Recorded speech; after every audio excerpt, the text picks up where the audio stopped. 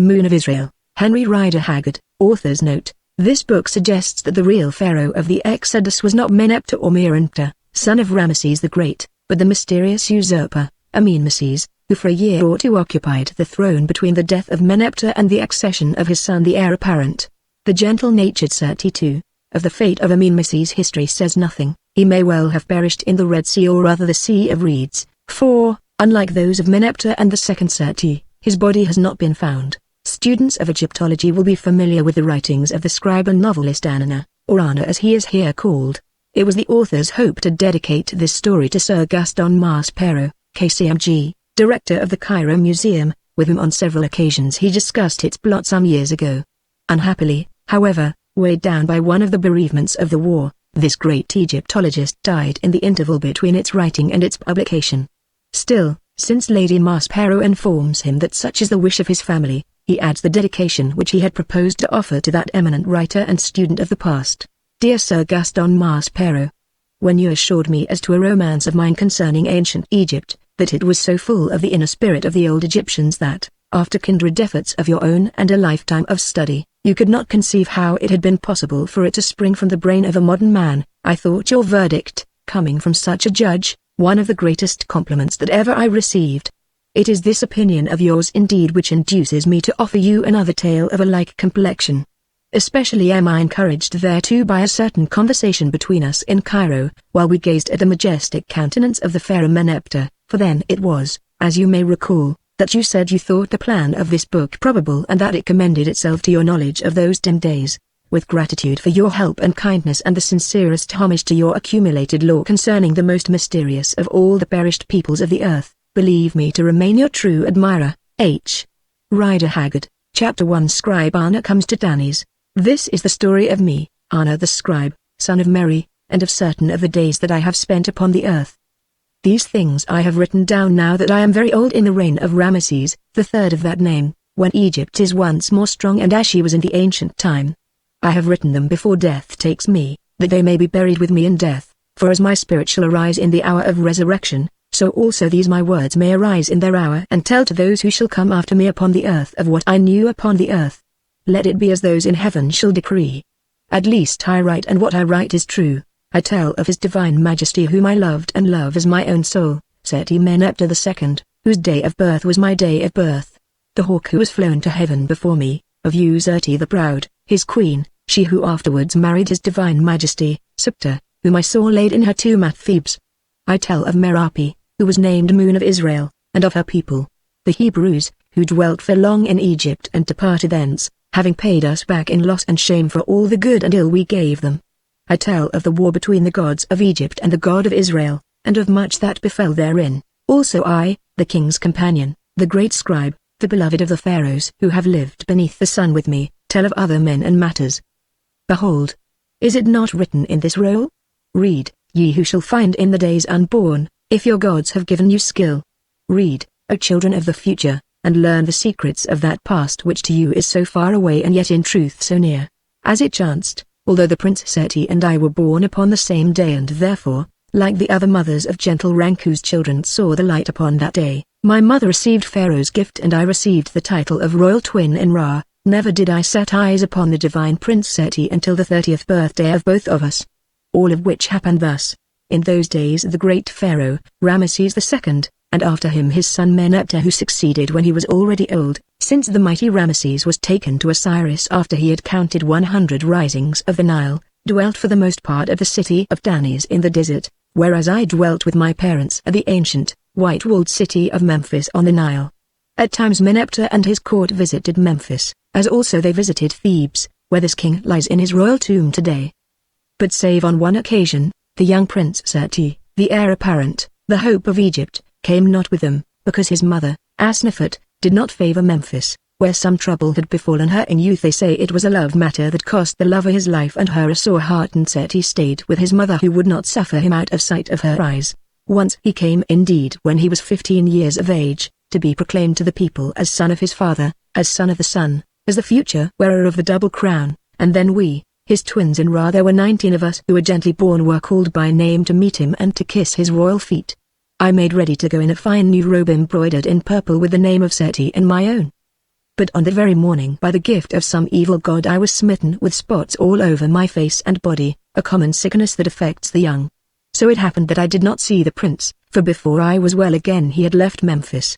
Now my father Mary was a scribe of the great temple of Ptah, and I was brought up to his trade in the school of the temple, where I copied many rolls and also wrote out books of the dead which I adorned with paintings. Indeed, in this business I became so clever that, after my father went blind some years before his death, I earned enough to keep him, and my sisters also, until they married. Mother I had none, for she was gathered to Osiris while I was still very little. So life went on from year to year, but in my heart I hated my lot. While I was still a boy there rose up in me a desire not to copy what others had written, but to write what others should copy. I became a dreamer of dreams. Walking at night beneath the palm trees upon the banks of the Nile, I watched the moon shining upon the waters, and in its rays I seemed to see many beautiful things. Pictures appeared which were different from any that I saw in the world of men, although in them were men and women and even gods. Of these pictures I made stories in my heart, and at last, although that was not for some years, I began to write these stories down in my spare hours. My sisters found me doing so and told my father, who scolded me for such foolishness which he said would never furnish me with bread and beer. But still I wrote on in secret by the light of the lamp in my chamber at night. Then my sisters married, and one day my father died suddenly while he was reciting prayers in the temple. I caused him to be embalmed in the best fashion and buried with honor in the tomb he had made ready for himself, although to pay the costs I was obliged to copy books of the dead for nearly 2 years, working so hard that I found no time for the writing of stories. When at length I was free from debt, I met a maiden from Thebes with a beautiful face that always seemed to smile, and she took my heart from my breast into her own. In the end, after I returned from fighting in the war against the 9 barbarians, to which I was summoned like other men, I married her. As for her name, let it be, I will not think of it even to myself. We had one child, a little girl which died within 2 years of her birth, and then I learned what sorrow can mean to man. At first my wife was sad, but her grief departed with time and she smiled again as she used to do. Only she said that she would bear no more children for the gods to take. Having little to do, she began to go about the city and make friends whom I did not know, for of these, being a beautiful woman, she found many. The end of it was that she departed back to Thebes with a soldier whom I had never seen, for I was always working at home thinking of the babe who was dead, and how happiness is a bird that no man can snare, though sometimes, of its own will, it flies in at his window place. It was after this that my hair went white before I had counted 30 years. Now, as I had none to work for and my wants were few and simple, I found more time for the writing of stories which, for the most part, were somewhat sad. One of these stories a fellow scribe borrowed from me and read aloud to a company, whom it pleased so much that there were many who asked leave to copy it and publish it abroad. So by degrees I became known as a teller of tales, which tales I caused to be copied and sold, though out of them I made but little. Still my fame grew till on a day I received a message from the Prince Seti, my twin in Ra, saying that he had read certain of my writings which pleased him much and that it was his wish to look upon my face. I thanked him humbly by the messenger and answered that I would travel to Tanis and wait upon his highness. First, however, I finished the longest story which I had yet written. It was called The Tale of Two Brothers, and told how the faithless wife of one of them brought trouble on the other, so that he was killed. Of how, also, the just gods brought him to life again, and many other matters. This story I dedicated to his highness, the Prince Seti, and with it in the bosom of my robe I travelled to Tanis, having hidden about me a sum of gold that I had saved. So I came to Tanis at the beginning of winter and, walking to the palace of the prince, boldly demanded an audience. But now my troubles began, for the guards and watchmen thrust me from the doors.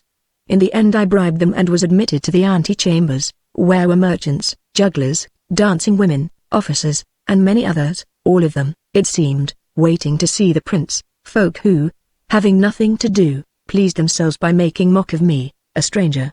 When I had mixed with them for several days, I gained their friendship by telling to them one of my stories, after which I was always welcome among them. Still I could come no nearer to the prince, and as my store of money was beginning to run low, I bethought me that I would return to Memphis.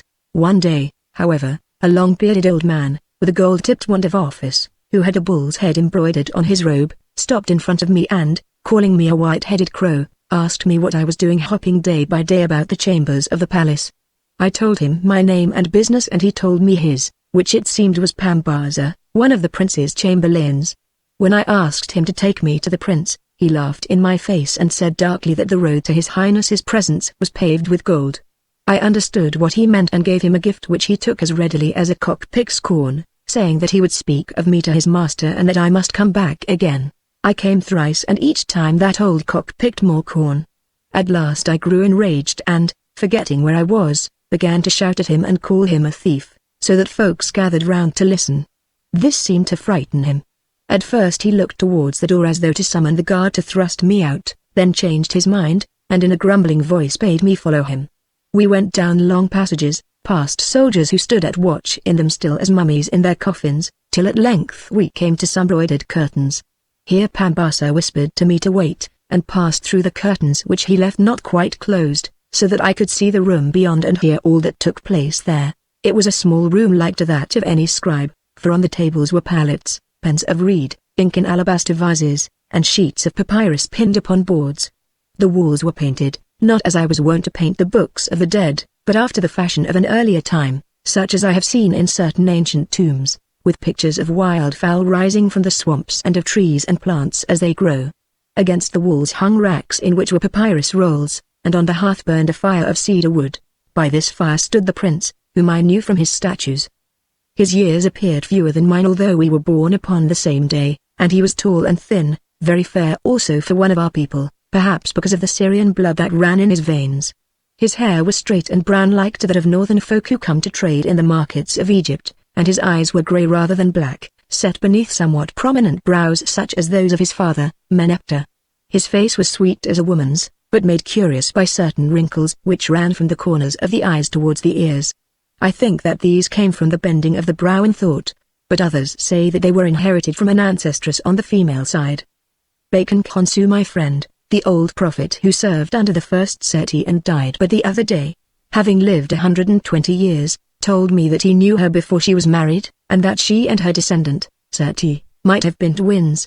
In his hand the prince held an open roll, a very ancient writing as I, who am skilled in such matters that have to do with my trade, knew from its appearance. Lifting his eyes suddenly from the study of this roll, he saw the chamberlain standing before him. "You came at a good time, Pambasa," he said in a voice that was very soft and pleasant, and yet most manlike. "You are old and doubtless wise. Say, are you wise, Pambasa?" "Yes, your highness. I am wise like your highness's uncle, Khemu the mighty magician, whose sandals I used to clean when I was young." "Is it so? Then why are you so careful to hide your wisdom which should be open like a flower for us poor bees to suck at?" "Well, I am glad to learn that you are wise, for in this book of magic that I have been reading I find problems worthy of Khemu the departed, whom I only remember as a brooding, black-browed man much like my cousin, Amin Mrs. His son save that no one can call Amin Mrs. wise. Why is your highness glad? Because you, being by your own account his equal, can now interpret the matter as Khemu would have done. You know, Pambasa, that had he lived he would have been pharaoh in place of my father. He died too soon, however, which proves to me that there was something in this tale of his wisdom, since no really wise man would ever wish to be pharaoh of Egypt. Pambasa stared with his mouth open. "Not wish to be pharaoh?" he began. "Now, Pambasa the wise," went on the prince as though he had not heard him. "Listen. This old book gives a charm to empty the heart of its weariness, that it says is the oldest and most common sickness in the world from which only kittens, some children, and mad people are free. It appears that the cure for this sickness, so says the book, is to stand on the top of the pyramid of Khufu at midnight at that moment when the moon is largest in the whole year, and drink from the cup of dreams, reciting meanwhile a spell written here at length in language which I cannot read. There is no virtue in spells, prince, if anyone can read them, and no use, it would seem, if they can be read by none. Moreover, how can anyone climb the pyramid of Khufu, which is covered with polished marble, even in the day let alone at midnight, your highness, and the drink of the cup of dreams? I do not know, Pambasa. All I know is that I weary of this foolishness, and of the world. Tell me of something that will lighten my heart, for it is heavy. There are jugglers without, prince, one of whom says he can throw a rope into the air and climb up it until he vanishes into heaven. When he has done it in your sight, Pambasa, bring him to me, but not before. Death is the only rope by which we climb to heaven or be lowered into hell. For remember there is a god called Set, after whom, like my great-grandfather, I am named by the way the priests alone know why, as well as one called Osiris. Then there are the dancers, prince, and among them some very finely made girls, for I saw them bathing in the palace lake, such as would have delighted the heart of your grandfather, the great Ramesses. They do not delight my heart who want no naked women prancing here. Try again, Pambaza. I can think of nothing else, Prince. Yet, stay. There is a scribe without named Anna, a thin, sharp-nosed man who says he is your highness's twin in Ra, Anna, said the prince. He of Memphis who writes stories? Why did you not say so before, you old fool? Let him enter at once, at once. Now hearing this I, Anna, walked through the curtains and prostrated myself, saying, I am that scribe, O royal son of the Sunday. How dare you enter the prince's presence without being bidden, began Pambaza, but Seti broke in with a stern voice, saying, and how dare you, Pambaza, keep this learned man waiting at my door like a dog? Rise, Anna, and cease from giving me titles, for we are not at court. Tell me, how long have you been in Danis? Many days, O prince, I answered, seeking your presence and in vain. And how did you win it at last? By payment, O prince, I answered innocently, as it seems is usual. The doorkeepers. I understand, said Seti, the doorkeepers. Pambaza, you will ascertain what amount this learned scribe has dispersed to the doorkeepers and refund him double. Begone now and see to the matter. So Pambaza went, casting a piteous look at me out of the corner of his eye. Tell me, said Seti when he was gone, you who must be wise in your fashion, why does a court always breed thieves? I suppose for the same reason, O prince, that a dog's back breeds fleas. Fleas must live, and there is the dog. True, he answered, and these palace fleas are not paid enough. If ever I have power I will see to it. They shall be fewer but better fed. Now, Anna, be seated. I know you though you do not know me, and already I have learned to love you through your writings. Tell me of yourself. So I told him all my simple tale, to which he listened without a word, and then asked me why I had come to see him. I replied that it was because he had sent for me, which he had forgotten, also because I brought him a story that I had dared to dedicate to him. Then I laid the roll before him on the table. I am honored, he said in a pleased voice, I am greatly honored. If I like it well, your story shall go to the tomb with me for my cat to read and reread until the day of resurrection, though first I will study it in the flesh. Do you know the city of Danis, Anna? I answered that I knew little of it, who had spent my time here haunting the doors of his highness. Then with your leave I will be your guide through it this night, and afterwards we will sup and talk. I bowed and he clapped his hands, whereon a servant appeared, not Pambaza, but another. Bring 2 cloaks, said the prince, I go abroad with the scribe, Anna. Let a guard of 4 Nubians, no more, follow us, but at a distance and disguised. Let them wait at the private entrance. The man bowed and departed swiftly. Almost immediately a black slave appeared with 2 long-hooded cloaks, such as camel drivers wear, which he helped us to put on. Then, taking a lamp, he led us from the room through a doorway opposite to that by which I had entered, down passages and a narrow stair that ended in a courtyard. Crossing this we came to a wall, great and thick, in which were double doors sheathed with copper that opened mysteriously at our approach. Outside of these doors stood 4 tall men, also wrapped in cloaks, who seemed to take no note of us. Still, looking back when we had gone a little way, I observed that they were following us, as though by chance. How fine a thing, thought I to myself, it is to be a prince who by lifting a finger can thus command service at any moment of the day or night. Just at that moment Seti said to me, See, Anna, how sad a thing it is to be a prince, who cannot even stir abroad without notice to his household and commanding the service of a secret guard to spy upon his every action, and doubtless to make report thereof to the police of Pharaoh. There are 2 faces to everything, thought I to myself again. Chapter 2 The Breaking of the Cup. We walked down a broad street bordered by trees, beyond which were lime-washed, flat-roofed houses built of sun-dried brick, standing, each of them, in its own garden, till at length we came to the great marketplace just as the full moon rose above the palm trees, making the world almost as light as day.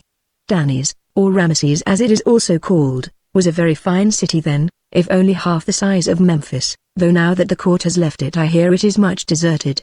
About this marketplace stood great temples of the gods, with pylons and avenues of sphinxes, also that wonder of the world, the colossal statue of the second Ramesses, while to the north upon a mound was the glorious palace of Pharaoh. Other palaces there were also, inhabited by the nobles and officers of the court, and between them ran long streets where dwelt the citizens, ending, some of them, on that branch of the Nile by which the ancient city stood. Seti halted to gaze at these wondrous buildings. They are very old, he said, but most of them, like the walls and those temples of Menantar, have been rebuilt in the time of my grandfather or since his day by the labor of Israelitish slaves who dwell yonder in the rich land of Goshen. They must have cost much gold, I answered.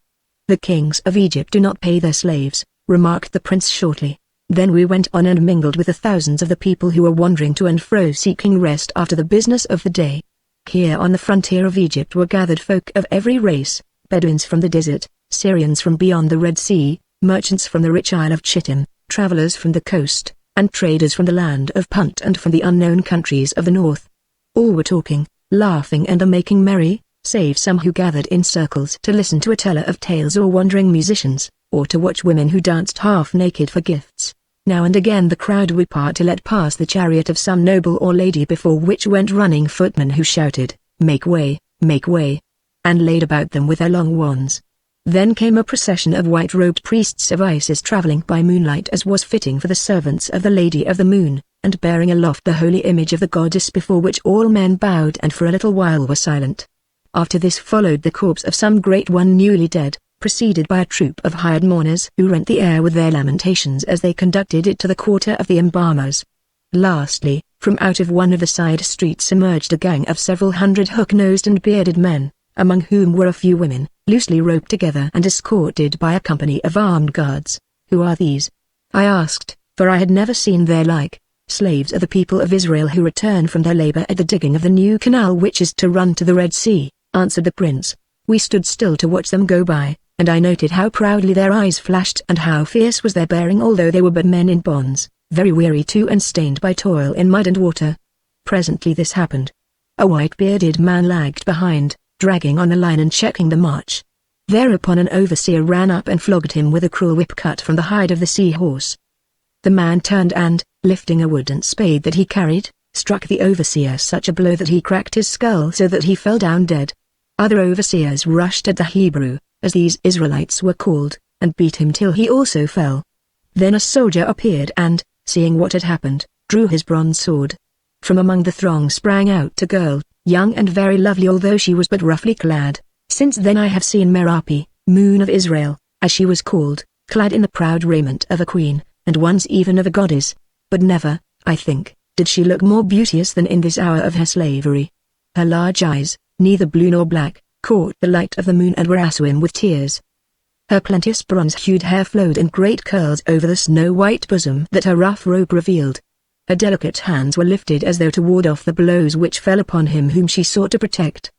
Her tall and slender shape stood out against a flare of light which burned upon some market stall.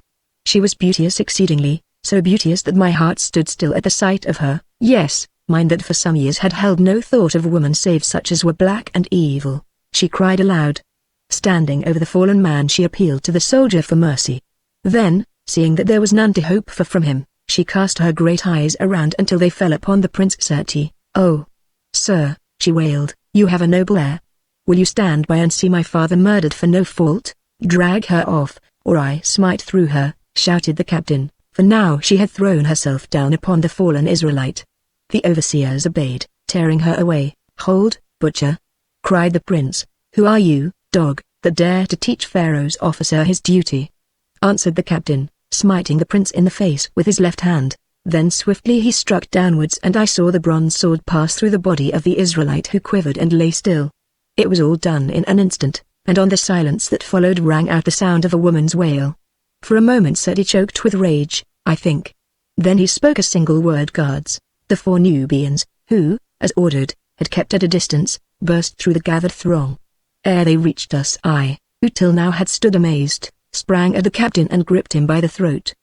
He struck at me with his bloody sword, but the blow, falling on my long cloak, only bruised me on the left thigh. Then I, who was strong in those days, grappled with him and we rolled together on the ground. After this there was great tumult. The Hebrew slaves burst their rope and flung themselves upon the soldiers like dogs upon a jackal, battering them with their bare fists.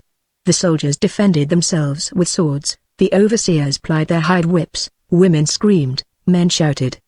The captain whom I had seized began to get the better of me, at least I saw his sword flash above me and thought that all was over.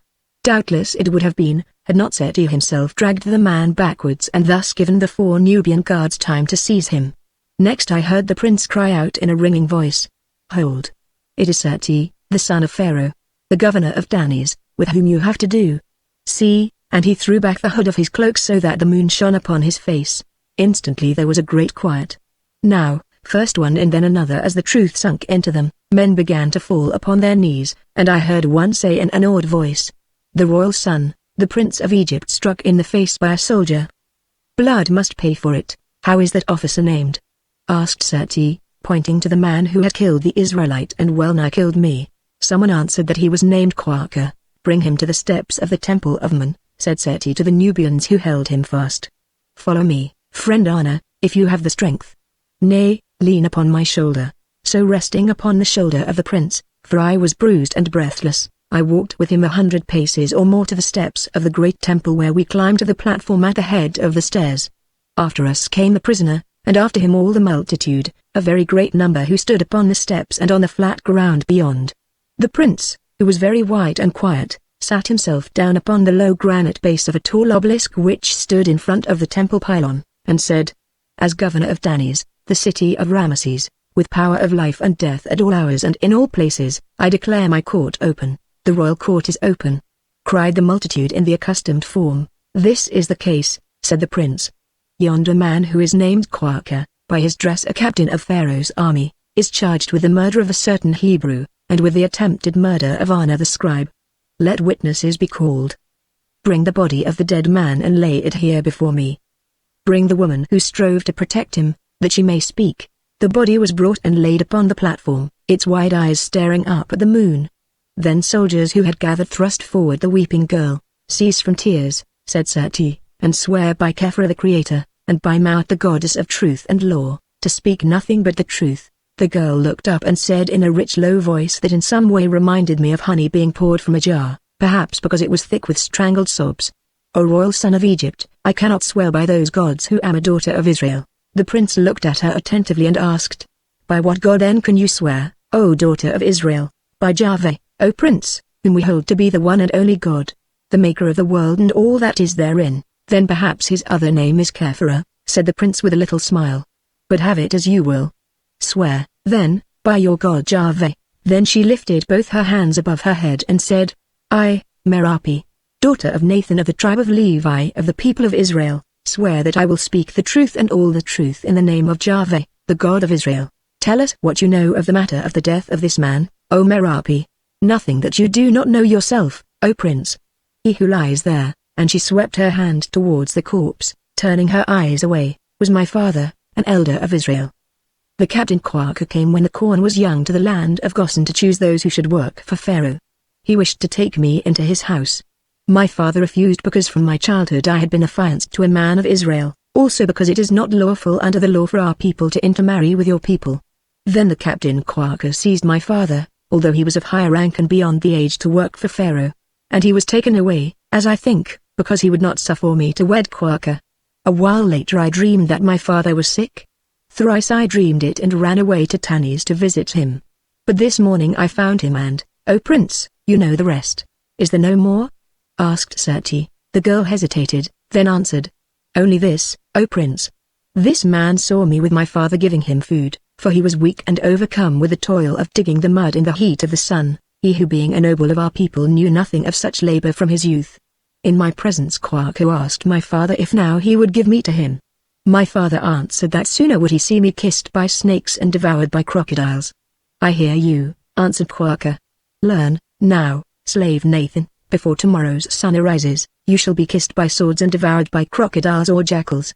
"So be it," said my father, "but learn, O Quaca, that if so, it is revealed to me who am a priest and a prophet of Jahveh, that before tomorrow's sun you also shall be kissed by swords, and of the rest we will talk at the foot of Jahveh's throne. Afterwards, as you know, prince, the overseer flogged my father as I heard Quaca order him to do if he lagged through weariness, and then Quaca killed him because my father in his madness struck the overseer with a mattock.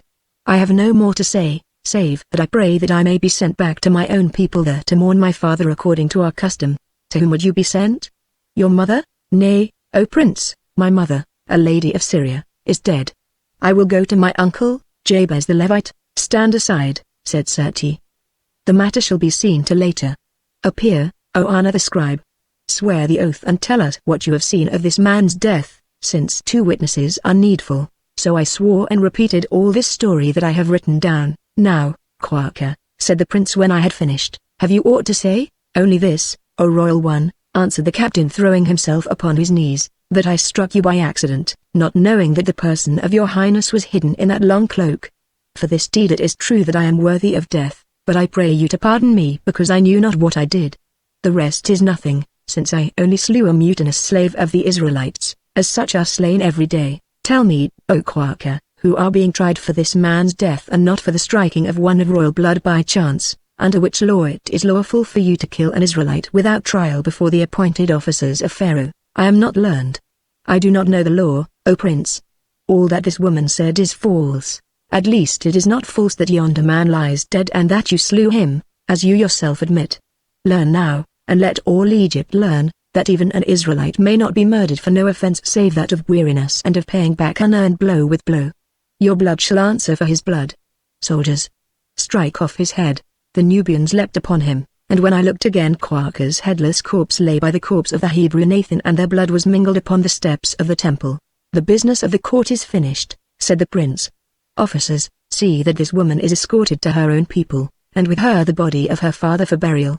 See, too, upon your lives that no insult or harm is done to her.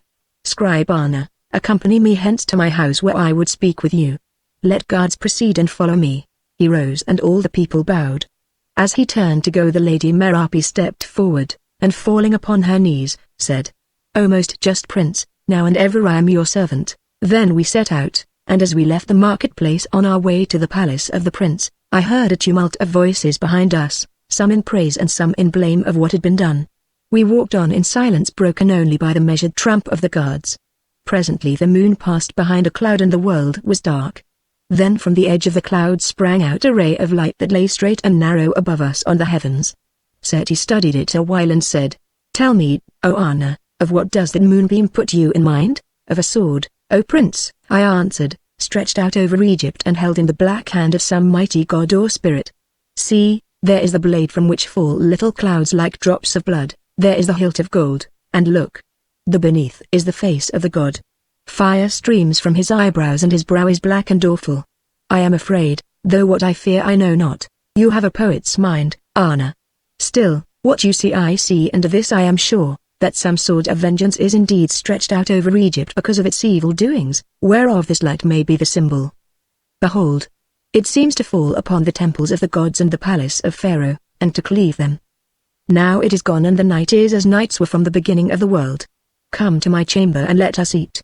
I am weary, I need food and wine, as you must after struggling with that lustful murderer whom I have sent to his own place."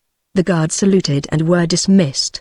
We mounted to the prince's private chambers, in one of which his servants clad me in fine linen robes after a skilled physician of the household had doctored the bruises upon my thigh over which he tied a bandage spread with balm. Then I was led to a small dining hall, where I found the prince waiting for me as though I were some honored guest and not a poor scribe who had wandered hence from Memphis with my wares. He caused me to sit down at his right hand and even drew up the chair for me himself, whereat I felt abashed. To this day I remember the leather-seated chair. The arms of it ended in ivory sphinxes and on its back of black wood in an oval was inlaid the name of the great Rameses, to whom indeed it had once belonged. Dishes were handed to us, only 2 of them, and those quite simple, for Seti was no great eater, by a young Nubian slave of a very merry face, and with them wine more delicious than any I had ever tasted. We ate and drank and the prince talked to me of my business as a scribe and of the making of tales, which seemed to interest him very much. Indeed one might have thought that he was a pupil in the schools and I the teacher, so humbly and with such care did he weigh everything that I said about my art. Of matters of state or of the dreadful scene of blood through which we had just passed he spoke no word. At the end, however, after a little pause during which he held up a cup of alabaster as thin as an eggshell, studying the light playing through it on the rich red wine within, he said to me, "Friend Anna, we have passed a stirring hour together, the first perhaps of many, or mayhap the last. Also we were born upon the same day and therefore, unless the astrologers lie, as do other men and women beneath the same star. Lastly, if I may say it, I like you well, though I know not how you like me, and when you are in the room with me I feel at ease, which is strange, for I know of no other with whom it is so. Now by a chance only this morning I found in some old records which I was studying, that the heir to the throne of Egypt 1,000 years ago, had, and therefore, as nothing ever changes in Egypt, still has, a right to a private librarian for which the state, that is, the toilers of the land, must pay, as in the end they pay for all. Some dynasties have gone by, it seems, since there was such a librarian, I think because most of the heirs to the throne could not, or did not, read. Also by chance I mentioned the matter to the vizier Nehesi, who grudges me every ounce of gold I spend, as though it were one taken out of his own pouch, which perhaps it is. He answered with that crooked smile of his, "Since I know well, Prince, that there is no scribe in Egypt whom you would suffer about you for a single month, I will set the cost of a librarian at the figure at which it stood in the 11th dynasty upon the roll of your highness's household, and defray it from the royal treasury until he is discharged. Therefore, Scribe Anna, I offer you this post for 1 month, that is all for which I can promise you will be paid, whatever it may be, for I forget the sum." "I thank you, O Prince," I exclaimed. "Do not thank me. Indeed, if you are wise you will refuse. You have met Pambasa. Well, Nehesi is Pambasa multiplied by 10, a rogue, a thief, a bully, and one who was Pharaoh's ear. He will make your life a torment to you and clip every ring of gold that at length you wring out of his grip.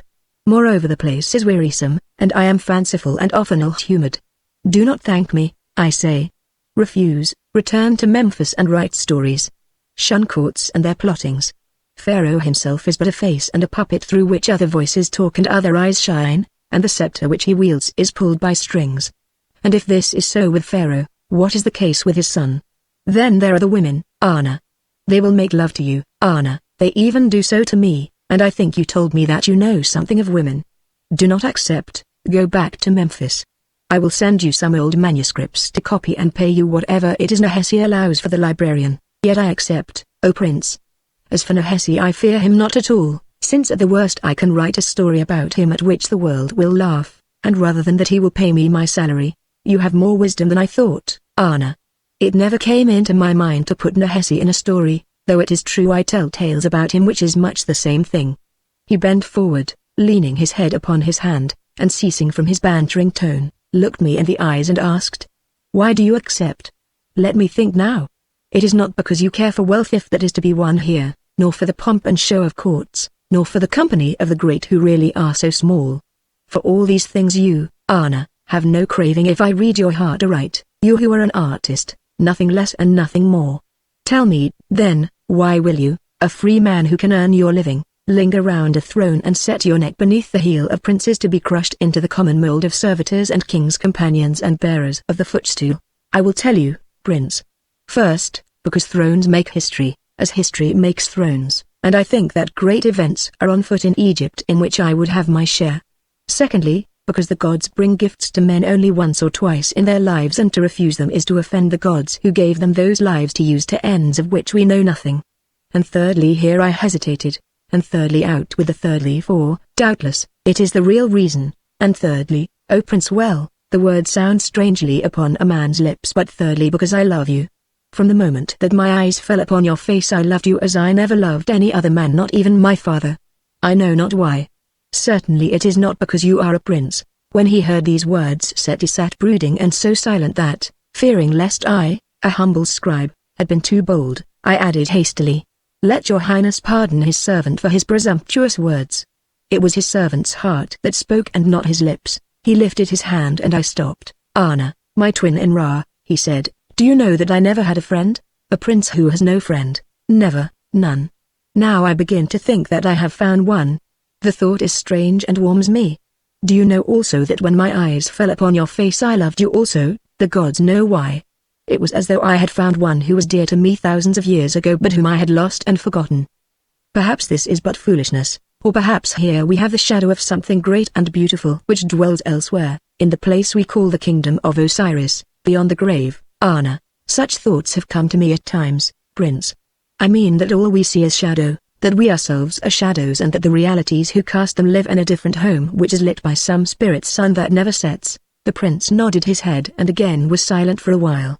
Then he took his beautiful alabaster cup, and pouring wine into it, he drank a little and passed the cup to me.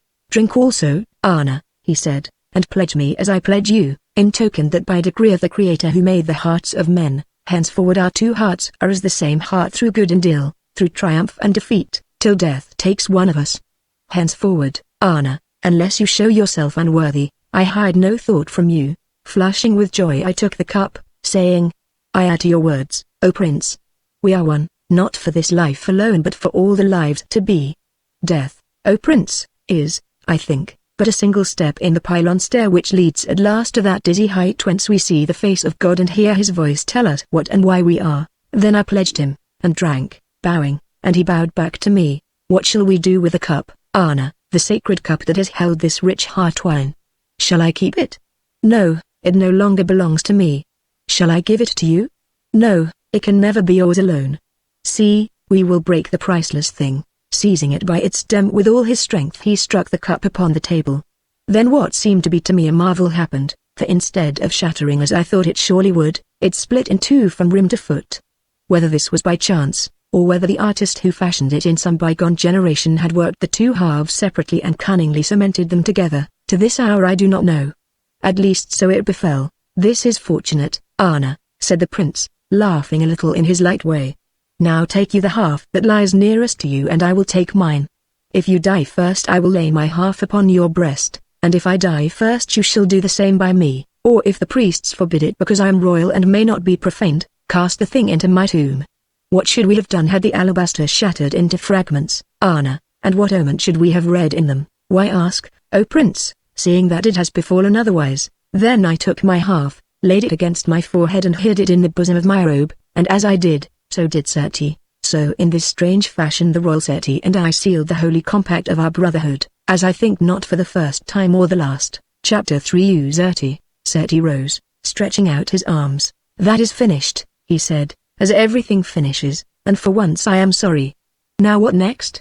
Sleep, I suppose, in which all ends, or perhaps you would say all begins." As he spoke the curtains at the end of the room were drawn and between them appeared the chamberlain, Pambaza, holding his gold-tipped wand ceremoniously before him. "What is it now, man?" asked Seti. "Can I not even sup in peace?" "Stay, before you answer tell me, do things end or begin in sleep? The learned Anna and I differ on the matter and would hear your wisdom. Bear in mind, Pambaza, that before we are born we must have slept, since of that time we remember nothing, and after we are dead we certainly seem to sleep, as any who have looked on mummies know. Now answer." The chamberlain stared at the wine flask on the table as though he suspected his master of having drunk too much.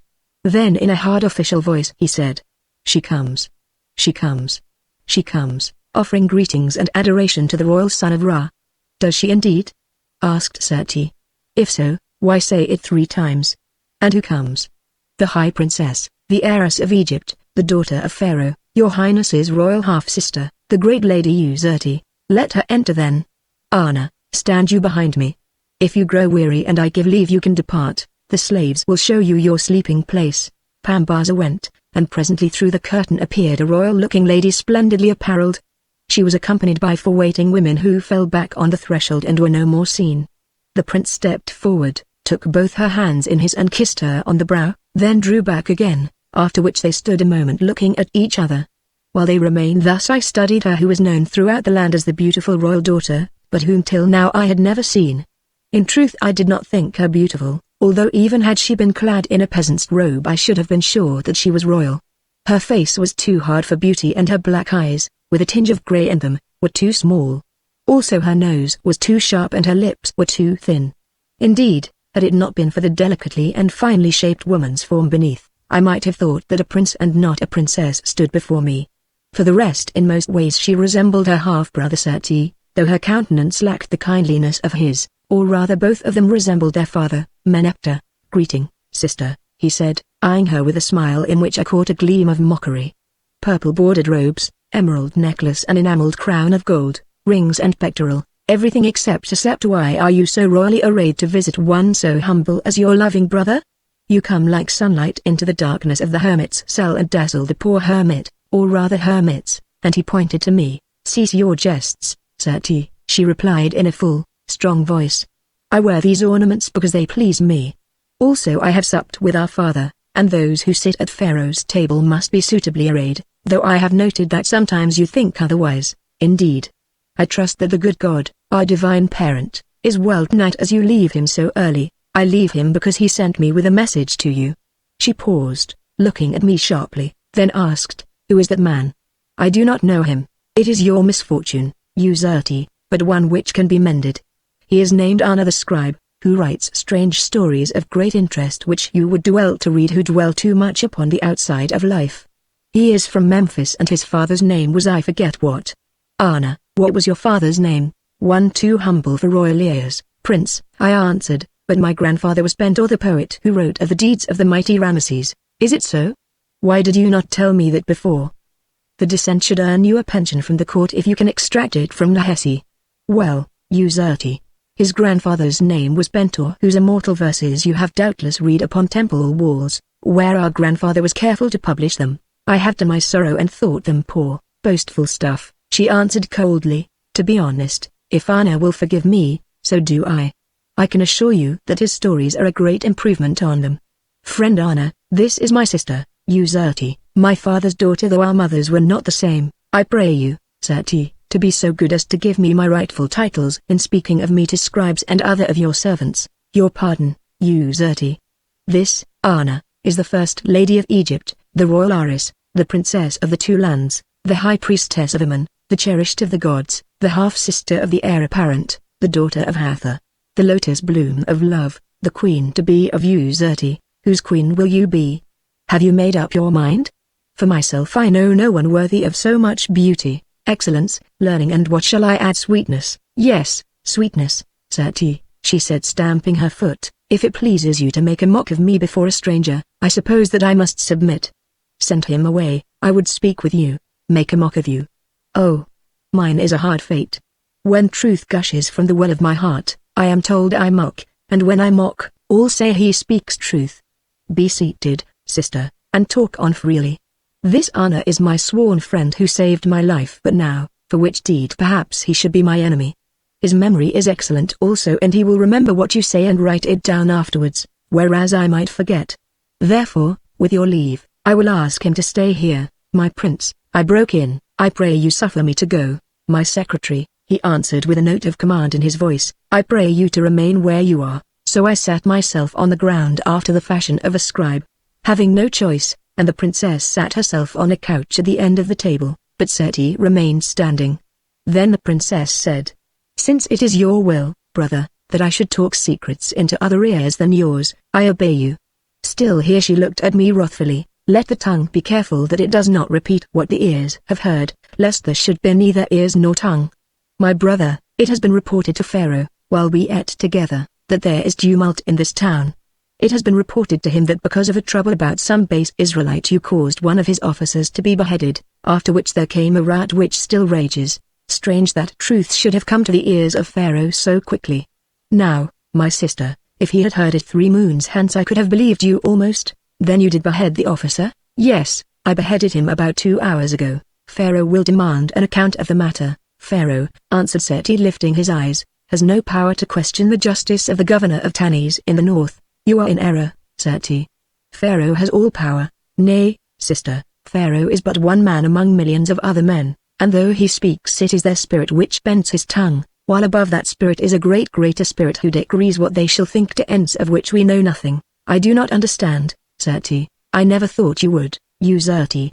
But when you have leisure, ask Anna here to explain the matter to you. I am sure that he understands." "Oh, I have borne enough," exclaimed Uzurti rising. "Hearken to the command of Pharaoh, Prince Seti. It is that you wait upon him tomorrow in full council, at an hour before noon, that to talk with him of this question of the Israelitish slaves and the officer whom it has pleased you to kill. I came to speak other words to you also, but as they were for your private ear, these can bide a more fitting opportunity. Farewell, my brother." "What, are you going so soon, sister?" "I wish to tell you the story about those Israelites, and especially of the maid whose name is—" "What was her name?" "Anna, Merapi, Moon of Israel." "Prince," I added with a groan, "about the maid called Merapi, Moon of Israel, I think the sweetest that ever I have looked upon, whose further the dead captain murdered in my sight. So there is a woman in the business?" "Well, I guessed it. In what business is there not a woman, Uzurti, even in that of a message from Pharaoh?" Pambaza, Pambaza, escort the princess and summon her servants, women every one of them, unless my senses mock me. Good night to you, O sister and lady of the two lands, and forgive me that coronet of yours is somewhat awry." At last she was gone and I rose, wiping my brow with a corner of my robe, and looking at the prince who stood before the fire laughing softly. "Make a note of all this talk, Anna," he said. "There is more in it than meets the ear." "I need no note, Prince," I answered. "Every word is burnt upon my mind as a hot iron burns a tablet of wood. With reason too, since now Her Highness will hate me for all her life. Much better so, Anna, than that she should pretend to love you, which she never would have done while you are my friend. Women ofttimes respect those whom they hate and even will advance them because of policy, but let those whom they pretend to love beware. The time may come when you will yet be Userte's most trusted counselor. Now here I, Anna the scribe, will state that in after days, when this same queen was the wife of Pharaoh Siptah, I did, as it chanced, become her most trusted counselor. Moreover, in those times, yes, and even in the hour of her death, she swore from the moment her eyes first fell on me she had known me to be true-hearted and held me in esteem as no self-seeker. More, I think she believed what she said, having forgotten that once she looked upon me as her enemy. This indeed I never was, who always held her in high regard and honor as a great lady who loved her country, though one who sometimes was not wise. But as I could not foresee these things on that night of long ago, I only stared at the prince and said, "Oh, why did you not allow me to depart as your highness said I might at the beginning? Soon or late my head will pay the price of this night's work, then she must take mine with it. Listen, Anna. I kept you here, not to vex the princess or you, but for a good reason. You know that it is the custom of the royal dynasties of Egypt for kings, or those who will be kings, to wed their near kin in order that the blood may remain the purer. Yes, Prince, and not only among those who are royal. Still, I think it an evil custom, as I do, since the race wherein it is practiced grows ever weaker in body and in mind, which is why, perhaps, my father is not what his father was and I am not what my father is. Also, Prince, it is hard to mingle the love of the sister and of the wife. Very hard, Anna, so hard that when it is attempted both are apartment to vanish. Well, our mothers having been true royal wives, though hers died before mine was wedded by my father, Pharaoh desires that I should marry my half-sister, Userte, and what is worse, she desires it also. Moreover, the people, who fear trouble ahead in Egypt if we, who alone are left of the true royal race born of queens, remain apart and she takes another lord, or I take another wife, demand that it should be brought about, since they believe that whoever calls Userte the strongest spouse will one day rule the land. Why does the princess wish it that she may be a queen? Yes, Anna, though were she to wed my cousin, Amenmeses, the son of Pharaoh's elder brother Khemus, she might still be a queen. If I chose to stand aside as I would not be loath to do, would Egypt suffer this, Prince? I do not know, nor does it matter since she hates Amenmeses, who is strong-willed and ambitious, and will have none of him. Also he is already married. Is there no other royal one whom she might take, Prince? None. Moreover she wishes me alone. Why, Prince? Because of ancient custom which she worships. Also because she knows me well and in her fashion is fond of me, whom she believes to be a gentle-minded dreamer that she can rule. Lastly, because I am the lawful heir to the crown and without me to share it. She thinks that she would never be safe upon the throne, especially if I should marry some other woman, of whom she would be jealous. It is the throne she desires and would wed, not the Prince Seti, her half-brother, whom she takes with it to be in name her husband, as Pharaoh commands that she should do. Love plays no part in Userte's breast, Anna, which makes her the more dangerous, since what she seeks with a cold heart of policy, that she will surely find. Then it would seem, Prince, that the cage is built about you. After all it is a very splendid cage and made of gold. Yes, Anna, yet not one in which I would live. Still, except by death how can I escape from the threefold chain of the will of Pharaoh, of Egypt, and of Userte? Oh, he went on in a new voice, one that had in it both sorrow and passion, this is a matter in which I would have chosen for myself who in all others must be a servant. And I may not choose. Is there perchance some other lady, Prince? None. By Hathor, none, at least I think not. Yet I would have been free to search for such a one and take her when I found her, if she were but a fisher girl. The kings of Egypt can have large households, Prince, I know it. Are there not still scores whom I should call aunt and uncle? I think that my grandsire, Ramesses, blessed Egypt with quite 300 children, and in so doing in a way was wise, since thus he might be sure that, while the world endures, in it will flow some the blood that once was his, yet in life or death how will it help him, Prince? Some must beget the multitudes of the earth. What does it matter who these may have been? Nothing at all, Anna, since by good or evil fortune they are born. Therefore, why talk of large households? Though, like any man who can pay for it, Pharaoh may have a large household, I seek a queen who shall reign in my heart as well as on my throne, not a large household, Anna. Oh, I am weary. Pambaza, come hither and conduct my secretary, Anna, to the empty room that is next to my own, the painted chamber which looks toward the north, and bid my slaves attend to all his wants as they would to mine. Why did you tell me you were a scribe, my lord Anna? Asked Pambaza, as he led me to my beautiful sleeping place. Because that is my trade, Chamberlain. He looked at me, shaking his great head till the long white beard waved across his breast like a temple banner in the faint evening breeze, and answered, You are no scribe, you are a magician who can win the love and favor of his highness in an hour which others cannot do between two risings of the Nile. Had you said so at once, you would have been differently treated yonder in the hall of waiting. Forgive me therefore what I did in ignorance, and, my lord, I pray it may please you not to melt away in the night, lest my feet should answer for it beneath the sticks. It was the 4th hour from sunrise of the following day that, for the first time in my life I found myself in the court of Pharaoh standing with other members of his household in the train of his highness, the Prince Seti.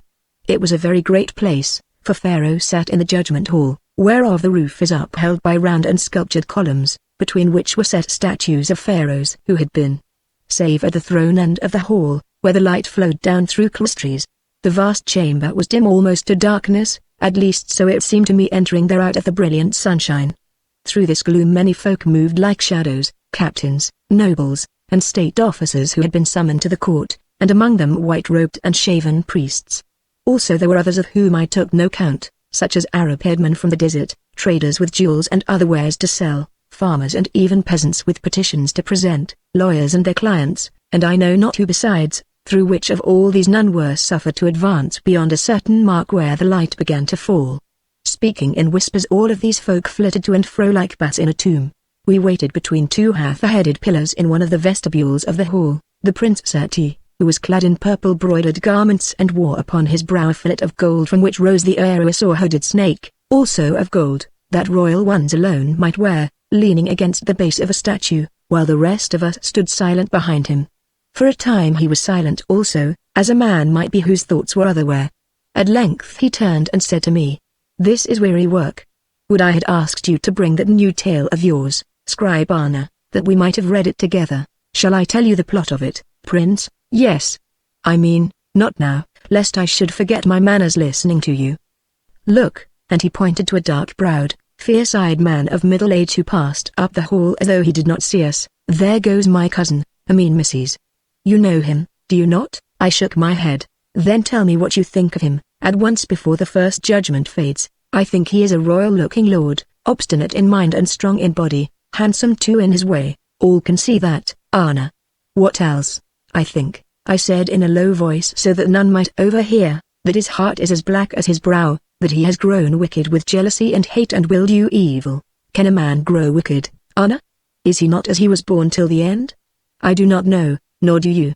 Still you are right, he is jealous and will do me evil if it brings him good. But tell me, which of us will triumph at the last? While I hesitated what to answer I became aware that someone had joined us. Looking round I perceived a very ancient man clad in a white robe. He was broad-faced and bald-headed, and his eyes burned beneath his shaggy eyebrows like two coals in ashes. He supported himself on a staff of cedar wood, gripping it with both hands that for thinness were like to those of a mummy. For a while he considered us both as though he were reading our souls, then said in a full and jovial voice, Greeting, Prince. Seti turned, looked at him, and answered, Greeting. Bacon Khonsu. How comes it that you are still alive? When we parted at Thebes I made sure that on your return you would find me in my tomb. Not so, Prince, it is I who shall live to look upon you in your tomb, yes, and on others who are yet to sit in the seat of Pharaoh. Why not? Ho! Ho! Why not, seeing that I am but 107, I who remember the first Ramesses and have played with his grandson, your grandsire, as a boy. Why should I not live, Prince, to nurse your grandson if the gods should grant you one who as yet have neither wife nor child, because you will get tired of life, Bacon Khonsu, as I am already, and the gods will not be able to spare you much longer. The gods can endure yet a while without me, Prince, when so many are flocking to their table. Indeed it is their desire that one good priest should be left in Egypt. The magician told me so only this morning. He had it straight from heaven in a dream last night. "Why have you been to visit Kit?" asked Seti, looking at him sharply. "I should have thought that being both of a trade you would have hated each other." "Not so, Prince. On the contrary, we add up each other's account, I mean, check and interpret each other's visions, with which we are both of us much troubled just now." "Is that young man a scribe from Memphis?" "Yes, and my friend. His grandsire was Pentor the poet." "Indeed. I knew Pentor well. Often has he read me to sleep with his long poems, rank stuff that grew like coarse grass upon a deep but half-drained soil." "Are you sure, young man, that Pentor was your grandfather?" "You are not like him. Quite a different kind of herbage, and you know that it is a matter upon which we must take a woman's word." Seti burst out laughing, and I looked at the old priest angrily, though now that I came to think of it, my father always said that his mother was one of the biggest liars in Egypt. "Well, let it be," went on Bacon Khonsu, "till we find out the truth before the oath. Kir was speaking of you, young man. I did not pay much attention to him, but it was something about a sudden vow of friendship between you and the prince here. There was a cup in the story too, an alabaster cup that seemed familiar to me." Kir said it was broken. Seti started, and I began angrily. "What do you know of that cup? Where were you hid, O priest?" "Oh, in your souls, I suppose," he answered dreamily, "or rather Kir was. But I know nothing, and am not curious. If you had broken the cup with a woman now, it would have been more interesting, even to an old man.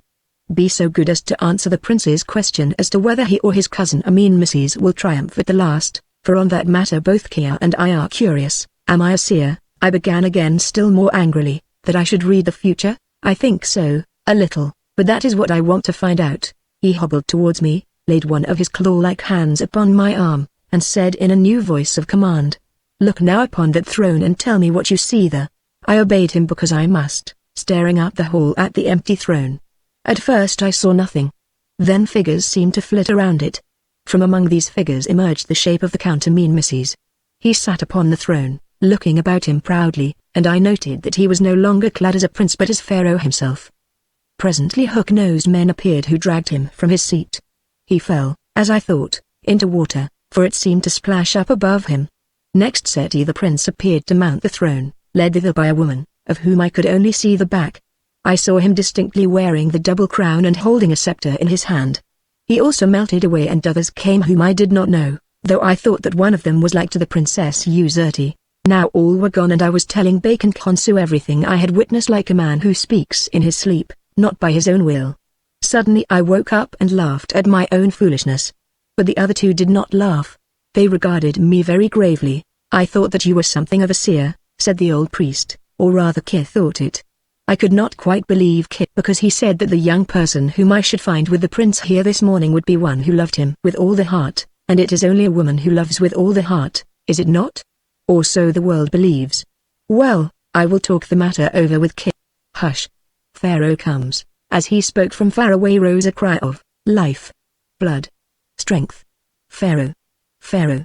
Pharaoh. Chapter 4. The Court of Betrothal. Life, blood, strength. Echoed everyone in the great hall, falling to their knees and bending their foreheads to the ground. Even the prince and the aged Bacon Khonsu prostrated themselves thus as though before the presence of a god. And, indeed, Pharaoh Meneptah, passing through the patch of sunlight at the head of the hall, wearing the double crown upon his head and arrayed in royal robes and ornaments, looked like a god, no less, as the multitude of the people of Egypt held him to be. He was an old man with the face of one worn by years and care, but from his person majesty seemed to flow. With him, walking a step or two behind, went Nahasi his vizier, a shriveled, parchment-faced officer whose cunning eyes rolled about the place, and Roy the high priest, and Hora the chamberlain of the table, and Meranu the washer of the king's hands, and Yui the private scribe, and many others whom Bacon Khonsu named to me as they appeared. Then there were fan-bearers and a gorgeous band of lords who were called king's companions and head butlers, and I know not who besides, and after these guards with spears and helms that shone like God, and black swordsmen from the southern land of Kesh. But one woman accompanied his majesty, walking alone immediately behind him in front of the vizier and the high priest.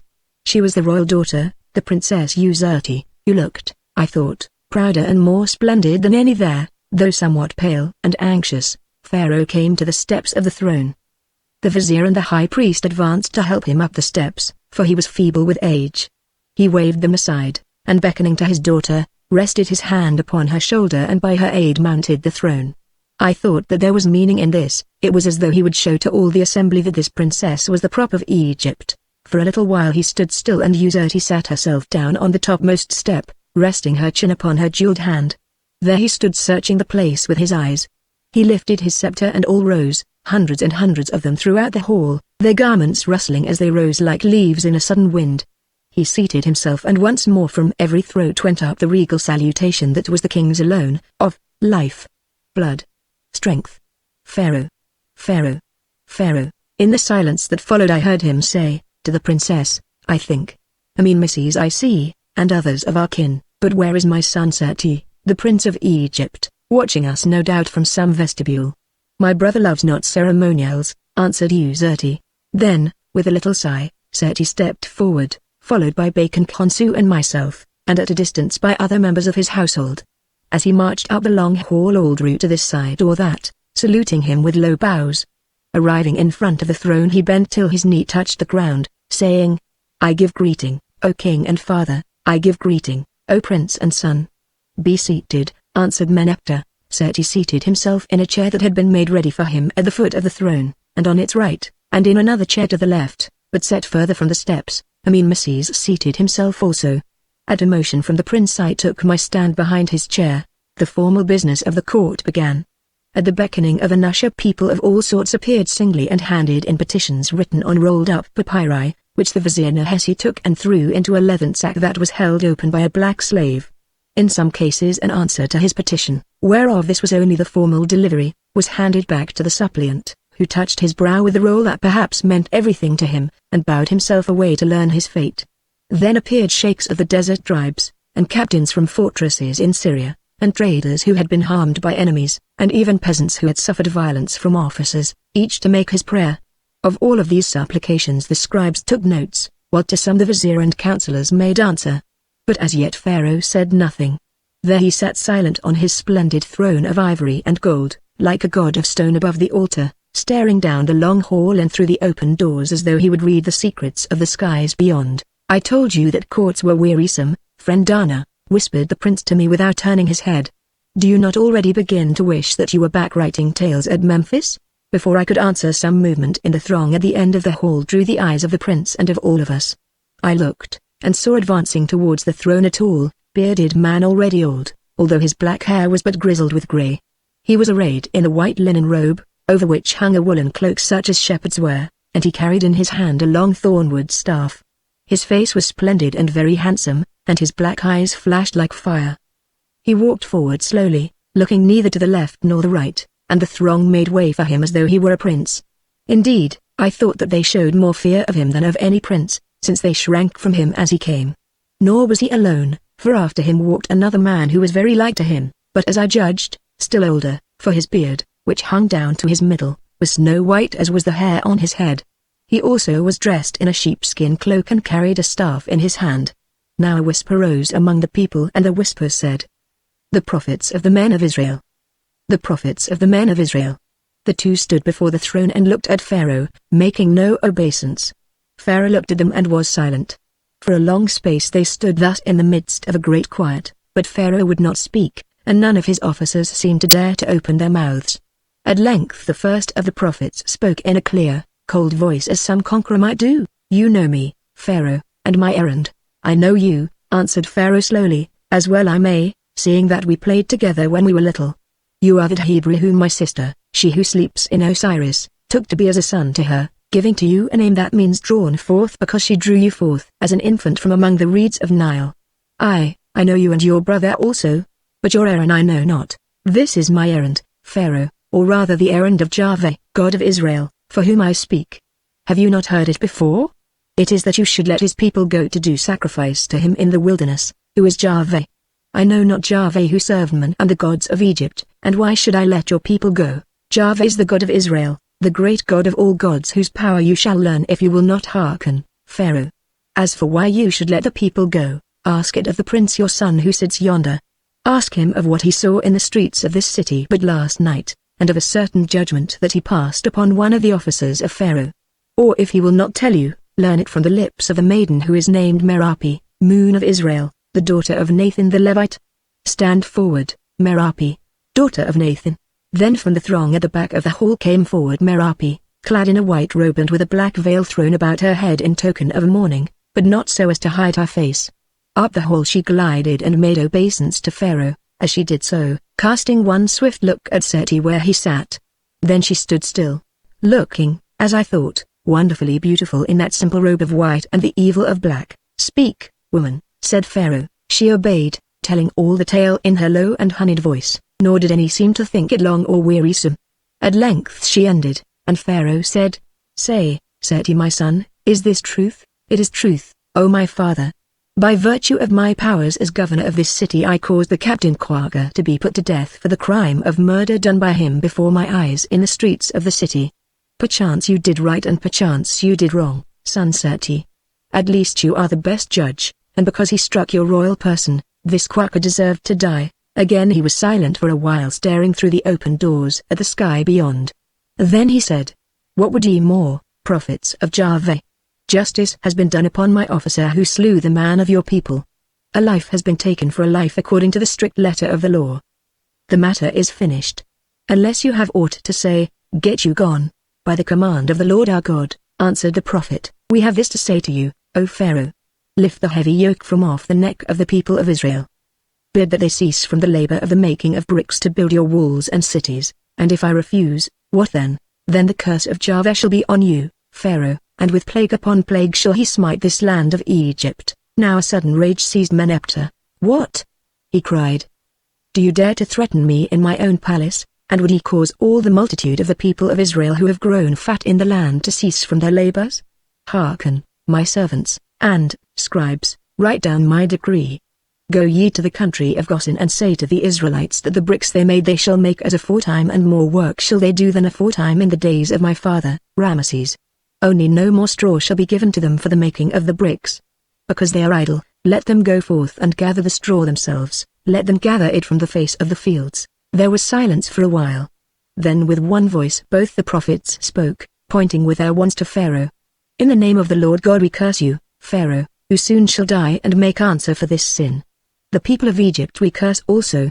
Ruin shall be their portion, death shall be their bread, and blood shall they drink in a great darkness. Moreover, at the last Pharaoh shall let the people go." Then, waiting no answer, they turned and strode away side by side, nor did any man hinder them in their goings. Again there was silence in the hall, the silence of fear, for these were awful words that the prophets had spoken.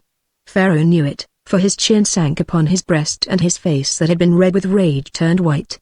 Seti hid her eyes with her hand as though to shut out some evil vision, and even Seti seemed ill at ease as though that awful curse had found a home within his heart. At a motion of Pharaoh's hand the vizier Nehesi struck the ground thrice with his wand of office and pointed to the door, thus giving the accustomed sign that the court was finished, whereon all the people turned and went away with bent heads, speaking no words one to another. Presently the great hall was emptied save for the officers and guards and those who attended upon Pharaoh. When everyone had gone, Seti the prince rose and bowed before the throne. "O Pharaoh," he said, "be pleased to hearken. We have heard very evil words spoken by these Hebrew men, words that threaten your divine life, O Pharaoh, and call down a curse upon the upper and the lower land. Pharaoh, these people of Israel hold that they suffer wrong and are oppressed. Now give me, your son, a writing under your hand and seal, by virtue of which I shall have power to go down to the land of Goshen and inquire of this matter, and afterwards make report of the truth to you. Then, if it seems to you that the people of Israel are unjustly dealt by, you may lighten their burden and bring the curse of their prophets to nothing. But if it seems to you that the tales they tell are idle, then your words shall stand." Now, listening, Anna, thought that Pharaoh would once more be angry. But it was not so, for when he spoke again it was in the voice of one who is crushed by grief or weariness. "Have your will, son," he said. "Only take with you a great guard of soldiers lest these hook-nosed dogs should do you mischief. I trust them not, who, like the Hyksos whose blood runs in many of them, were ever the foes of Egypt. Did they not conspire with the 9 barbarians whom I crushed in the great battle, and do they not now threaten us in the name of their outland god? Still, let the writing be prepared and I will seal it. And stay. I think, Seti, that you, who were ever gentle-natured, have somewhat too soft a heart towards these shepherd slaves. Therefore I will not send you alone. Ramesses your cousin shall go with you, but under your command. It is spoken, life, blood, strength, said both Seti and Amenmeses, thus acknowledging the king's command. Now I thought that all was finished. But it was not so, for presently Pharaoh said, "Let the guards withdraw to the end of the hall and with them the servants. Let the king's counselors and the officers of the household remain." Instantly all saluted and withdrew out of hearing. I, too, made ready to go, but the prince said to me, "Stay, that you may take note of what passes." Pharaoh, watching, so if he did not hear, "Who is that man, son?" he asked. "He is Anna, my private scribe and librarian, O Pharaoh, whom I trust. It was he who saved me from harm but last night, you say it, son. Let him remain in attendance on you, knowing that if he betrays our counsel he dies." Uzerti looked up frowning as though she were about to speak. If so, she changed her mind and was silent, perhaps because Pharaoh's word once spoken could not be altered. Bacon Khonsu remained also as a counselor of the king according to his right. When all had gone, Pharaoh, who had been brooding, lifted his head and spoke slowly but in the voice of one who gives a judgment that may not be questioned, saying, "Prince Seti, you are my only son born of Queen Nefert, royal sister, royal mother, who sleeps in the bosom of Osiris. It is true that you are not my firstborn son, since the Count Tremesser," here he pointed to a stout mild-faced man of pleasing, rather foolish appearance, "is your elder by 2 years. But, as he knows well, his mother, who is still with us, is Assyrian by birth and of no royal blood, and therefore he can never sit upon the throne of Egypt. Is it not so, my son Ramesu?" "It is so, O Pharaoh," answered the Count in a pleasant voice, "not do I seek ever to sit upon that throne, who am well content with the offices and wealth that Pharaoh has been pleased to confer upon me, his firstborn." "Let the words of the Count Tremesser be written down," said Pharaoh, "and placed in the temple of Ptah of this city, and in the temples of Ptah at Memphis and of Ammon at Thebes, that hereafter they may never be questioned." The scribes in attendance wrote down the words and, at a sign from the Prince Seti, I also wrote them down, setting the papyrus I had with me on my knee. When this was finished, Pharaoh went on, "Therefore, O Prince Seti, you are the heir of Egypt and perhaps, as those Hebrew prophets said, will ere long be called upon to sit in my place on its throne. May the king live forever!" exclaimed Seti, "for well he knows that I do not seek his crown and dignities. I do know it well, my son, so well that I wish you thought more of that crown and those dignities which, if the gods will, must come to you. If they will it not." Next in the order of succession stands your cousin, the Count Amenmeses, who is also of royal blood both on his father's and his mother's side, and after him I know not who, unless it be my daughter and your half-sister, the royal princess Uzerti, lady of Egypt. Now Uzerti spoke, very earnestly, saying, "O Pharaoh, surely my right in the succession, according to ancient precedent, precedes that of my cousin, the Count Amenmeses." Amenmeses was about to answer, but Pharaoh lifted his hand and he was silent. "It is matter for those learned in such law to discuss," Meneptah replied in a somewhat hesitating voice. "I pray the gods that it may never be needful that this high question should be considered in the council. Nevertheless, let the words of the royal princess be written down. Now, Prince Seti," he went on when this had been done, "you are still unmarried, and if you have children they are not royal." "I have none, O Pharaoh," said Seti. "Is it so?" answered Meneptah indifferently. "The Count Amenmeses has children I know, for I have seen them, but by his wife Anuri, who also is of the royal line, he has none." Here I heard Amenmeses mutter, "Being my aunt that is not strange," a saying at which Seti smiled. "My daughter, the princess, is also unmarried. So it seems that the fountain of the royal blood is running dry." "Now it is coming," whispered Seti below his breath so that only I could hear. "Therefore," continued Pharaoh, "as you know, Prince Seti, for the royal princess of Egypt by my command went to speak to you of this matter last night, I make a decree." "Pardon, O Pharaoh," interrupted the prince, "my sister spoke to me of no decree last night, save that I should attend at the court here today, because I could not, Seti, seeing that another was present with you whom you refused to dismiss," and she let her eyes rest on me. "It matters not," said Pharaoh, "since now I will utter it with my own lips, which perhaps is better. It is my will, Prince, that you forthwith wed the royal princess Uzerti, that children of the true blood of the Ramessides may be born. Hear and obey." Now Uzerti shifted her eyes from me to Seti, watching him very closely. Seated at his side upon the ground with my writing roll spread across my knee, I, too, watched him closely, and noted that his lips turned white and his face grew fixed and strange. "I hear the command of Pharaoh," he said in a low voice making obeisance, and hesitated. "Have you aught to add?" asked Meneptah sharply. "Only, O Pharaoh, that though this would be a marriage decreed for reasons of the state, Still there is a lady who must be given in marriage, and she my half-sister who heretofore has only loved me as a relative. Therefore, I would know from her lips if it is her will to take me as a husband." Now all looked at Uzurti, who replied in a cold voice, "In this matter, Prince, as in all others I have no will but that of Pharaoh." "You have heard," interrupted Meneptah impatiently, "and as in our house it has always been the custom for kin to marry kin, why should it not be her will? Also, who else should she marry? I mean Mrs. is already wed. There remains only Septa, his brother, who is younger than herself." "So am I," murmured Serti, "by 2 long years," but happily Uzurti did not hear him. "Nay, my father," she said with decision, "never will I take a deformed man to husband." Now from the shadow on the further side of the throne, where I could not see him, there hobbled forward a young noble, short in stature, light-haired like Serti, and with a sharp, clever face which put me in mind of that of a jackal. Indeed, for this reason he was named Thoth by the common people, after the jackal-headed god.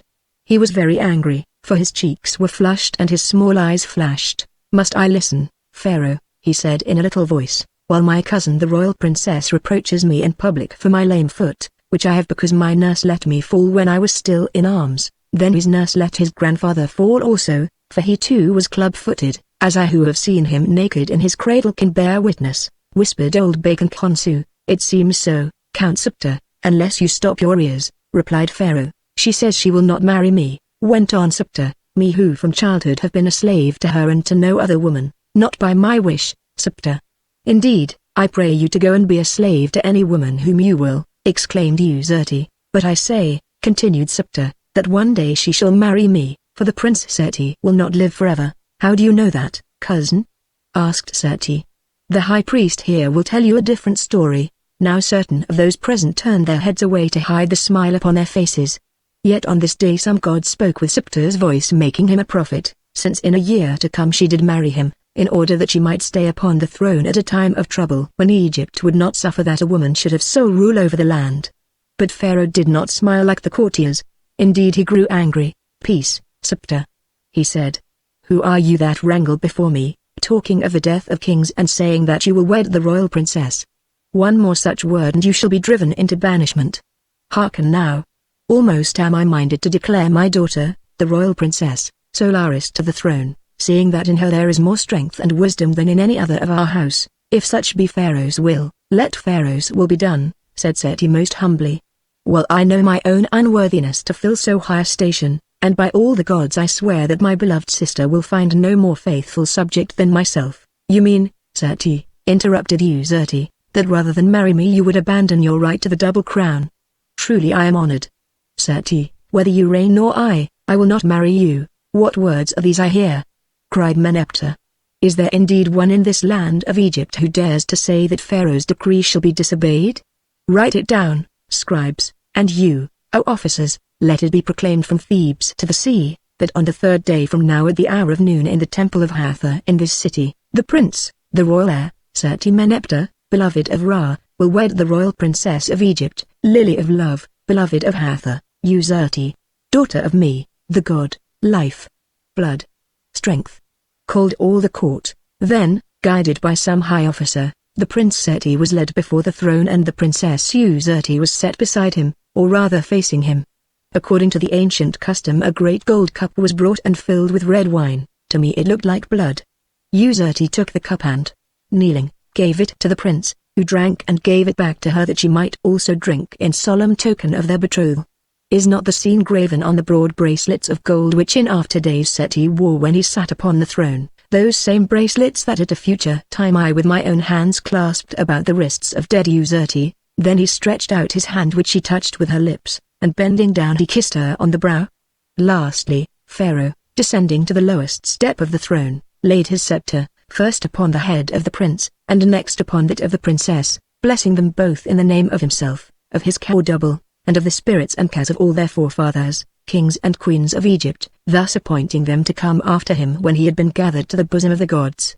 These things done, he departed in state, surrounded by his court, preceded and followed by his guards and leaning on the arm of the Princess Uzurti, whom he loved better than anyone in the world. A while later I stood alone with the prince in his private chamber, where I had first seen him. "That is finished," he said in a cheerful voice, "and I tell you, Anna, that I feel quite happy."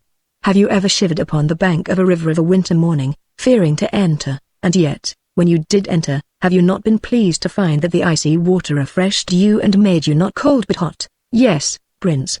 It is when one comes out of the water, if the wind blows and no sun shines, that one feels colder than before. True, Anna, and therefore one must not come out. One should stop till one drowns or is eaten by a crocodile. But, say, did I do it well? Old Bacon Consu told me, Prince, that he had been present at many royal betrothals, I think he said 11, and had never seen one conducted with more grace. He added that the way in which you kissed the brow of Her Highness was perfect, as was all your demeanor after the first argument. And so it would remain, Anna, if I were never called upon to do more than kiss her brow, to which I have been accustomed from boyhood. Oh, Anna, Anna, he added in a kind of cry, already you are becoming a courtier like the rest of them, a courtier who cannot speak the truth. Well, nor can I, so why should I blame you? Tell me again all about your marriage, Anna, of how it began and how it ended. Chapter 5 The Prophecy. Whether or no the Prince Seti saw Userti again before the hour of his marriage with her I cannot say, because he never told me.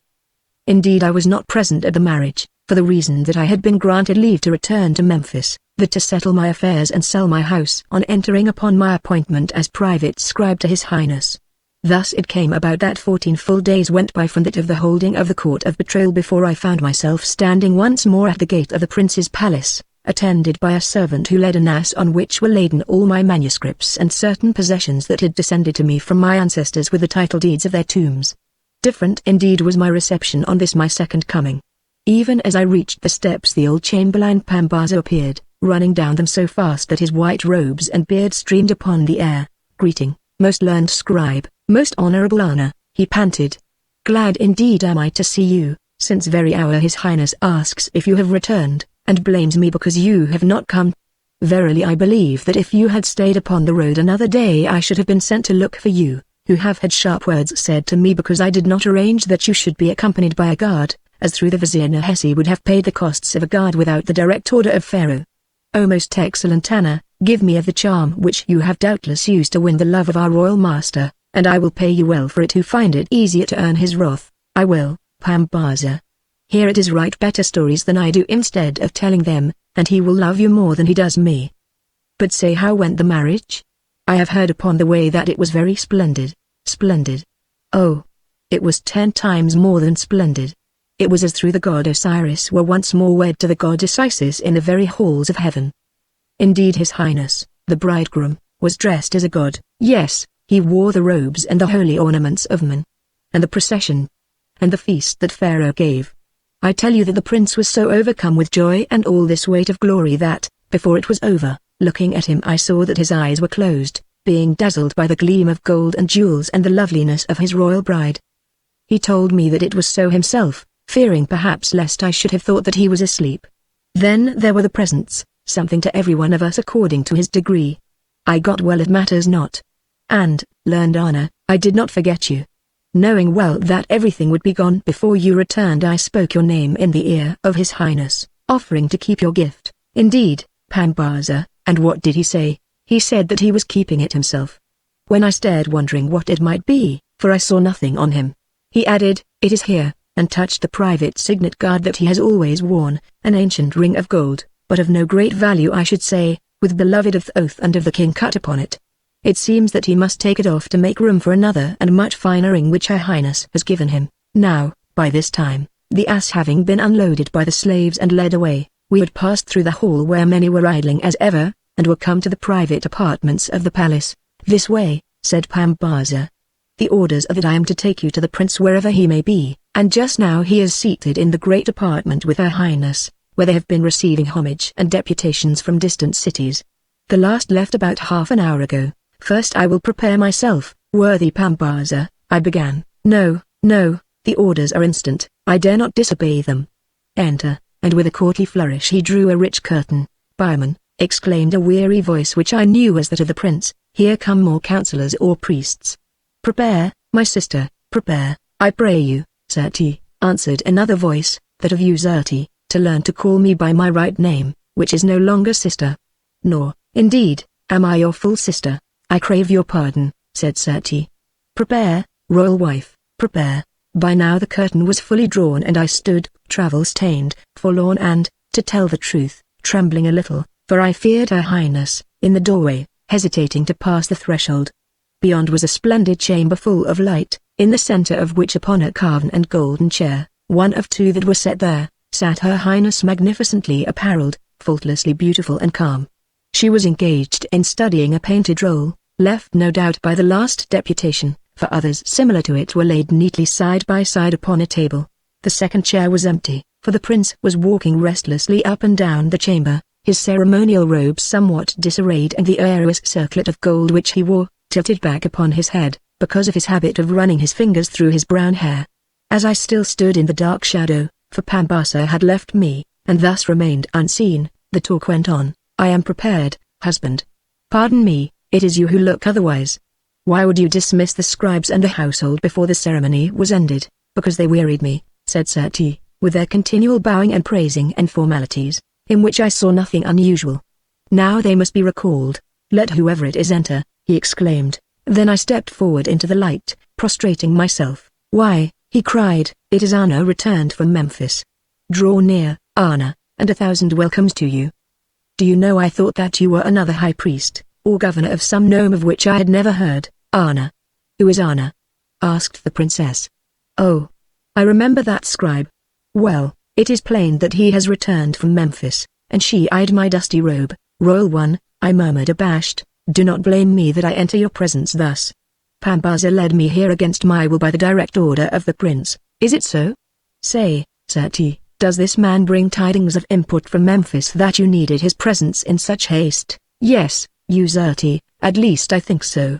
"You have the writings safe, have you not, Anna?" "Quite safe, your highness," I answered, though I knew not of what writings he spoke, unless they were the manuscripts of my stories. "Then, my lord, I will leave you to talk of the tidings from Memphis and these writings," said the princess. "Yes, yes.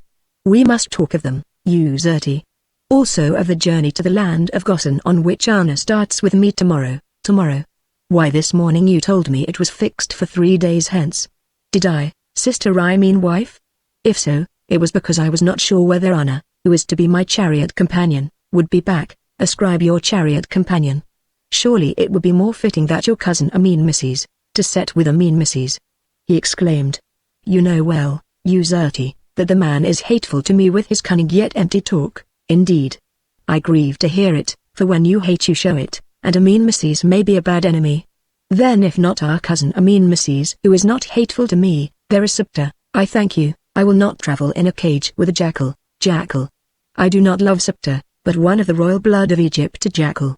"Then there is Nahesi the vizier, or the general of the escort whose name I forget. Do you think, Uzurti, that I wish to talk about state economies with that old money sack, or to listen to boastings of deeds he never did in war from a half-bred Nubian butcher? I do not know, husband. Yet of what will you talk with this Anna? Of poems, I suppose, and silliness. Or will it be perchance of Merapi, moon of Israel, whom I gather both of you think so beautiful? Well, have your way. You tell me that I am not to accompany you upon this journey, by your new-made wife, and now I find that it is because you wish my place to be filled by a writer of tales whom you picked up the other day, your twin in Ra forsooth.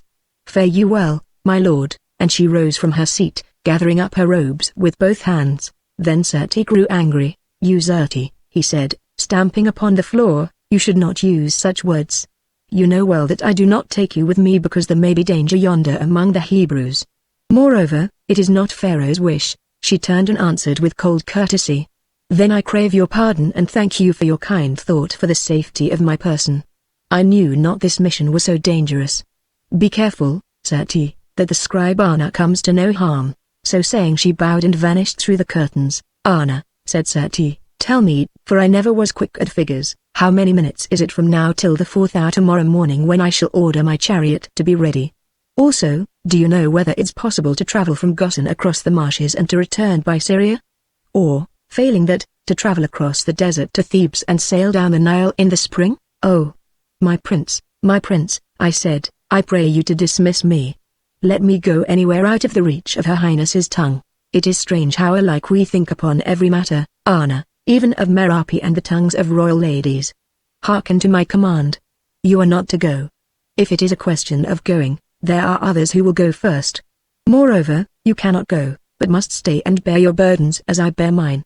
Remember the broken cup, Anna." "I remember, my prince, but sooner would I be scourged with rods than by such words as those to which I must listen." Yet that very night, when I had left the prince, I was destined to hear more pleasant words from this same changeful, or perchance politic, royal lady.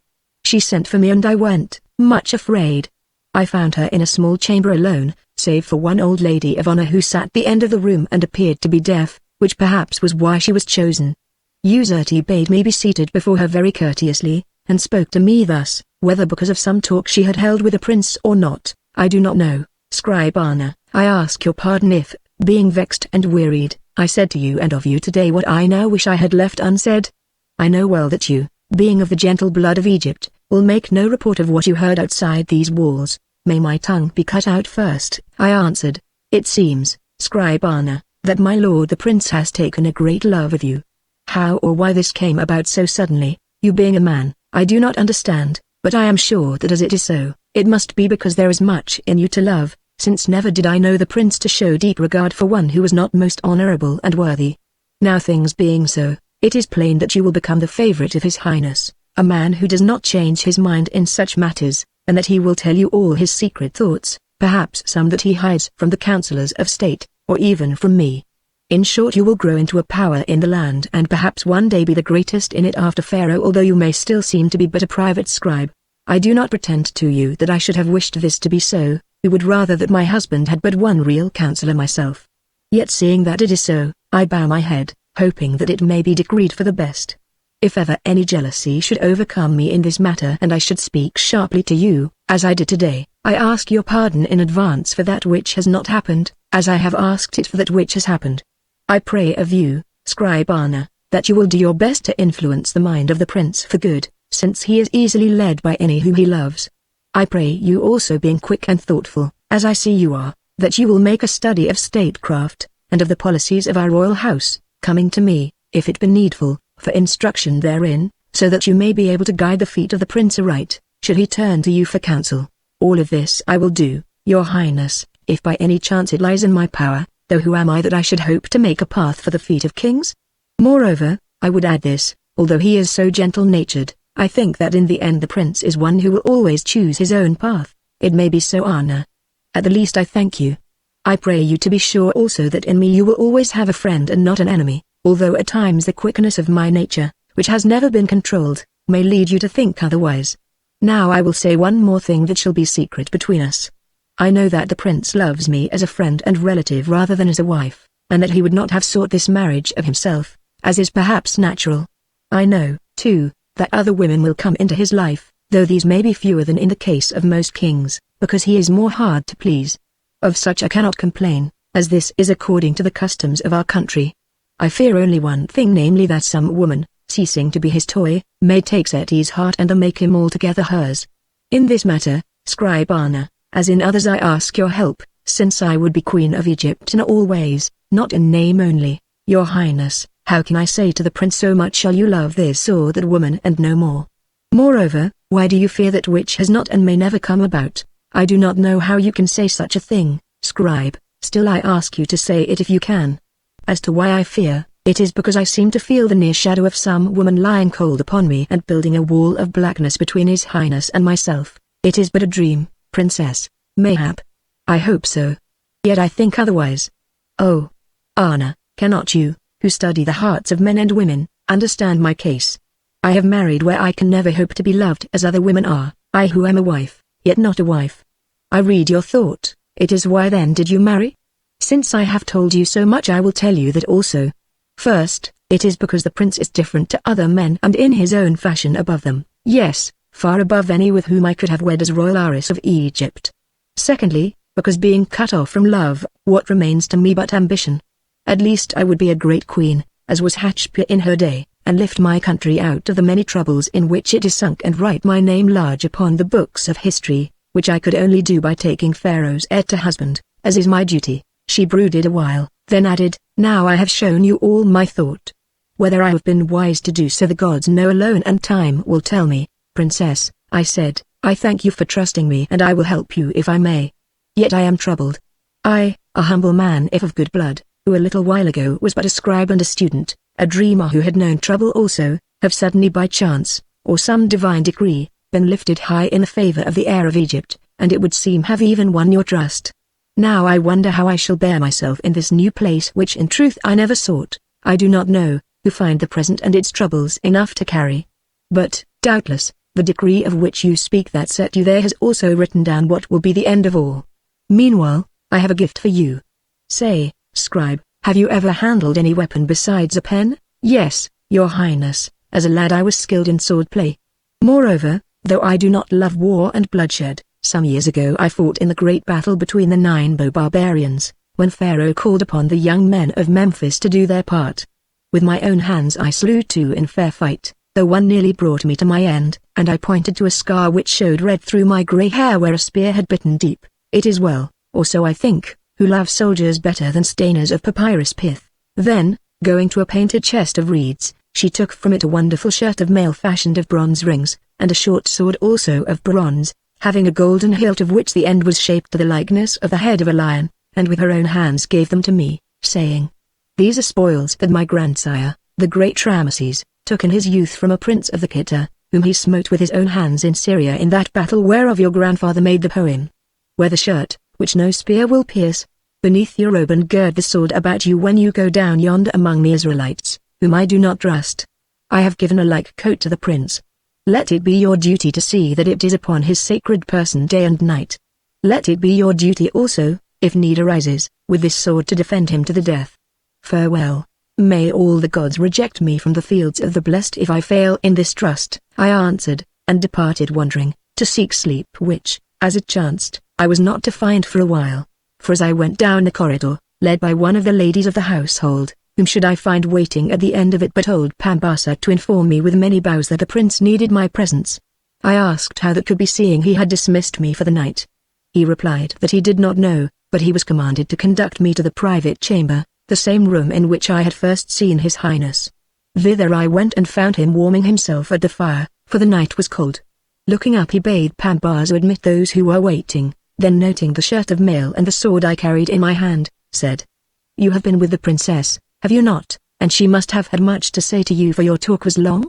Well, I think I can guess its purport, who from a child have known her mind. She told you to watch me well, body and heart, and all that comes from the heart, oh, and much else. Also she gave you that Syrian gear to wear among the Hebrews, as she has given the like to me, being of a careful mind which foresees everything. Now, hearken, Anna, I grieve to keep you from your rest, who must be weary both with talk and travel.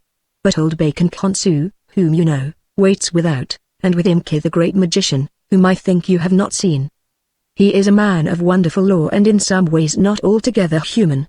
At least he does strange feats of magic, and at times both the past and the future seem to be open to his sight, though as we know neither the one nor the other, who can tell whether he reads them truly?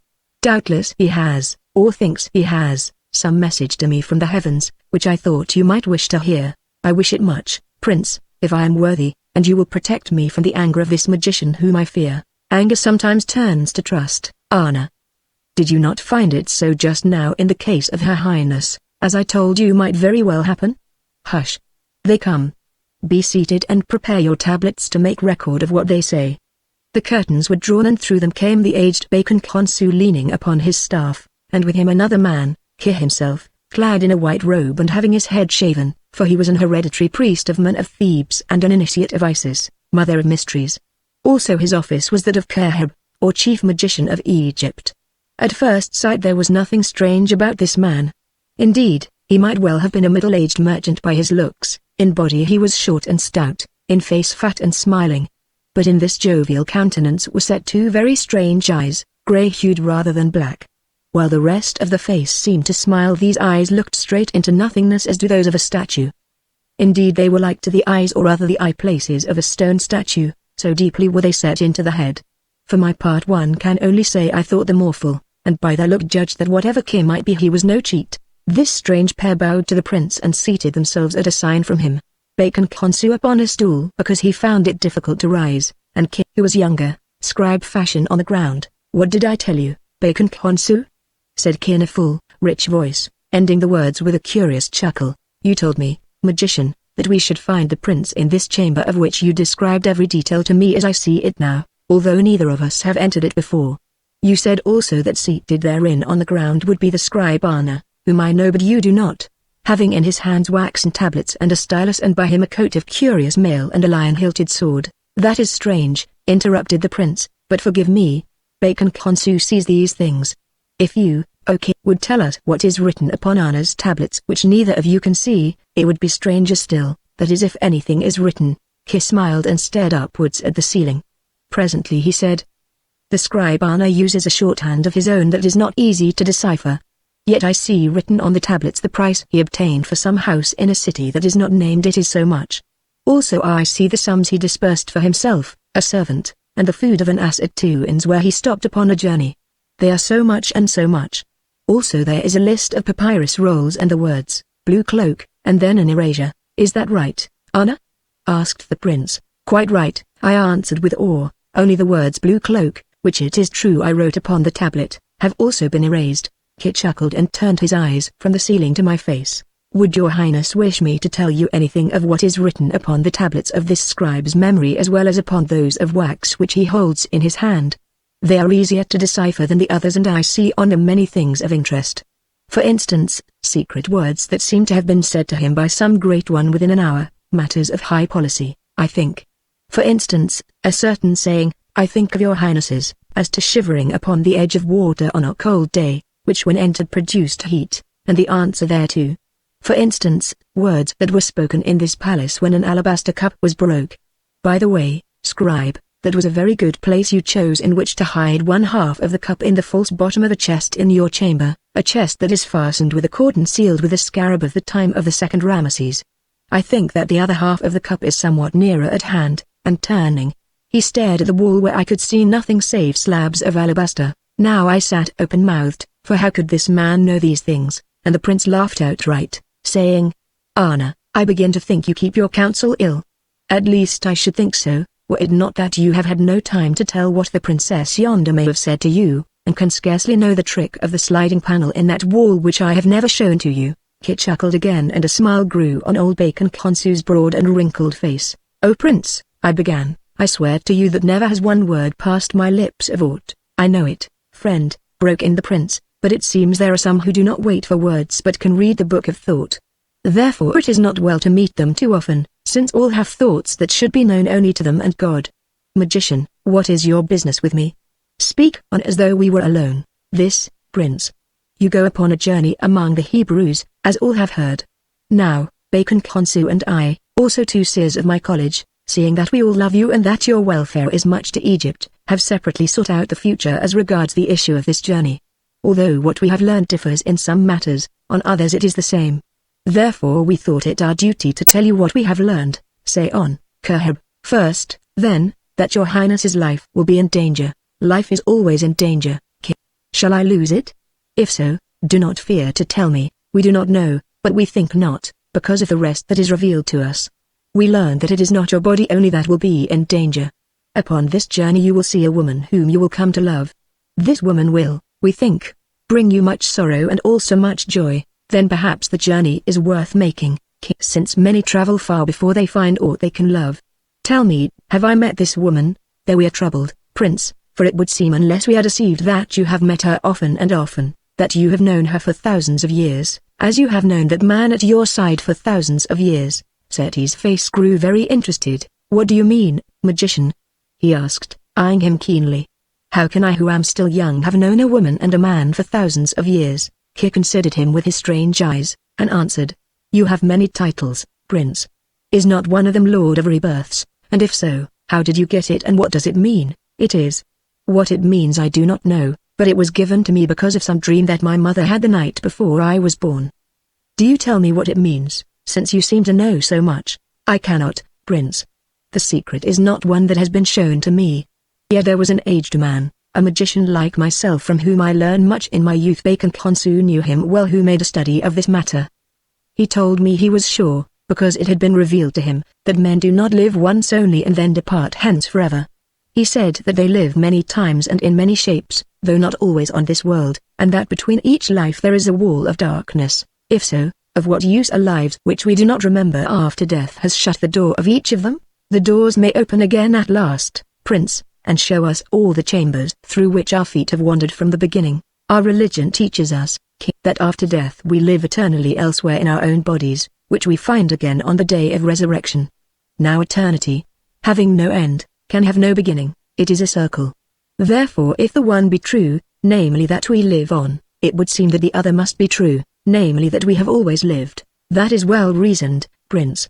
In the early days, before the priests froze the thought of man into blocks of stone and built of them shrines to 1,000 gods, many held that this reasoning was true, as then they held that there was but one God, as do these Israelites whom I go to visit. What say you of their God, that he is the same as our gods, Prince?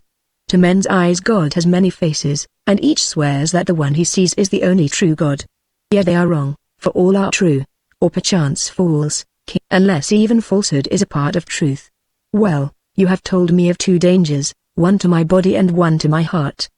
Has any other been revealed to your wisdom? Yes, Prince. The third is that this journey may in the end cost you your throne. If I die certainly it will cost me my throne. No, Prince, if you live, even so, I think that I could endure life seated more humbly than on a throne, though whether Her Highness could endure it is another matter. Then you say that if I go upon this journey another will be pharaoh in my place. We do not say that, Prince. It is true that our arts have shown us another filling your place in a time of wizardry and wonders and of the death of thousands. Yet when we look again we see not that other but you once more filling your own place. Here I, Anna, bethought me of my vision in Pharaoh's hall. The matter is even worse than I thought, since having once left the crown behind me, I think that I should have no wish to wear it any more, said Serti. Who shows you all these things, and how? Arkas, which are our secret selves, show them to us, Prince, and in many ways. Sometimes it is by dreams or visions, sometimes by pictures on water, sometimes by writings in the desert sand. In all these fashions, and by others, Arkas, drawing from the infinite well of wisdom that is hidden in the being of every man, give us glimpses of the truth, as they give us who are instructed power to work marvels, of the truth. Then these things you tell me are true? We believe so, Prince. Then being true must happen. So what is the use of your warning me against what must happen? There cannot be 2 truths. What would you have me do? Not go upon this journey? Why have you told me that I must not go, since if I did not go the truth would become a lie, which it cannot. You say it is fated that I should go and because I go such and such things will come about. And yet you tell me not to go, for that is what you mean. Oh! Kerhebkia and Bacon Khonsu, doubtless you are great magicians and strong in wisdom, but there are greater than you who rule the world, and there is a wisdom to which yours is but as a drop of water to the Nile. I thank you for your warnings, but tomorrow I go down to the land of Gosen to fulfill the commands of Pharaoh. If I come back again we will talk more of these matters here upon the earth. If I do not come back, perchance we will talk of them elsewhere. Farewell. Chapter 6 The Land of Gosen. The Prince Seti and all his train, a very great company, came in safety to the land of Gosen, I, Anna, travelling with him in his chariot. It was then as now a rich land, quite flat after the last line of desert hills through which we travelled by a narrow, tortuous path. Everywhere it was watered by canals, between which lay the grain fields wherein the seed had just been sown. Also there were other fields of green fodder whereon were tethered beasts by the hundred, and beyond these, upon the drier soil, grazed flocks of sheep. The town Gosen, if so it could be called, was but a poor place, numbers of mud huts, no more, in the centre of which stood a building, also of mud, with 2 brick pillars in front of it, that we were told was the temple of this people, into the inner parts of which none might enter save their high priest. I laughed at the sight of it, but the prince reproved me, saying that I should not judge the spirit by the body, or of the god by his house. We camped outside this town and soon learned that the people who dwelt in it or elsewhere in other towns must be numbered by the 10,000, for more of them than I could count wandered round the camp to look at us. The men were fierce-eyed and hook-nosed, the young women well-shaped and pleasant to behold, the older women for the most part stout and somewhat unwieldy, and the children very beautiful. All were roughly clad in robes of loosely woven, dark-colored cloth, beneath which the women wore garments of white linen. Notwithstanding the wealth we saw about us in corn and cattle, their ornaments seemed to be few, or perhaps these were hidden from our sight. It was easy to see that they hated us Egyptians, and even dared to despise us. Hate shone in their glittering eyes, and I heard them calling us the idol worshippers one to the other, and asking where was our god, the bull, For being ignorant they thought that we worshipped Apis, as mayhap some of the common people do, instead of looking upon the sacred beast as a symbol of the powers of nature. Indeed they did more, for on the first night after our coming they slaughtered a bull marked much as Apis is, and in the morning we found it lying near the gate of the camp, and pinned to its hide with sharp thorns great numbers of the Scarabeus beetle still living. For again they did not know that among us Egyptians this beetle is no god but an emblem of the Creator, because it rolls a ball of mud between its feet and sets therein its eggs to hatch, as the Creator rolls the world that seems to be round, and causes it to produce life. Now all were angry at these insults except the prince, who laughed and said that he thought the jest coarse but clever. But worse was to happen. It seems that a soldier with wine in him had done insult to a Hebrew maiden who came alone to draw water at a canal. The news spread among the people and some thousands of them rushed to the camp, shouting and demanding vengeance in so threatening a manner that it was necessary to form up the regiments of guards. The prince being summoned commanded that the girl and her kin should be admitted and state their case. She came, weeping and wailing and tearing her garments, throwing dust on her head also, though it appeared that she had taken no great harm from the soldier from whom she ran away. The prince bade her point out the man if she could see him, and she showed us one of the bodyguard of the Count Amines, whose face was scratched as though by a woman's nails.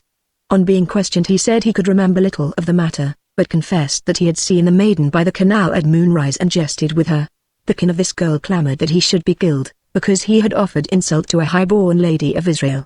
This said he refused, saying that the offense was not one of death, but that he would order him to be publicly beaten.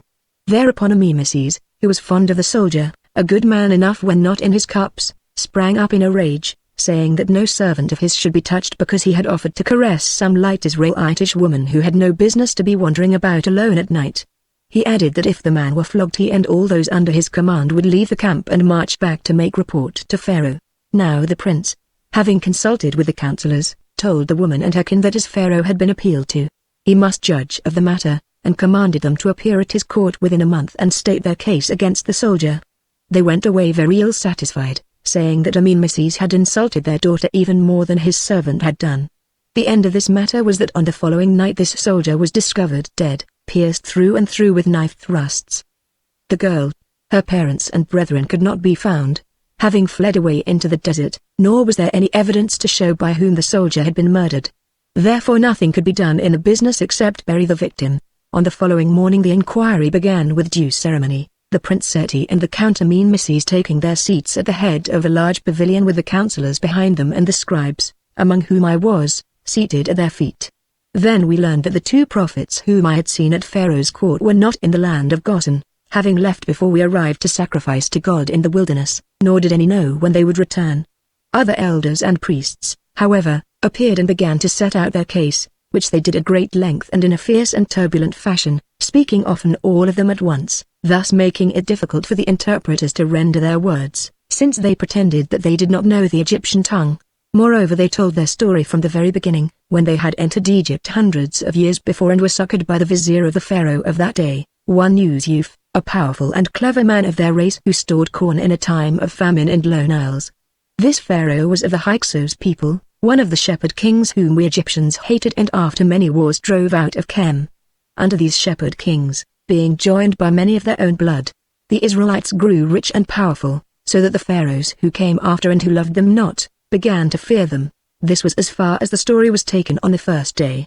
On the second day began the tale of their oppression, under which, however, they still multiplied like gnats upon the Nile, and grew so strong and numerous that at length the great Ramesses did a wicked thing, ordering that their male children should be put to death. This order was never carried out, because his daughter, she who found Moses among the reeds of the river, pleaded for them. At this point the prince, wearied with the noise and heat in that crowded place, broke off the sitting until the morrow, commanding me to accompany him. He ordered a chariot, not his own, to be made ready, and, although I prayed him not to do so, set out unguarded save for myself and the charioteer, saying that he would see how these people labored with his own eyes. Taking a Hebrew lad to run before the horses as our guide, we drove to the banks of a canal where the Israelites made bricks of mud which, after drying in the sun, were laden into boats that waited for them on the canal and taken away to other parts of Egypt to be used on Pharaoh's works. Thousands of men were engaged upon this labor, toiling in gangs under the command of Egyptian overseers who kept count of the bricks, cutting their number upon tally sticks, or sometimes writing them upon sherds. These overseers were brutal fellows, for the most part of the low class, who used vile language to the slaves. Nor were they content with words. Noting a crowd gathered at one place and hearing cries, we went to see what passed. Here we found a lad stretched upon the ground being cruelly beaten with hide whips, so that the blood ran down him. At a sign from the prince I asked what he had done and was told roughly, for the overseers and their guards did not know who we were, that during the past 6 days he had only made half of his allotted tale of bricks. "Loose him," said the prince quietly. "Who are you that give me orders?" asked the head overseer, who was helping to hold the lad while the guards flogged him. "Begone, lest I serve you as I serve this idle fellow." Seti looked at him, and as he looked his lips turned white. "Tell him," he said to me, "you dog." I gasped. "Do you know who it is to whom you dare to speak thus?" "No, nor care." "Lay on, guard."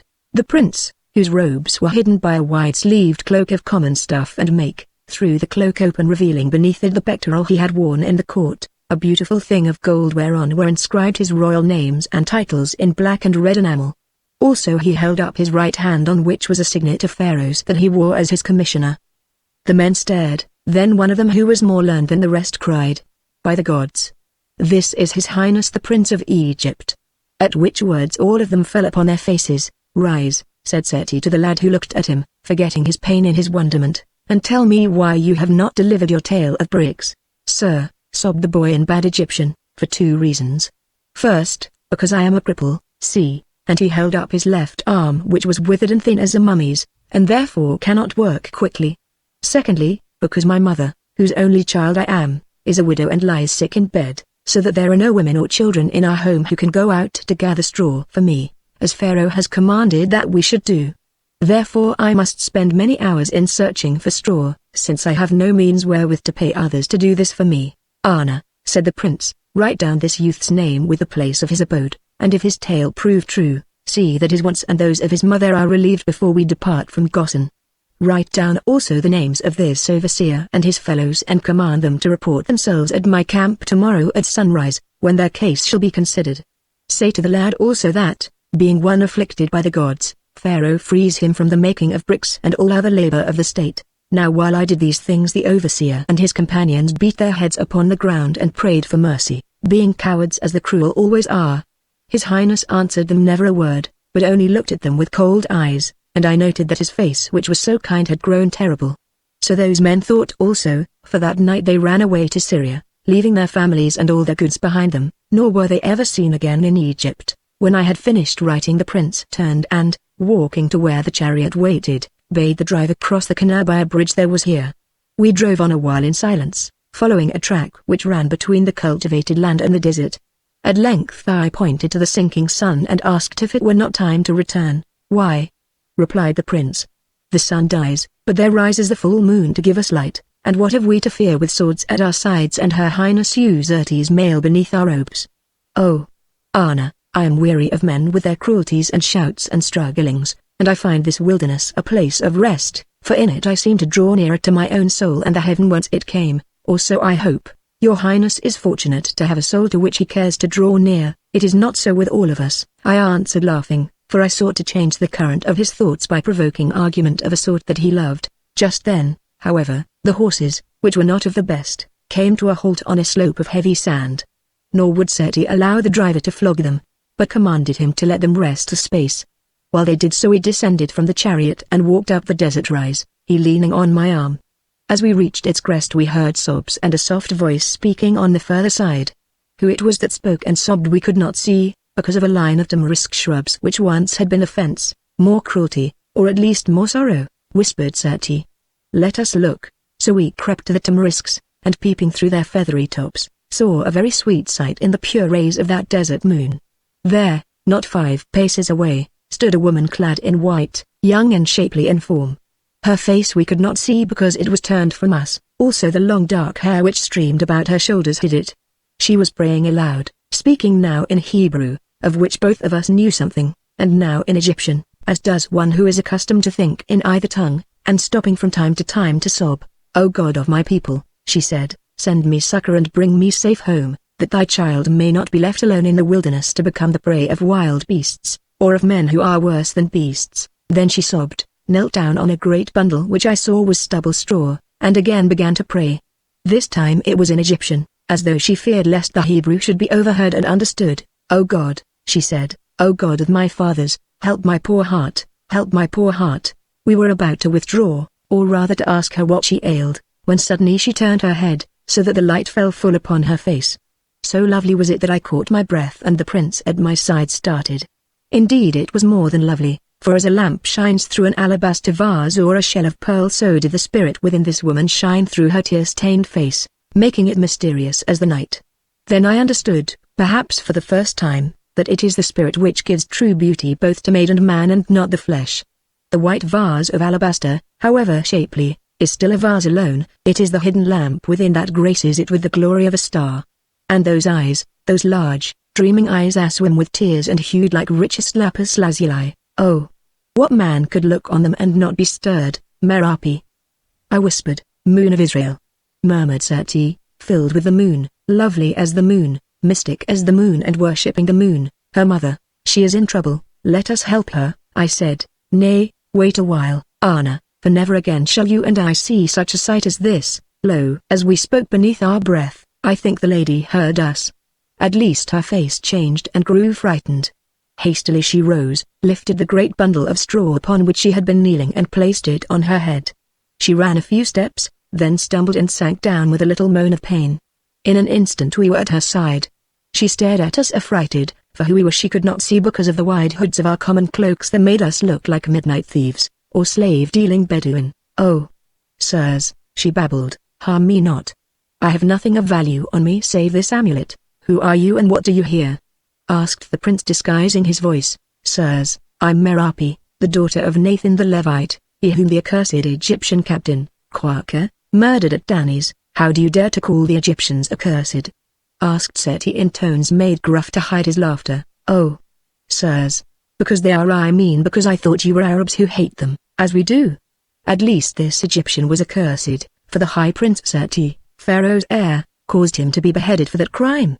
And do you hate the high prince Seti, Pharaoh's heir, and call him accursed?" She hesitated, then in a doubtful voice said, "No, I do not hate him." "Why not, seeing that you hate the Egyptians of whom he is one of the first and therefore twice worthy of hatred, being the son of your oppressor, Pharaoh?" "Because, although I have tried my best, I cannot. Also," she added with the joy of one who has found a good reason, "he avenged my father." "This is no cause, girl, seeing that he only did what the law forced him to do. They say that this dog of a pharaoh's son is here in Gosen upon some mission. Is it true, and have you seen him?" "Answer, for we of the desert folk desire to know." "I believe it is true, sir, but I have not seen him." "Why not, if he is here?" "Because I do not wish to, sir." "Why should a daughter of Israel desire to look upon the face of a prince of Egypt?" "In truth I do not know," replied Seti, forgetting his feigned voice. Then, seeing that she glanced at him sharply, he added in gruff tones, "Brother, either this woman lies or she is none other than the maid they call Moon of Israel who dwells with old Jabez the Levite, her uncle." "What think you?" "I think, brother, that she lies, and for 3 reasons," I answered, falling into the jest. "First, she is too fair to be of the black Hebrew blood." "Oh, sir," moaned Merapi, "my mother was a Syrian lady of the mountains, with a skin as white as milk, and eyes blue as the heavens." "Secondly," I went on without heeding her, "if the great Prince Seti is really in Gosen and she dwells there, it is unnatural that she should not have gone to look upon him. Being a woman, only 2 things would have kept her away, one that she feared and hated him, which she denies, and the other that she liked him too well, and, being prudent, thought it wisest not to look upon him more." When she heard the first of these words, Merapi glanced up with her lips parted as though to answer. Instead, she dropped her eyes and suddenly seemed to choke, while even in the moonlight I saw the red blood pour to her brow and along her white arms. "Sir," she gasped, "why should you affront me? I swear that never till this moment did I think such a thing." "Surely it would be treason." "Without doubt," interrupted Seti, "yet one of a sort that kings might pardon." "Thirdly," I went on as though I had heard neither of them, "if this girl were what she declares, she would not be wandering alone in the desert at night, seeing that I have heard among the Arabs that Merapi, daughter of Nathan the Levite, is a lady of no mean blood among the Hebrews and that her family has wealth. Still, however much she lies, we can see for ourselves that she is beautiful. Yes, brother, in that we are fortunate, since without doubt she will sell for a high price among the slave traders beyond the desert." "Oh, "Sir," cried Merapi, seizing the hem of his robe, "surely you who I feel, I know not why, and no evil thief, you who have a mother and, perchance, sisters, would not doom a maiden to such a fate. Misjudge me not because I am alone. Pharaoh has commanded that we must find straw for the making of bricks. This morning I came far to search for it on behalf of a neighbor whose wife is ill in childbed. But towards sundown I slipped and cut myself upon the edge of a sharp stone. See," and holding up her foot she showed a wound beneath the instep from which the blood still dropped, a sight that moved both of us not a little, "and now I cannot walk and carry this heavy straw which I have been at such pains to gather." "Perchance she speaks truth, brother," said the prince, "and if we took her home we might earn no small reward from Jabez the Levite. But first tell me, maiden, what was that prayer which you made to the moon, that Hathor should help your heart?" "Sir," she answered, "only the idolatrous Egyptians pray to Hathor, the Lady of Love. I thought that all the world prayed to the Lady of Love, maiden. But what of the prayer? Is there some man whom you desire?" "None," she answered angrily. "Then why does your heart need so much help that you ask it of the air? Is there perchance someone whom you do not desire?" She hung her head and made no answer. "Come, brother," said the prince, "this lady is weary of us, and I think that if she were a true woman she would answer our questions more readily. Let us go and leave her. As she cannot walk we can take her later if we wish." "Sirs," she said, "I am glad that you are going, since the hyenas will be safer company than two men who can threaten to sell a helpless woman into slavery. Yet as we part to meet no more I will answer your question. In the prayer to which you were not ashamed to listen I did not pray for any lover, I prayed to be rid of one. Now, Anna," said the prince bursting into laughter and throwing back his dark cloak, "do you discover the name of that unhappy man of whom the Lady Merapi wishes to be rid, for I dare not." She gazed into his face and uttered a little cry. "Ah!" she said, "I thought I knew the voice again when once you forget your part. Prince Seti, does your highness think that this was a kind jest to practice upon one alone and in fear?" "Lady Merapi," he answered smiling, "be not wroth, for at least it was a good one and you have told us nothing that we did not know. You may remember that at Tanis you said that you were affianced and there was that in your voice. Suffer me now to tend this wound of yours." Then he knelt down, tore a strip from his ceremonial robe of fine linen, and began to bind up her foot, not unskillfully, being a man full of strange and unexpected knowledge. As he worked at the task, watching them, I saw their eyes meet, saw too that rich flood of color creep once more to Merapi's brow. Then I began to think it unseemly that the Prince of Egypt should play the leech to a woman's hurts, and to wonder why he had not left that humble task to me. Presently the bandaging was done and made fast with a royal scarabaeus mounted on a pin of gold, which the prince wore in his garments. On it was cut the Areus crown and beneath it were the signs which read Lord of the Lower and the Upper Land, being Pharaoh's style and title. "See now, lady," he said, "you have Egypt beneath your foot," and when she asked him what he meant, he read her the writing upon the jewel, whereat for the third time she colored to the eyes. Then he lifted her up, instructing her to rest her weight upon his shoulder, saying he feared lest the scarab, which he valued, should be broken. Thus we started, I bearing the bundle of straw behind as he bade me, since, he said, having been gathered with such toil, it must not be lost. On reaching the chariot, where we found the guide gone and the driver asleep, he sat her in it upon his cloak, and wrapped her in mine which he borrowed, saying I should not need it who must carry the straw. Then he mounted also and they drove away at a foot's pace. As I walked after the chariot with the straw that fell about my ears, I heard nothing of their further talk, if indeed they talked at all, which, the driver being present, perhaps they did not.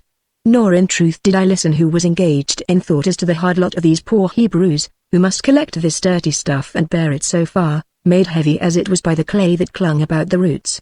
Even now, as it chanced, we did not reach Goshen without further trouble. Just as we had crossed the bridge over the canal, I, toiling behind, saw in the clear moonlight a young man running towards us. He was a Hebrew, tall, well-made and very handsome in his fashion. His eyes were dark and fierce, his nose was hooked, his teeth were regular and white, and his long, black hair hung down in a mass upon his shoulders.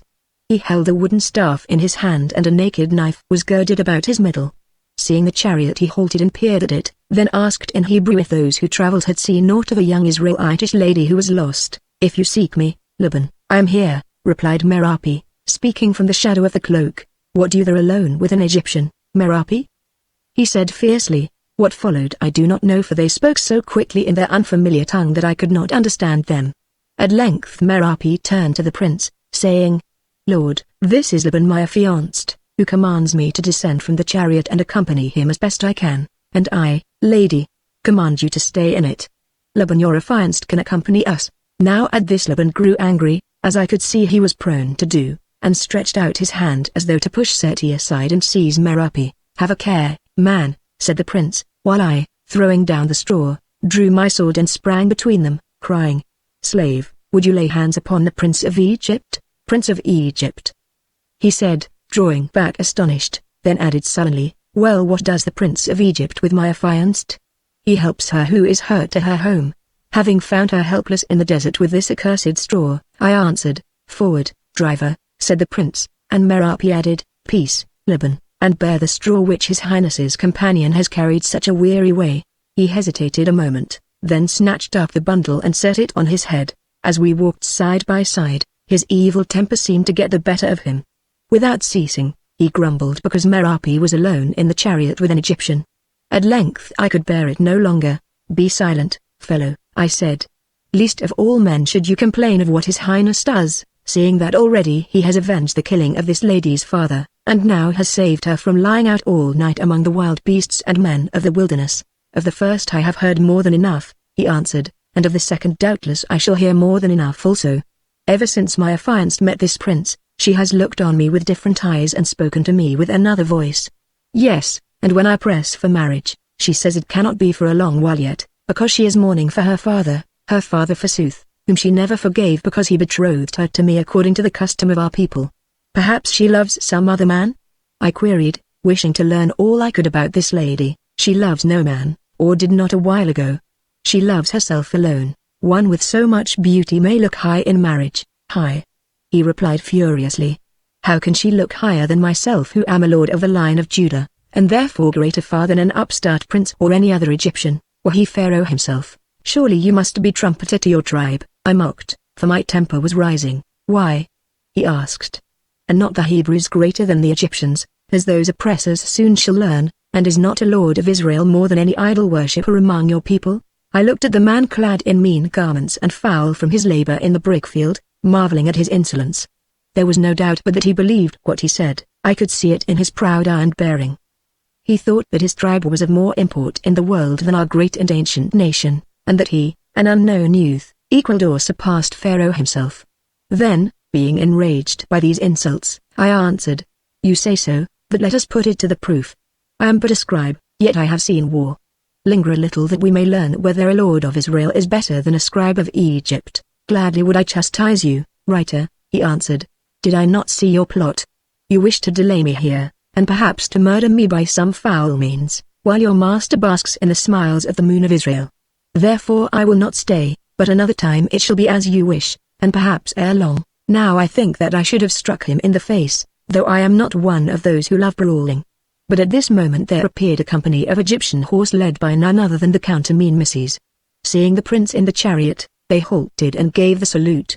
Amin-Misses leapt to the ground. "We are come out to search for your highness," he said, fearing lest some hurt had befallen you. "I thank you, cousin," answered the prince, "but the hurt has befallen another." "Not me." "That is well, your highness," said the count, studying Merapi with a smile. "Where is the lady wounded?" "Not in the breast, I trust." "No, cousin, in the foot, which is why she travels with me in this chariot. Your highness was ever kind to the unfortunate. I pray you let me take your place, or suffer me to set this girl upon a horse." "Drive on," said Seti. So, escorted by the soldiers, whom I heard making jests to each other about the prince and the lady, as I think did the Hebrew Laban also, for he glared about him and ground his teeth, we came at last to the town. Here, guided by Merapi, the chariot was halted at the house of Jabez her uncle, a white-bearded old Hebrew with a cunning eye, who rushed from the door of his mud-roofed dwelling crying he had done no harm that soldiers should come to take him. "It is not you whom the Egyptians wish to capture, it is your niece and my betrothed," shouted Laban, whereat the soldiers laughed, as did some women who had gathered round. Meanwhile the prince was helping Merapi to descend out of the chariot, from which indeed he lifted her. The sight seemed to madden Laban, who rushed forward to tear her from his arms, and in the attempt jostled his highness.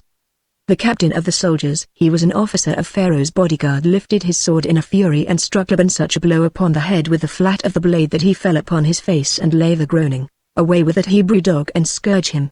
cried the captain. "Is the royal blood of Egypt to be handled by such as he?" Soldiers sprang forward to do his bidding, but Seti said quietly, "Let the fellow be, friends, he lacks manners, that is all." "Is he hurt?" As he spoke Laban leapt to his feet and, fearing worse things, fled away with a curse and a glare of hate at the prince. "Farewell, lady," said Seti. "I wish you a quick recovery." "I thank your highness," she answered, looking about her confusedly. "Be pleased to wait a little while that I may return to you your jewel." "Nay, keep it, lady, and if ever you are in need or trouble of any sort, send it to me who know it well and you shall not lack succor." She glanced at him and burst into tears. "Why do you weep?" he asked. "Oh, your highness, because I fear that trouble is near at hand. My affianced, Laban, has a revengeful heart. Help me to the house, my uncle." "Listen, Hebrew," said Seti, raising his voice, "if aught that is evil befalls this niece of yours, or if she is forced to walk with as she would not go, sorrow shall be your portion and that of all with whom you have to do. Do you hear?" "Oh my lord, I hear, I hear. Fear nothing. She shall be guarded carefully as she will doubtless guard that trinket on her foot." "Anna," said the prince to me that night, when I was talking with him before he went to rest, "I know not why, but I fear that man Laban, he has an evil eye. I too think it would have been better if your highness had left him to be dealt with by the soldiers, after which there would have been nothing to fear from him in this world. Well, I did not, so there's an end. Anna, she is a fair woman and a sweet, the fairest and the sweetest that ever I saw, my prince. Be careful, Anna. I pray you be careful, lest you should fall in love with one who is already affianced." I only looked at him in answer, and as I looked I bethought me of the words of Kith the magician. So, I think, did the prince. At least he laughed not unhappily and turned away. For my part, one rested ill that night, and when at last I slept, it was to dream of Merapi making her prayer in the rays of the moon. Chapter 7 The Ambush. 8 full days went by before we left the land of Goshen. The story that the Israelites had to tell was long, sad also. Moreover, they gave evidence as to many cruel things that they had suffered, and when this was finished the testimony of the guards and others must be called, all of which it was necessary to write down. Lastly, the prince seemed to be in no hurry to be gone, as he said, because he hoped that the two prophets would return from the wilderness, which they never did. During all this time Seti saw no more of Merapi, nor indeed did he speak of her, even when the countermean Messias jested him as to his chariot companion and asked him if he had driven again in the desert by moonlight. I, however, saw her once. When I was wandering in the town one day towards sunset, I met her walking with her uncle Jabez upon one side and her lover, Laban, on the other, like a prisoner between two guards. I thought she looked unhappy, but her foot seemed to be well again, at least she moved without limping. I stopped to salute her, but Laban scowled and hurried her away. Jabez stayed behind and fell into talk with me. He told me that she was recovered of her hurt, but that there had been trouble between her and Laban because of all that happened on that evening when she came by it, ending in his encounter with the captain. "This young man seems to be of a jealous nature," I said, "one who will make a harsh husband for any woman." "Yes, learned scribe, jealousy has been his curse from youth as it is with so many of our people, and I thank God that I am not the woman whom he is to marry." "Why, then, do you suffer her to marry him, Jabez?" "Because her father affianced her to this land's whelp when she was scarce more than a child, and among us that is a bond hard to break. For my own part," he added, dropping his voice, and glancing round with shifting eyes, "I should like to see my niece in some different place to that of the wife of Laban. With her great beauty and wit, she might become anything if she had opportunity. But under our laws, even if Laban died, as might happen to so violent a man, she could wed no one who is not a Hebrew." I thought she told us that her mother was a Syrian. "That is so, Scribe Anna. She was a beautiful captive of war whom Nathan came to love and made his wife, and the daughter takes after her. Still she is Hebrew and of the Hebrew faith and congregation. Had it not been so, she might have shone like a star, nay, like the very moon after which she is named, perhaps in the court of Pharaoh himself, as the great Queen Tyre did, she who changed the religion of Egypt to the worship of one god in a bygone generation," I suggested. "I have heard of her, Scribe Anna. She was a wondrous woman, beautiful too by her statues. Would that you Egyptians could find such another to turn your hearts to a purer faith and to soften them towards us poor aliens." "When does His Highness leave the land of Goshen?" "At sunrise on the third day from this. Provision will be needed for the journey, much provision for so large a train. I deal in sheep and other foodstuffs, Scribe Anna. I will mention the matter to His Highness and to the Vizier, Jabez." "I thank you, Scribe," and will in waiting at the camp tomorrow morning. See, Laban returns with Merapi. One word, let His Highness beware of Laban. He is very revengeful and has not forgotten that sword blow on the head. Let Laban be careful, I answered. Had it not been for His Highness, the soldiers would have killed him the other night because he dared to offer affront to the royal blood. A second time he will not escape. Moreover, Pharaoh would avenge what he did upon the people of Israel. I understand. It would be sad if Laban were killed, very sad. But the people of Israel have one who can protect them even against Pharaoh and all his hosts. Farewell, learned scribe. If ever I come to Danny's, with your leave we will talk more together. That night I told the prince all that had passed. He listened, and said, I grieve for the Lady Merapi, for hers is like to be a hard fate. Yet, he added laughing, perhaps it is as well for you, friend, that you should see no more of her who is sure to bring trouble wherever she goes. That woman has a face which haunts the mind, as the car haunts the tomb, and for my part one do not wish to look upon it again. I am glad to hear it, Prince, and for my part, I have done with women, however sweet. I will tell this Jabez that the provisions for the journey will be bought elsewhere, nay, buy them from him, and if Nahesi grumbles at the price, pay it on my account. The way to a Hebrew's heart is through his treasure bags. If Jabez is well treated, it may make him kinder to his niece, of whom I shall always have a pleasant memory, for which I am grateful among this sour folk who hate us, and with reason. So the sheep and all the foodstuffs for the journey were bought from Jabez at his own price, for which he thanked me much, and on the third day we started. At the last moment the prince, whose mood seemed to be perverse that evening, refused to travel with the host upon the morrow because of the noise and dust. In vain did the countermean misses reason with him, and Nahesi and the great officers implore him almost on their knees, saying that they must answer for his safety to Pharaoh and the Princess Uzerti. He bade them begone, replying that he would join them at their camp on the following night. I also prayed him to listen, but he told me sharply that what he said he had said, and that he and I would journey in his chariot alone, with 2 armed runners and no more, adding that if I thought there was danger I could go forward with the troops. Then I bit my lip and was silent, whereon, seeing that he had hurt me, he turned and craved my pardon humbly enough as his kind heart taught him to do. I can bear no more of Amin Missis and those officers, he said, and I love to be in the desert alone. Last time we journeyed we met with adventures that were pleasant, Anna, and at Danny's doubtless I shall find others that are not pleasant.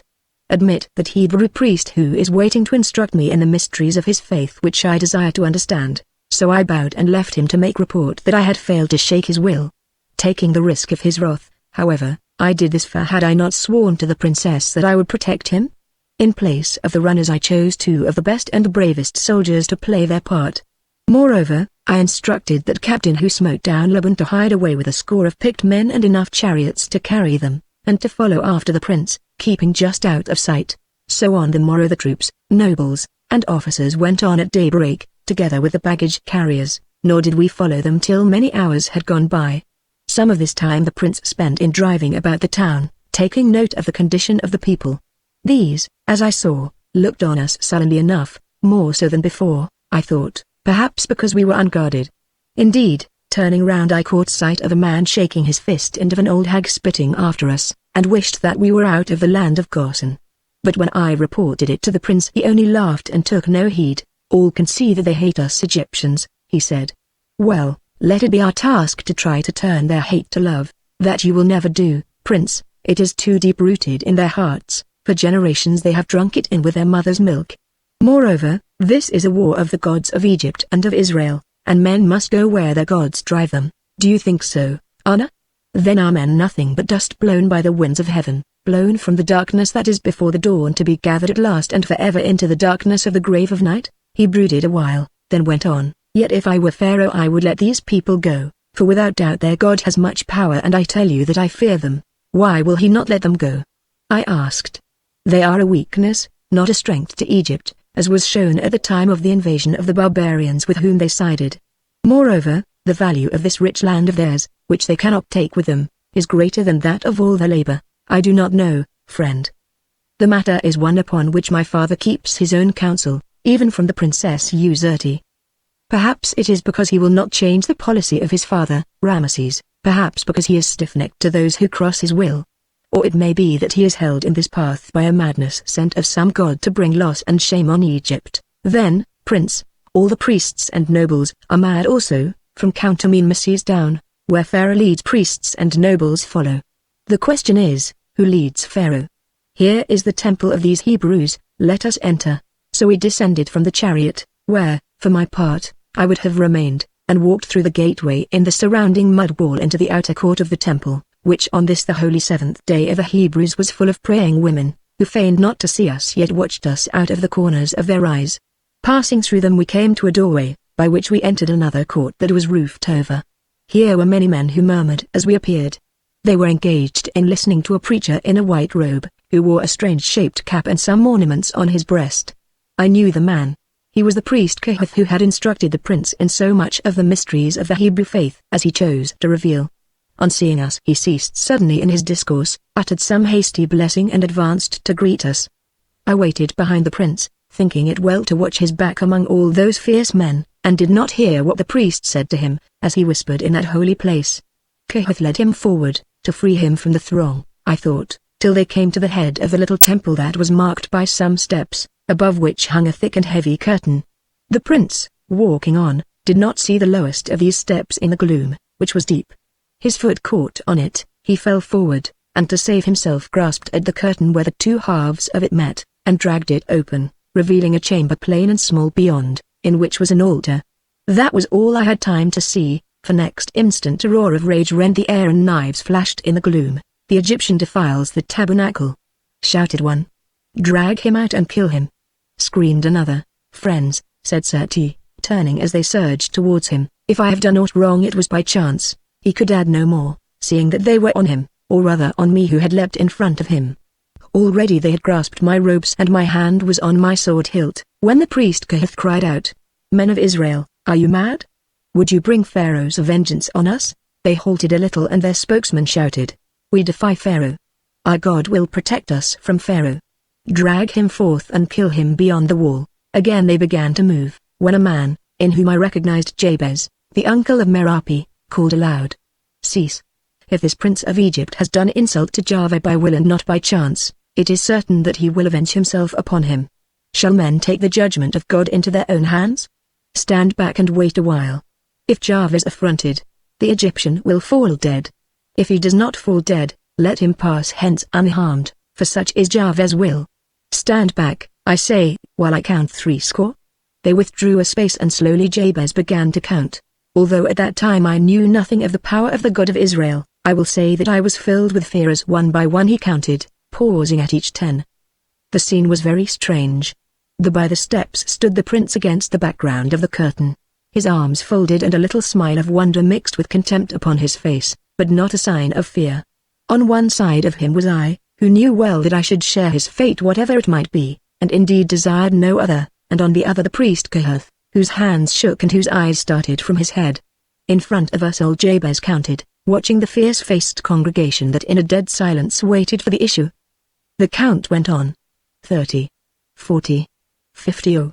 It seemed an age. At length 60 fell from his lips. He waited a while and all watched the prince, not doubting but that he would fall dead.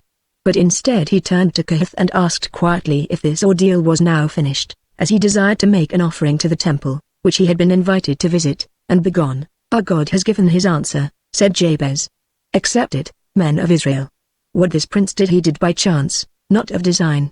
They turned and went without a word, and after I had laid the offering, no mean one, in the appointed place, we followed them. It would seem that yours is no gentle God, said the prince to Kohath, when at length we were outside the temple. At least he is just, your highness. Had it been otherwise, you who had violated his sanctuary, although by chance, would ere now be dead. Then you hold, priest, that Jahveh has power to slay us when he is angry? Without a doubt, your highness, as, if our prophets speak truth, I think that Egypt will learn ere all be done. He added grimly. Seti looked at him and answered.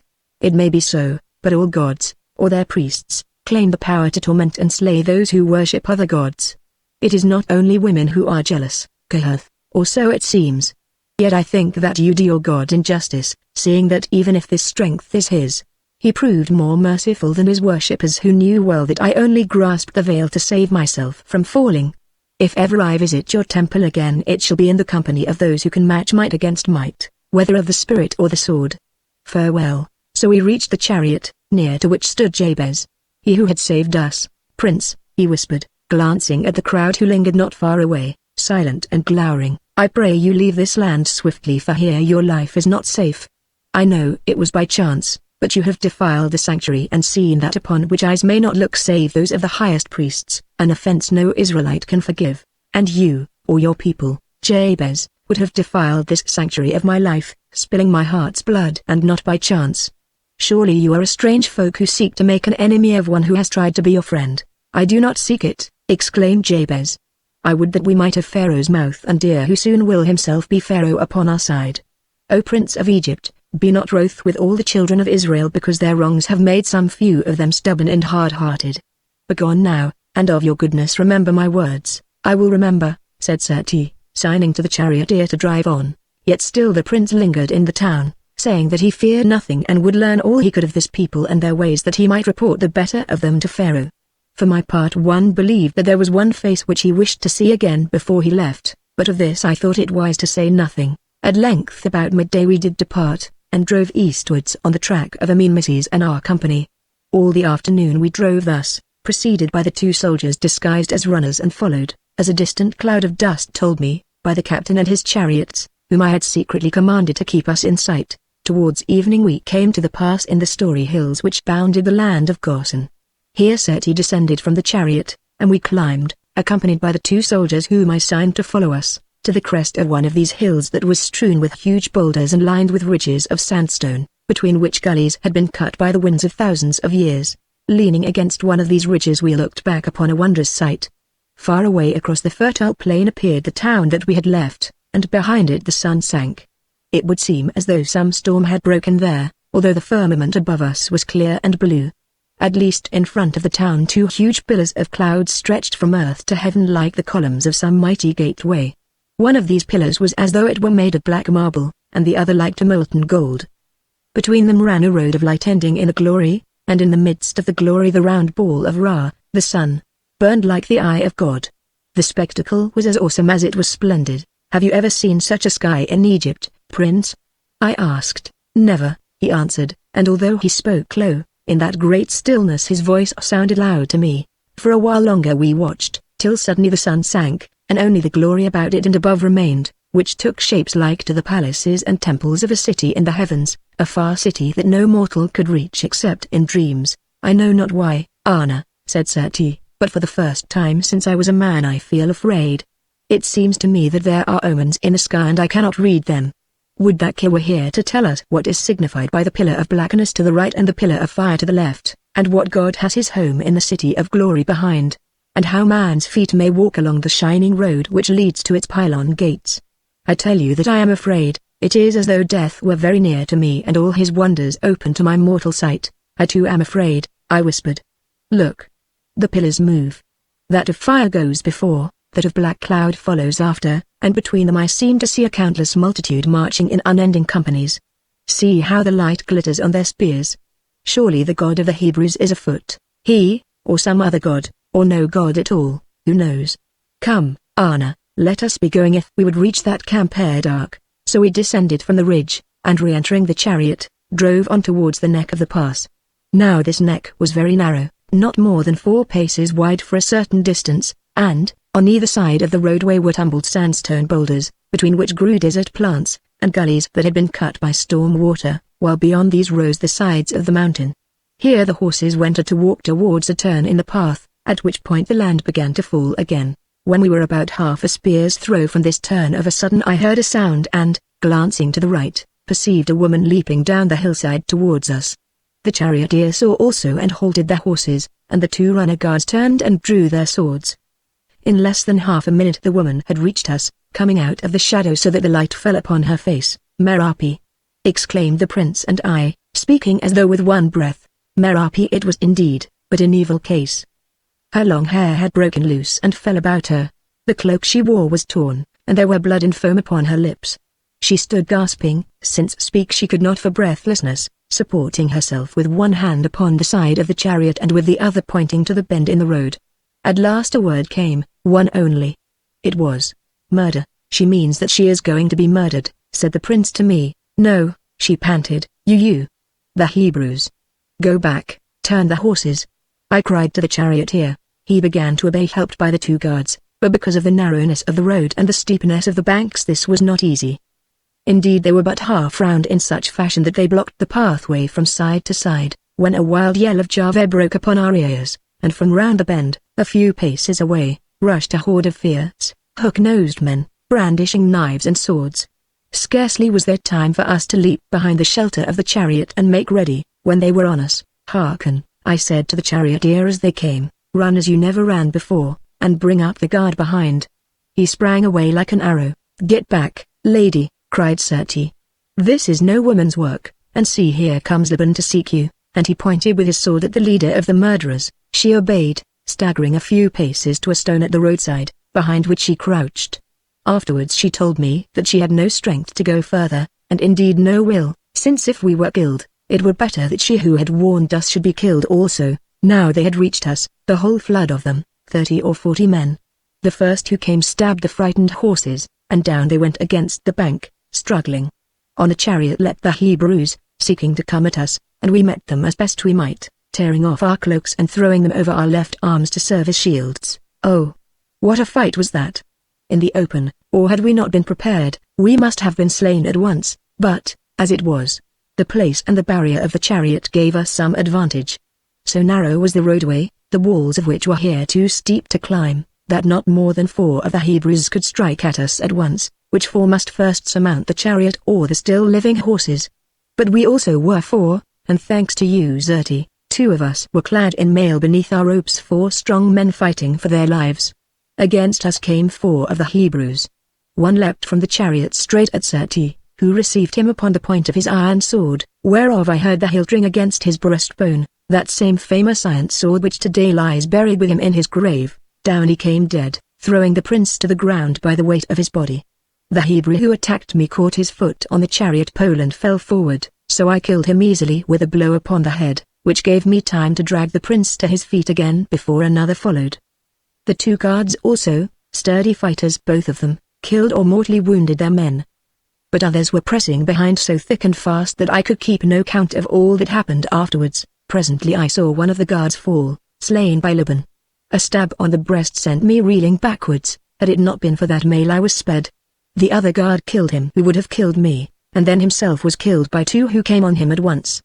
Now only the prince and I were left, fighting back to back. He closed with one man, a very great fellow, and wounded him on the hand, so that he dropped his sword. This man gripped him round the middle and they rolled together on the ground. Laban appeared and stabbed the prince in the back, but the curved knife he was using snapped on the Syrian mail. I struck at Laban and wounded him on the head, dazing him so that he staggered back and seemed to fall over the chariot. Then others rushed at me, and but for Uzerti's armor 3 times at least I must have died. Fighting madly, I staggered against the rock, and whilst waiting for a new onset, saw that Serti, hurt by Laban's thrust, was now beneath the great Hebrew who had him by the throat, and was choking the life out of him. I saw something else also, a woman holding a sword with both hands and stabbing downward, after which the grip of the Hebrew loosened from Serti's throat. "Traitress!" cried one, and struck at her, so that she reeled back hurt. Then when all seemed finished, and beneath the rain of blows my senses were failing, I heard the thunder of horses' hooves and the shout of Egypt. Egypt! From the throats or soldiers. The flash of bronze caught my dazed eyes, and with the roar of battle in my ears I seemed to fall asleep just as the light of day departed. Chapter 8 Serti counsels Pharaoh. Dream upon dream.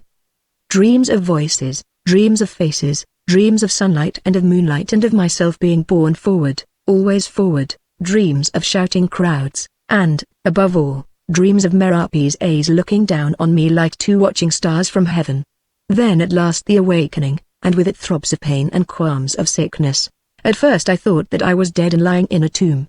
Then by degrees I saw that I was in no tomb but in a darkened room that was familiar to me, my own room in Serti's palace at Danis. It must be so, for there, near to the bed on which I lay, was my own chest filled with the manuscripts that I had brought from Memphis. I tried to lift my left hand, but could not, and looking down saw that the arm was bandaged like to that of a mummy, which made me think again that I must be dead, if the dead could suffer so much pain. I closed my eyes and thought or slept a while. As I lay thus I heard voices. One of them seemed to be that of a physician, who said, "Yes, he will live and ere long recover." The blow upon the head which has made him senseless for so many days was the worst of his wounds, but the bone was but bruised, not shattered or driven in upon the brain.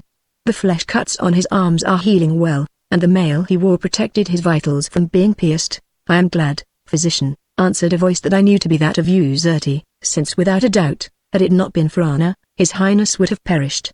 It is strange that one whom I thought to be nothing but a dreaming scribe should have shown himself so brave a warrior. The prince says that this Anna killed 3 of those dogs with his own hands, and wounded others. It was well done, your highness, answered the physician, but still better was his forethought in providing a rear guard and in dispatching the charioteer to call it up. It seems to have been the Hebrew lady who really saved the life of his highness, when, forgetting her sex, she stabbed the murderer who had him by the throat. That is the prince's tale, or so I understand, she answered coldly. Yet it seems strange that a weak and worn-out girl could have pierced a giant through from back to breast. At least she warned him of the ambush, your highness, so they say. Perhaps Anna here will soon tell us the truth about these matters. Tend him well, physician, and you shall not lack for your reward. Then they went away, still talking, and I lay quiet, filled with thankfulness and wonder, for now everything came back to me. A while later, as I lay with my eyes still shut, for even that low light seemed to hurt them, I became aware of a woman's soft step stealing round my bed and of a fragrance such as comes from a woman's robes and hair. I looked and saw Merapi's star-like eyes gazing down on me just as I had seen them in my dreams. Greeting, Moon of Israel, I said. Of a truth we meet again in strange case. Oh, she whispered, are you awake at last? I thank God, Scribe Anna, who for 3 days thought that you must die, as, had it not been for you, lady, surely I should have done I and another. Now it seems that all 3 of us will live. Would that but 2 lived, the prince and you, Anna. Would that I had died, she answered, sighing heavily. Why, cannot you guess? Because I am outcast who has betrayed my people. Because their blood flows between me and them. For I killed that man, and he was my own kinsman, for the sake of an Egyptian I mean, Egyptians. Therefore the curse of Jahve is on me, and as my kinsman died doubtless I shall die in a day to come, and afterwards what? Afterwards peace and great reward, if there be justice in earth or heaven, O most noble among women. Would that I could think so. Hush, I hear steps. Drink this, I am the chief of your nurses, Scribe Anna, an honorable post. Since today all Egypt loves and praises you, surely it is you, Lady Merapi, whom all Egypt should love and praise, I answered. Then the Prince Seti entered. I strove to salute him by lifting my less injured arm, but he caught my hand and pressed it tenderly. Hail to you, beloved of Menthu, god of war, he said, with his pleasant laugh. I thought I had hired a scribe, and lo! In this scribe I find a soldier who might be an army's boast. At this moment he caught sight of Merapi, who had moved back into the shadow. Hail to you also, Moon of Israel, he said bowing. If I name Anna here a warrior of the best, what name can both of us find for you to whom we owe our lives?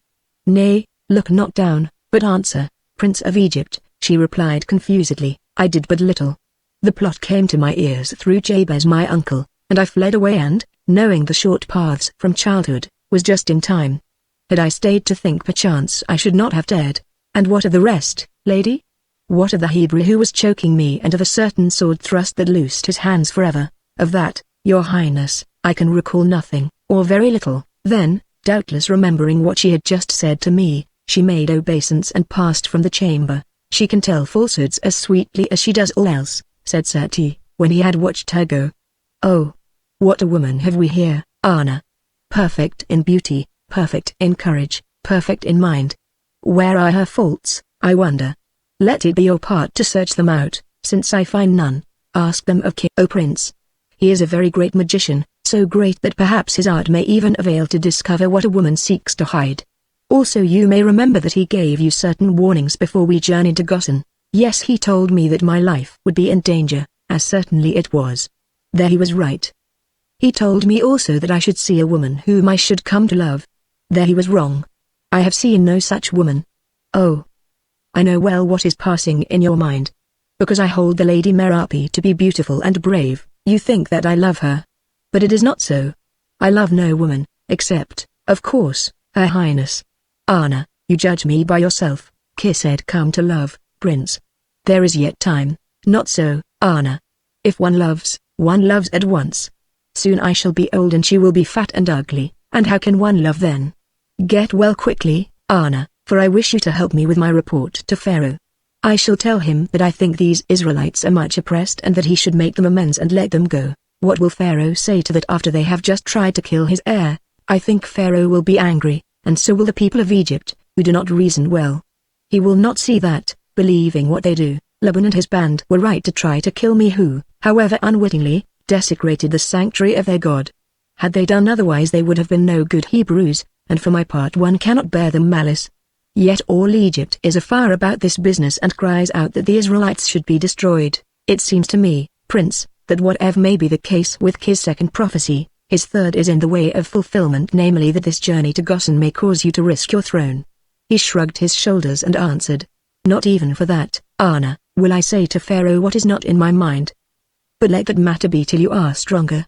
What chanced at the end of the fight, Prince, and how came I here? The guard killed most of the Hebrews who remained alive.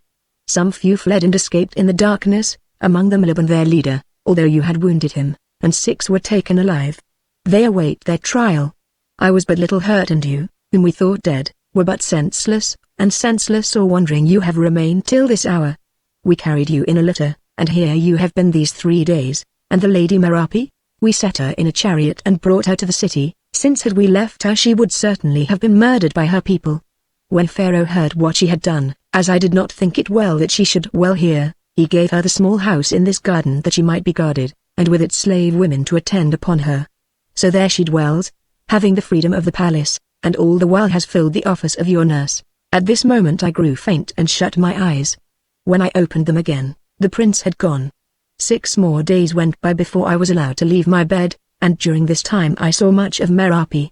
She was very sad and lived in fear of being killed by the Hebrews. Also she was troubled in her heart because she thought she had betrayed her faith and people. At least you are rid of Laban, I said. Never shall I be rid of him while we both live, she answered. I belong to him and he will not loose my bond, because his heart is set on me. And is your heart set on him? I asked, her beautiful eyes filled with tears. A woman may not have a heart. Oh, Anna, I am unhappy, she answered, and went away. Also I saw others. The princess came to visit me. She thanked me much because I had fulfilled my promise to her and guarded the prince. Moreover she brought me a gift of gold from Pharaoh, and other gifts of fine raiment from herself. She questioned me closely about Merapi, of whom I could see she was already jealous, and was glad when she learned that she was affianced to a Hebrew. Old Bacon Khonsu came too, and asked me many things about the prince, the Hebrews and Merapi, especially Merapi, of whose deeds, he said, all Egypt was talking, questions that I answered as best I could. Here we have that woman of whom Kit told us, he said, she who shall bring so much joy and so much sorrow to the prince of Egypt. Why so? I asked. He has not taken her into his house, nor do I think that he means to do so, yet he will, Anna, whether he means it or not. For his sake she betrayed her people, which among the Israelites is a deadly crime. Twice she saved his life, once by warning him of the ambush, and again by stabbing with her own hands one of her kinsmen who was murdering him. Is it not so? Tell me, you were there. It is so.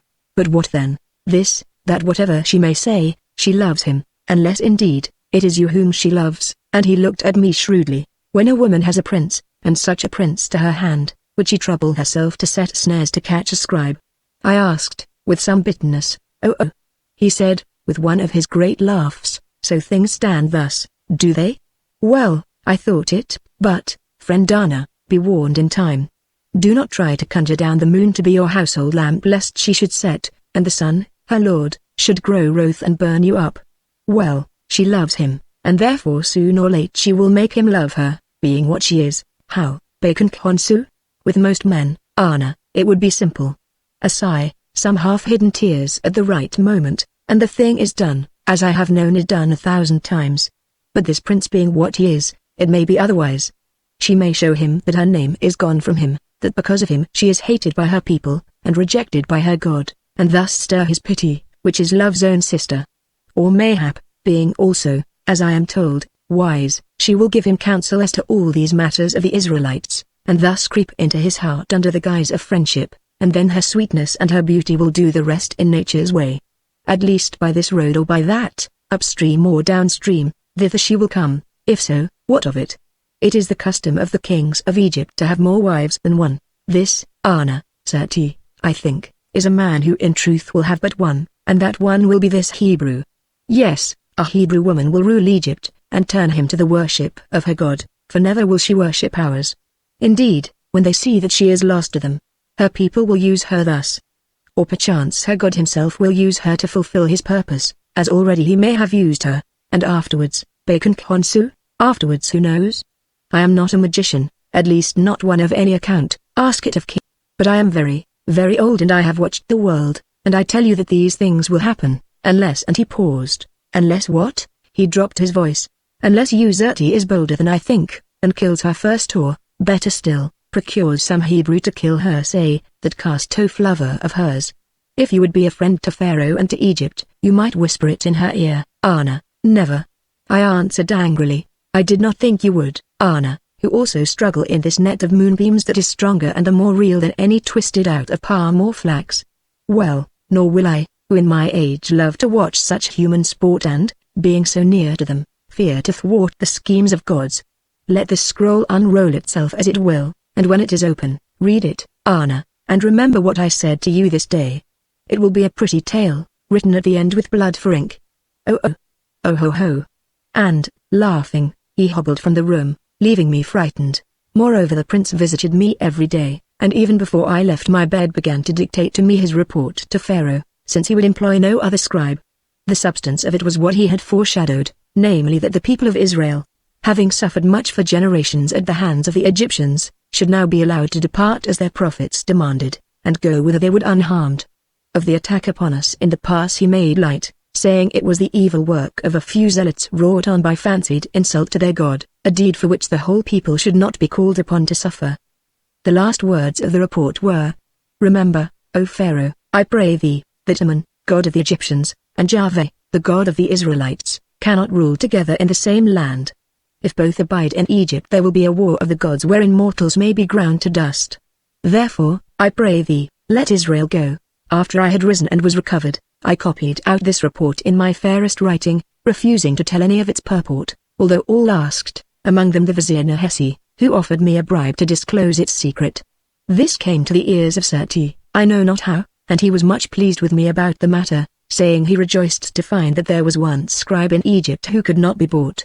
Uzerti also questioned me, and when I refused to answer, strange to say, was not angry, because, she declared, I only did my duty. At last the roll was finished and sealed, and the prince with his own hand, but without speaking, laid it on the knees of Pharaoh at a public court, for this he would trust no one else to do. Amenmeses also brought up his report, as did Nehesi the vizier, and the captain of the guard which saved us from death. 8 days later the prince was summoned to a great council of state, as were all others of the royal house, together with the high officers. I too received a summons, as one who had been concerned in these matters. The prince, accompanied by the princess, drove to the palace in Pharaoh's golden chariot, drawn by 2 milk-white horses of the blood of those famous steeds that had saved the life of the great Ramesses in the Syrian war. All down the streets, that were filled with thousands of the people, they were received with shouts of welcome. See, said the old counselor Bacon Consu, who was my companion in a second chariot, Egypt is proud and glad. It thought that its prince was but a dreamer of dreams. But now it has heard the tale of the ambush in the pass and learned that he is a man of war, a warrior who can fight with the best. Therefore it loves him and rejoices. Then, by the same rule, Bacon Consu, a butcher should be more great than the wisest of scribes, so he is, Anna, especially if the butcher be one of men. The writer creates, but the slayer kills, and in a world ruled of death he who kills has more honor than he who creates. Hearken, now they are shouting out your name. Is that because you are the author of certain writings? I tell you, no. It is because you killed 3 men yonder in the pass. If you would become famous and beloved, Anna, cease from the writing of books and take to the cutting of throats. Yet the writer still lives when he is dead. Oh oh. Laughed Bacon Consu, you are even more foolish than I thought. How is a man advantaged by what happens when he is dead? Why, today that blind beggar whining on the temple steps means more to Egypt than all the mummies of all the pharaohs, unless they can be robbed. Take what life can give you, Anna, and do not trouble about the offerings which are laid in the tombs for time to crumble. That is a mean faith. Bacon Consu, very mean, Anna, like all else that we can taste and handle. A mean faith suited to mean hearts, among whom should be reckoned all save 1 in every 1,000. Yet, if you would prosper, follow it. and when you are dead I will come and laugh upon your grave, and say, here lies one of whom I had hoped higher things, as I hope them of your master, and not in vain. Bacon Khonsu, whatever may happen to the servant, that we shall learn, and ere long, I think. I wonder who will ride at his side before the next Nile flood. By then, perchance, he will have changed Pharaoh's golden chariot for an ox cart, and you will goad the oxen and talk to him of the stars or, mayhap of the moon. Well, you might both be happier thus, and she of the moon is a jealous goddess who loves worship. Oh. Here are the palace steps. Help me to descend, priest of the Lady of the Moon. We entered the palace and were led through the great hall to a smaller chamber where Pharaoh, who did not wear his robes of state, awaited us, seated in a cedar chair. Glancing at him I saw that his face was stern and troubled, also it seemed to me that he had grown older. The prince and princess made obeisance to him, as did we lesser folk, but he took no heed. When all were present and the doors had been shut, Pharaoh said, I have read your report, son Seti, concerning your visit to the Israelites, and all that chanced to you, and also the reports of you, nephew Amenmeses, and of you, officers, who accompanied the prince of Egypt. Before I speak of them, let the scribe Anna, who was the chariot companion of his highness when the Hebrews attacked him, stand forward and tell me all that passed. So I advanced, and with bowed head repeated the tale, only leaving out so far as was possible any mention of myself. When I had finished, Pharaoh said, he who speaks but half the truth is sometimes more mischievous than a liar. Did you then sit in the chariot, scribe, doing nothing while the prince battled for his life? Or did you run away? Speak, Seti, and say what part this man played for good or ill. Then the prince told of my share in the fight, with words that brought the blood to my brow. He told also how that it was I who, taking the risk of his wrath, had ordered the guard of 20 men to follow us unseen, had disguised 2 seasoned soldiers as chariot runners, and had thought to send back the driver to summon help at the commencement of the fray, how I had been hurt also, and was but lately recovered. When he had finished, Pharaoh said, that this story is true I know from others. Scribe, you have done well. But for you today his highness would lie upon the table of the embalmers, as indeed for his folly he deserves to do, and Egypt would mourn from Thebes to the mouths of Nile. Come hither. I came with trembling steps, and knelt before his majesty. Around his neck hung a beauteous chain of wrought gold. He took it, and cast it over my head, saying, because you have shown yourself both brave and wise, with this gold I give you the title of counselor and king's companion, and the right to inscribe the same upon your funeral stele. Let it be noted. Retire, scribe Anna, counselor and king's companion. So I withdrew confused, and as I passed Seti, he whispered in my ear, I pray you, my lord, do not cease to be prince's companion, because you have become that of the king. Then Pharaoh ordered that the captain of the guard should be advanced in rank, and that gifts should be given to each of the soldiers, and provision be made for the children of those who had been killed, with double allowance to the families of the 2 men whom I had disguised as runners. This done, once more Pharaoh spoke, slowly and with much meaning, having first ordered that all attendants and guards should leave the chamber. I was about to go also, but old Bacon Khonsu caught me by the robe, saying that in my new rank of counselor I had the right to remain. Prince Seti, he said, after all that I have heard, I find this report of yours strange reading. Moreover, the tenor of it is different indeed to that of those of the Count Amenmeses and the officers.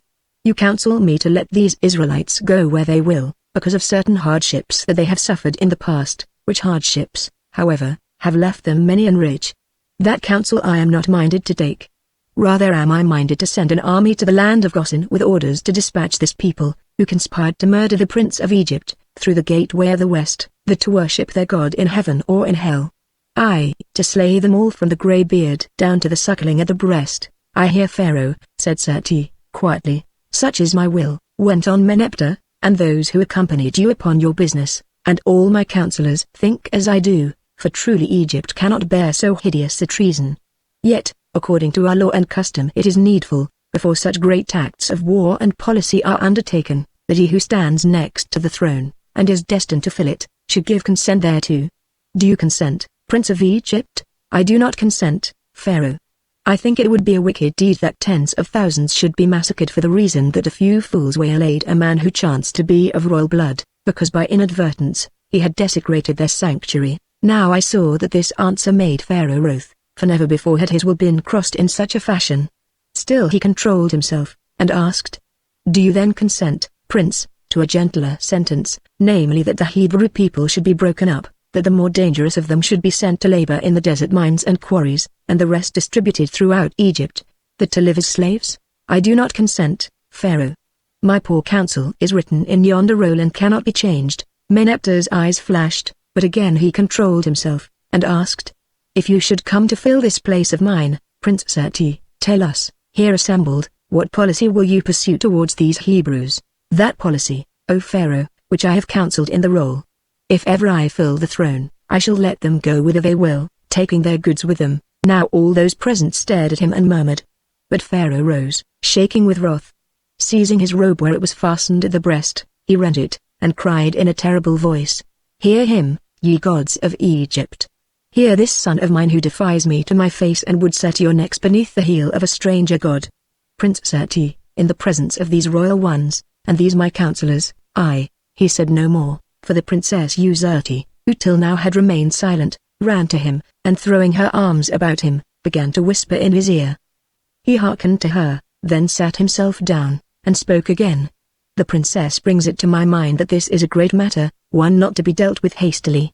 It may happen that when the prince has taken counsel with her, and with his own heart, and perchance has sought the wisdom of the gods, he will change the words which have passed his lips. I command you, prince, to wait upon me here at this same hour on the third day from this. Meanwhile, I command all present, upon pain of death, to say nothing of what has passed within these walls. I hear Pharaoh, said the prince, bowing. Meneptah rose to show that the council was discharged, when the vizier Nehesi approached him, and asked, what of the Hebrew prisoners, O Pharaoh, those murderers who were captured in the pass? Their guilt is proved. Let them be beaten with rods till they die, and if they have wives or children, let them be seized and sold as slaves. Pharaoh's will be done. Said the vizier. Chapter 9 The Smiting of Men. That evening I sat ill at ease in my work chamber in Seti's palace, making pretense to write, I who felt that great evils threatened my lord the prince, and knew not what to do to turn them from him. The door opened, and old Pambasa the chamberlain appeared and addressed me by my new titles, saying that the Hebrew lady Merapi, who had been my nurse in sickness, wished to speak with me. Presently she came and stood before me. Scribe Anna, she said, I have but just seen my uncle Jabez, who has come, or been sent, with a message to me, and she hesitated. Why was he sent, lady? To bring you news of Laban? Not so. Laban has fled away and none know where he is, and Jabez has only escaped much trouble as the uncle of a traitress by undertaking this mission. What is the mission? To pray me, if I would save myself from death and the vengeance of God, to work upon the heart of his highness, which I know not how to do, yet I think you might find means, Merapi. Save through you, his friend and counselor, she went on, turning away her face. Jabez has learned that it is in the mind of Pharaoh utterly to destroy the people of Israel. How does he know that, Merapi? I cannot say, but I think all the Hebrews know. I knew it myself though none had told me. He has learned also that this cannot be done under the law of Egypt unless the prince who is heir to the throne and of full age consents. Now I am come to pray you to pray the prince not to consent. Why not pray to the prince yourself, Merapi? I began, when from the shadows behind me I heard the voice of Seti, who had entered by the private door bearing some writings in his hand, saying, and what prayer has the lady Merapi to make to me? Nay, rise and speak, Moon of Israel. O prince, she pleaded, my prayer is that you will save the Hebrews from death by the sword, as you alone have the power to do. At this moment the doors opened and in swept the royal Userti. What does this woman here? She asked. I think that she came to see Anna, wife, as I did, and as doubtless you do. Also being here she prays me to save her people from the sword, and I pray you, husband, to give her people to the sword, which they have earned, who would have murdered you, and been paid, every one of them, Userti, unless some still linger beneath the rods. He added with a shudder. The rest are innocent. Why should they die? Because your throne hangs upon it, Seti. I say that if you continue to thwart the will of Pharaoh, as by the law of Egypt you can do, he will disinherit you and set your cousin Amenmeses in your place, as by the law of Egypt he can do. I thought it, Userti. Yet why should I turn my back upon the right over a matter of my private fortunes? The question is it the right? She stared at him in amazement, she who never understood Seti and could not dream that he would throw away the greatest throne in all the world to save a subject people, merely because he thought that they should not die. Still, warned by some instinct, she left the first question unanswered, dealing only with the second. It is the right, she said, for many reasons whereof I need give but one, for in it lie all the others. The gods of Egypt are the true gods whom we must serve and obey, or perish here and hereafter. The God of the Israelites is a false god, and those who worship him are heretics and by their heresy under sentence of death. Therefore it is most right that those whom the true gods have condemned should die by the swords of their servants. That is well argued, Usurti, and if it be so, mayhap my mind will become as yours in this matter, so that I shall no longer stand between Pharaoh and his desire. But is it so? There's the problem. I will not ask you why you say that the gods of the Egyptians are the true gods, because I know what you would answer, or rather that you could give no answer. But I will ask this lady whether her god is a false god, and if she replies that he is not, I will ask her to prove this to me if she can. If she is able to prove it, then I think that what I said to Pharaoh today I shall repeat 3 days hence. If she is not able to prove it, then I shall consider very earnestly of the matter. Answer now, Moon of Israel, remembering that many thousands of lives may hang on what you say. "Oh, your highness," began Merapi. Then she paused, clasped her hands and looked upwards. I think that she was praying, for her lips moved.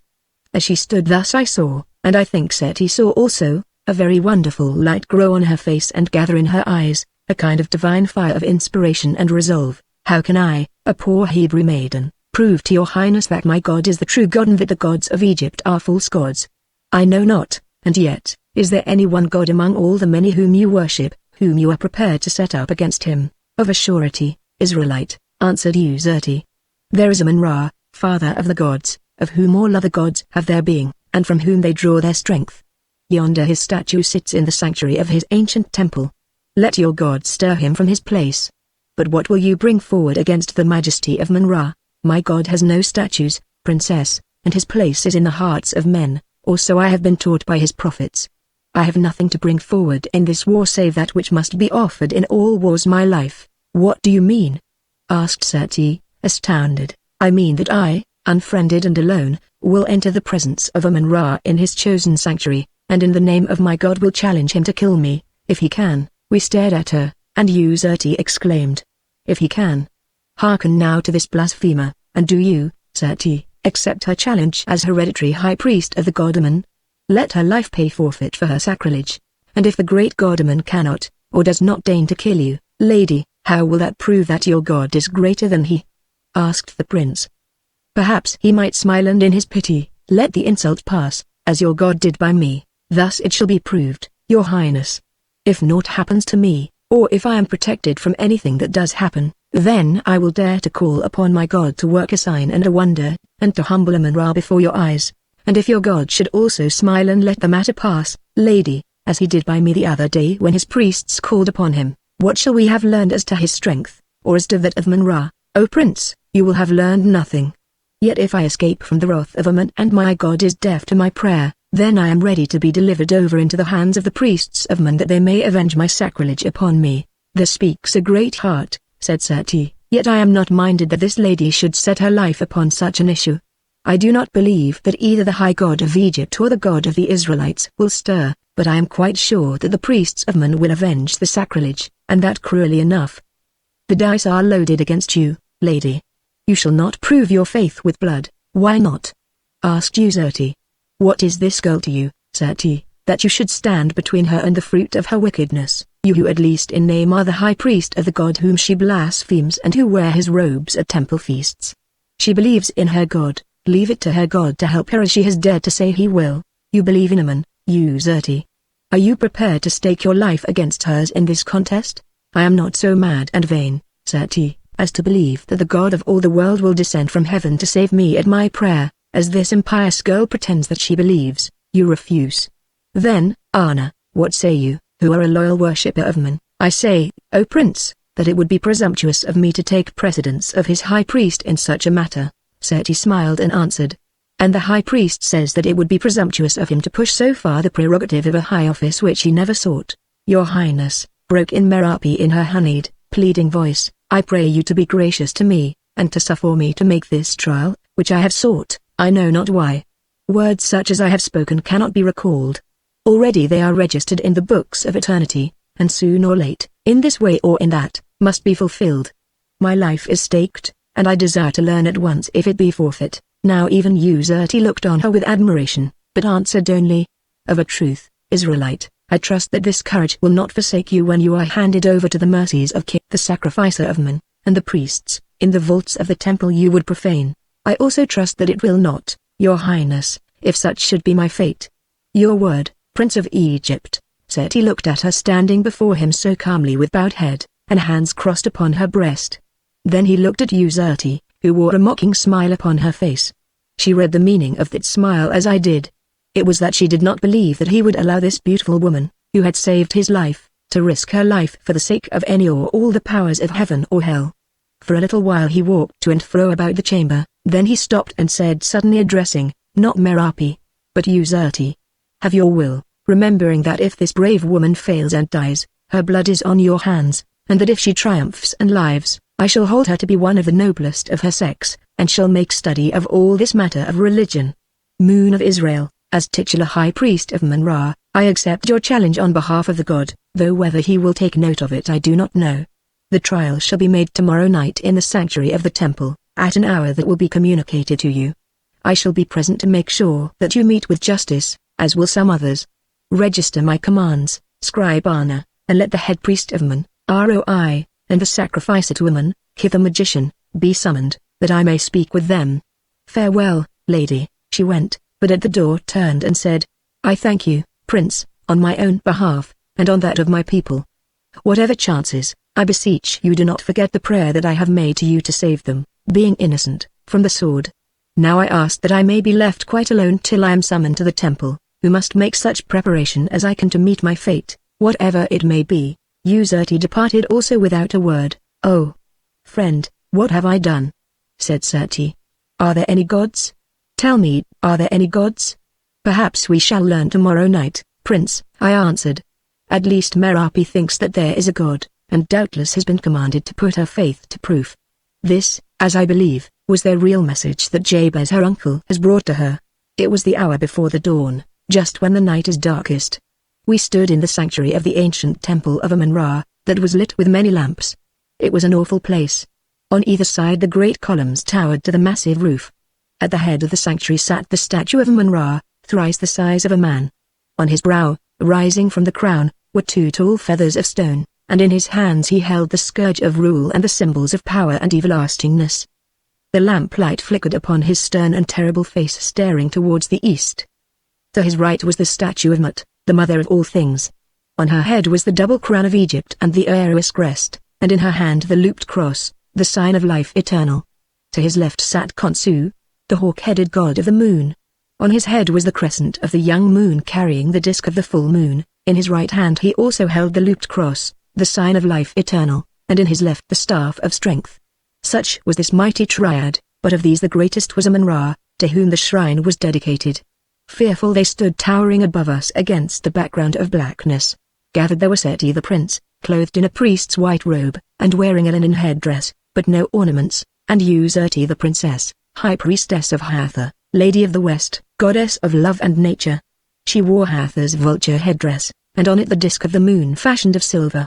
Also were present Roi the head priest, clad in his sacerdotal robes, an old and wizened man with a strong, fierce face, Kith the sacrificer and the magician, Bacon Khonsu the ancient, myself, and a company of the priests of Mun-Ra, Mut, and Khonsu. From behind the statues came the sound of solemn singing, though who sang we could not see. Presently from out of the darkness that lay beyond the lamps appeared a woman, led by 2 priestesses and wrapped in a long cloak. They brought her to an open place in front of the statue of Amun, took from her the cloak and departed, glancing back at her with eyes of hate and fear. The before us stood Merapi, clad in white, with a simple wimple about her head made fast beneath her chin with that scarabæus clasp which Seti had given to her in the city of Gosen, one spot of brightest blue amid a cloud of white. She looked neither to right nor left of her. Once only she glanced at the towering statue of the god that frowned above, then with a little shiver, fixed her eyes upon the pattern of the floor. "What does she look like?" whispered Bacon Khonsu to me. "A corpse made ready for the embalmers," I answered. He shook his great head. "Then a bride made ready for her husband." Again he shook his head. "Then a priestess about to read from the roll of mysteries. Now you have it, Anna, and to understand what she reads, which few priestesses ever do." Also all 3 answers were right, for in this woman I seemed to see doom that is death, life that is love, and spirit that is power. She has a soul which both heaven and earth have kissed. Aye, but which of them will claim her in the end, that we may learn before the dawn, Anna. Hush. The fight begins. The head priest, Roi, advanced and, standing before the god, sprinkled his feet with water and with perfume. Then he stretched out his hands, whereon all present prostrated themselves, save Merapi only, who stood alone in that great place like the survivor of a battle. Hail to thee, Amun-Ra, he began, Lord of heaven, establisher of all things, maker of the gods, who unrolled the skies and built the foundations of the earth. O God of gods, appears before thee this woman Merapi, daughter of Nathan, a child of the Hebrew race that owns thee not. This woman blasphemes thy might, this woman defies thee, this woman sets up her God above thee.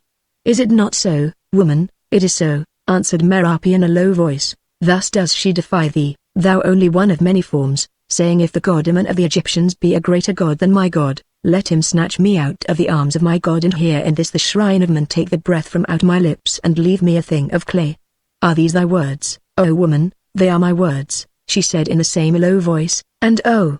I shivered as I heard. The priest went on, O Lord of time, Lord of life, Lord of spirits and the divinities of heaven, Lord of terror, come forth now in thy majesty and smite this blasphemer to the dust. Roi withdrew and Seti stood forward. No, O God Amun, he said, addressing the statue as though he were speaking to a living man, from the lips of me, thy high priest, by birth the prince and heir of Egypt, that great things hang upon this matter here in the land of Egypt, mayhap even who shall sit upon the throne that thou givest to its kings. This woman of Israel dares thee to thy face, saying that there is a greater God than thou art and that thou canst not harm her through the buckler of his strength. She says, moreover, that she will call upon her God to work a sign and a wonder upon thee. Lastly, she says that if thou dost not harm her and if her God works no sign upon thee, then she is ready to be handed over to thy priests and die the death of the blasphemer.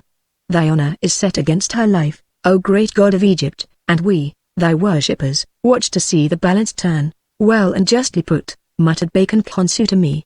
Now if Amun fails us, what will you think of Amun, Anna? I shall learn the high priest's mind and think what the high priest thinks, I answered darkly, though in my heart I was terribly afraid for Merapi, and, to speak truth, for myself also, because of the doubts which arose in me and would not be quenched. Seti withdrew, taking his stand by Uzerti, and Ki stood forward and said, O Amun, I thy sacrificer, I thy magician, to whom thou givest power, I the priest and servant of Isis, mother of mysteries, queen of the company of the gods, call upon thee. She who stands before thee is but a Hebrew woman. Yet, as thou knowest well, O Father, in this house she is more than woman, inasmuch as she is the voice and sword of thine enemy, Yahweh, God of the Israelites. She thinks, mayhap, that she has come here of her own will. But thou knowest, Father Amun, as I know, that she is sent by the great prophets of her people, those magicians who guide her soul with spells to work thee evil and to set thee, Amun, beneath the heel of Yahweh. The stake seems small, the life of this one maid, no more, yet it is very great. This is the stake, O Father, shall Amun rule the world, or Yahweh? If thou fallest tonight, thou fallest forever, if thou dost triumph tonight, thou dost triumph forever. In yonder shape of stone hides thy spirit, in yonder shape of woman's flesh hides the spirit of thy foe. Smite her, O Amun, smite her to small dust, let not the strength that is in her prevail against thy strength, lest thy name should be defiled and sorrows and loss should come upon the land which is thy throne, lest, too, the wizards of the Israelites should overcome us thy servants. Thus prayeth Ki thy magician, on whose soul it has pleased thee to pour strength and wisdom. Then followed a great silence. Watching the statue of the god, presently I thought that it moved, and as I could see by the stir among them, so did the others. I thought that its stone eyes rolled, I thought that it lifted the scourge of power in its granite hand, though whether these things were done by some spirit or by some priest, or by the magic of Ki, I do not know. At the least, a great wind began to blow about the temple, stirring our robes and causing the lamps to flicker. Only the robes of Merapi did not stir. Yet she saw what I could not see, for suddenly her eyes grew frightened. The god is awake, whispered Bacon Khonsu. Now goodbye to your fair Israelite.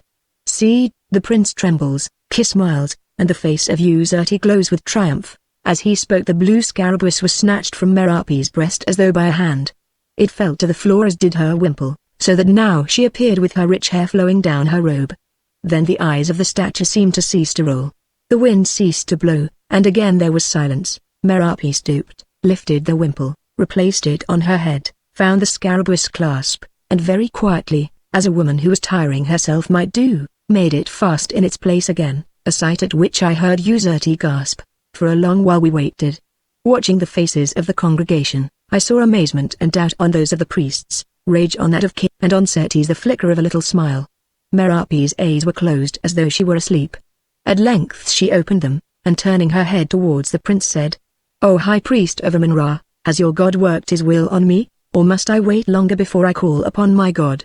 Do what you will or can, woman, and make an end, for almost it is the moment of dawn when the temple worship opens." Then Merapi clasped her hands, and looking upwards, prayed aloud very sweetly and simply, saying, "O God of my fathers, trusting in thee, I, a poor maid of thy people Israel, have set the life thou gavest me in thy hand.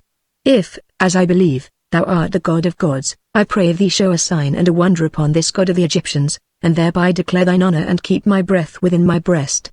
If it pleases thee not, then let me die, as doubtless for my many sins I deserve to do.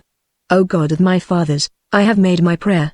Hear it or reject it according to thy will." So she ended, and listening to her, I felt the tears rising in my eyes, because she was so much alone, and I feared that this God of hers would never come to save her from the torments of the priests.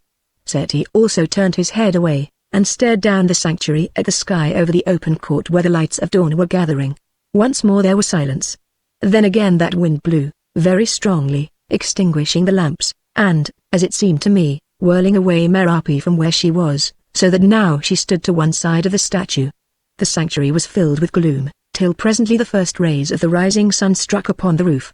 They fell down, down, as minute followed minute, till at length they rested like a sword of flame upon the statue of Amun-Ra. Once more that statue seemed to move. I thought that it lifted its stone arms to protect its head. Then in a moment with a rending noise, its mighty mass burst asunder, and fell in small dust about the throne, almost hiding it from sight. "Behold, my God has answered me, the most humble of his servants," said Merapi in the same sweet and gentle voice. "Behold the sign and the wonder, which," screamed the head priest Aroi, and fled away, followed by his fellows. "Sorceress!" hissed Uzerti, and fled also, as did all the others, save the prince, Bacon Khonsu, Iana, and Ki the magician. We stood amazed, and while we did so, Ki turned to Merapi and spoke. His face was terrible with fear and fury, and his eyes shone like lamps. Although he did but whisper, I who was nearest to them heard all that was said, which the others could not do. "Your magic is good, Israelite," he muttered, "so good that it has overcome mine here in the temple where I serve." "I have no magic," she answered very low. I obeyed a command, no more. He laughed bitterly, and asked, "Should two of a trade waste time on foolishness? Listen now. Teach me your secrets, and I will teach you mine, and together we will drive Egypt like a chariot." "I have no secrets, I have only faith," said Merapi again. "Woman," he went on, "woman or devil, will you take me for friend or foe? Here I have been shamed, since it was to me and not to their gods that the priests trusted to destroy you. Yet I can still forgive. Choose now, knowing that as my friendship will lead you to rule, to life and splendor, so my hate will drive you to shame and death. You are beside yourself, and know not what you say." "I tell you that I have no magic to give or to withhold," she answered, as one who did not understand or was indifferent, and turned away from him. Thereon he muttered some curse which I could not catch, bowed to the heap of dust that had been the statue of the god, and vanished away among the pillars of the sanctuary. "Oh oh!" laughed Bacon Khonsu. "Not in vain have I lived to be so very old, for now it seems we have a new god in Egypt, and there stands his prophetess." Merapi came to the prince. "O High Priest of Mun," she said, "does it please you to let me go, for I am very weary?" Chapter 10 The Death of Pharaoh. It was the appointed day and hour. By command of the prince I drove with him to the palace of Pharaoh, whither Her Highness the Princess refused to be his companion, and for the first time we talked together of that which had passed in the temple. "Have you seen the Lady Merapi?" he asked of me. I answered no, as I was told that she was sick within her house and lay abed suffering from weariness, or I knew not what. "She does well to keep there," said Seti. "I think that if she came out those priests would murder her if they could. Also there are others," and he glanced back at the chariot that bore Uzerti and state. "Say, Anna, can you interpret all this matter?" "Not I, Prince. I thought that perhaps your Highness, the High Priest of Anon, could give me light." "The High Priest of Amun wanders in thick darkness. Kia and the rest swear that this Israelite is a sorceress who has outmatched their magic, But to me it seems more simple to believe that what she says is true, that her God is greater than a man. And if this be true, Prince, what are we to do who are sworn to the gods of Egypt? Bow our heads and fall with them, I suppose, Anna, since honor will not suffer us to desert them, even if they be false. Prince, I do not think that they are false, Anna, though mayhap they be less true. At least they are the gods of the Egyptians and we are Egyptians. He paused and glanced at the crowded streets, then added, see, when I passed this way 3 days ago I was received with shouts of welcome by the people. Now they are silent, everyone. Perhaps they have heard of what passed in the temple, doubtless, but it is not that which troubles them who think that the gods can guard themselves. They have heard also that I would befriend the Hebrews whom they hate, and therefore they begin to hate me. Why should I complain when Pharaoh shows them the way? Prince, I whispered, what will you say to Pharaoh? That depends on what Pharaoh says to me. Anna, if I will not desert our gods because they seem to be the weaker, though it should prove to my advantage, do you think that I would desert these Hebrews because they seem to be weaker, even to gain a throne? The greatness speaks, I murmured, and as we descended from the chariot he thanked me with a look. We passed through the great hall to that same chamber where Pharaoh had given me the chain of gold. Already he was there seated at the head of the chamber and wearing on his head the double crown. About him were gathered all those of royal blood and the great officers of state. We made our obeisances, but of these he seemed to take no note. His eyes were almost closed, and to me he looked like a man who is very ill. The Princess Userti entered after us and to her he spoke some words of welcome, giving her his hand to kiss. Then he ordered the doors to be closed.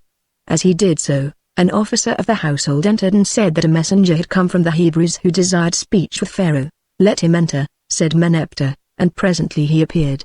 He was a wild-eyed man of middle age, with long hair that fell over his sheepskin robe. To me he looked like a soothsayer. He stood before Pharaoh, making no salutation. Deliver your message and be gone, said Nahesi the vizier. These are the words of the fathers of Israel, spoken by my lips, cried the man in a voice that rang all around the vaulted chamber. It has come to our ears, O Pharaoh, that the woman Merapi, daughter of Nathan, who has refuged in your city, she who is named Moon of Israel, has shown herself to be a prophetess of power, one to whom our God has given strength, in that, standing alone amidst the priests and magicians of Men of the Egyptians, she took no harm from their sorceries and was able with the sword of prayer to smite the idol of Men to the dust. We demand that this prophetess be restored to us, making oath on our part that she shall be given over safely to her betrothed husband and that no harm shall come to her for any crimes or treasons she may have committed against her people. As to this matter, replied Pharaoh quietly, make your prayer to the Prince of Egypt, in whose household I understand the woman dwells. If it pleases him to surrender her who, I take it, is a witch or a cunning worker of tricks, to her betrothed and her kindred, let him do so. It is not for Pharaoh to judge of the fate of private slaves. The man wheeled round and addressed Seti, saying, You have heard, son of the king.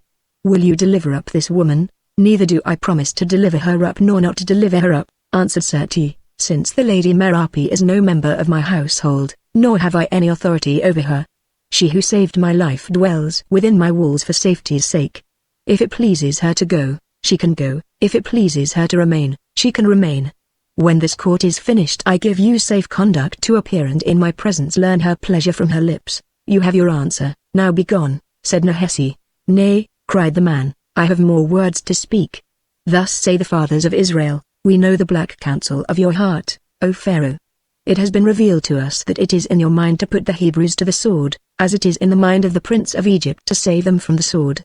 Change that mind of yours, O Pharaoh, and swiftly, lest death fall upon you from heaven above. Cease, thundered Meneptah in a voice that stilled the murmurs of the court. Dog of a Hebrew, do you dare to threaten Pharaoh on his own throne? I tell you that were you not a messenger, and therefore according to our ancient law safe till the sun sets, you should be hewn limb from a limb. Away with him, and if he is found in this city after nightfall let him be slain. Then certain of the counselors sprang upon the man and thrust him forth roughly. At the door he wrenched himself free and shouted, Think upon my words, Pharaoh, before this sun has set. And you, great ones of Egypt, think on them also before it appears again. They drove him out with blows and the doors were shut. Once more Meneptah began to speak, saying, Now that this brawler is gone, what have you to say to me, Prince of Egypt? Do you still give me the counsel that you wrote in the roll? Do you still refuse, as heir of the throne, to assent to my decree that these accursed Hebrews be destroyed with the sword of my justice? Now all turned their eyes on Seti, who thought a while, and answered, "Let Pharaoh pardon me, but the counsel that I gave I still give, the assent that I refused I still refuse, because my heart tells me that so it is right to do, and so I think will Egypt be saved from many troubles." When the scribes had finished writing down these words, Pharaoh asked again, "Prince of Egypt, if in a day to come you should fill my place, is it still your intent to let this people of the Hebrews go unharmed, taking with them the wealth that they have gathered here?" "Let Pharaoh pardon me, that is still my intent." Now at these fateful words there arose a sigh of astonishment from all that heard them. Before it had died away, Pharaoh had turned to Uzerti and was asking, "Are these your counsel, your will, and your intent also, O Princess of Egypt?" "Let Pharaoh hear me," answered Uzerti in a cold, clear voice, "they are not. In this great matter my lord the prince walks one road and I walk another. My counsel, will, and intent are those of Pharaoh." "Seti my son," said Meneptah, more kindly than I had ever heard him speak before, "for the last time, not as your king but as your father, I pray you to consider.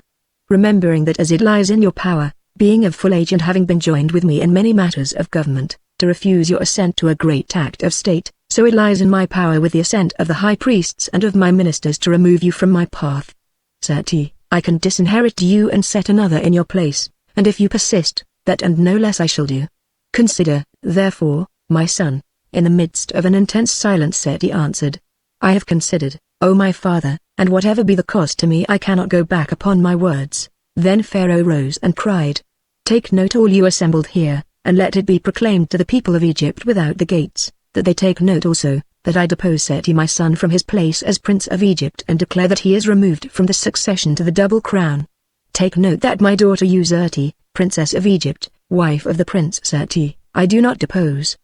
Whatever rights and heritages are hers as heiress of Egypt, let those rights and heritages remain to her, and if a child be born of her and Prince Seti, who lives, let that child be heir to the throne of Egypt. Take note that, if no such child is born or until it is born, I name my nephew, the Count Amenmeses, son of my brother Khemus, now gathered to Osiris, to fill the throne of Egypt when I am no more. Come hither, Count Amenmeses." He advanced and stood before him.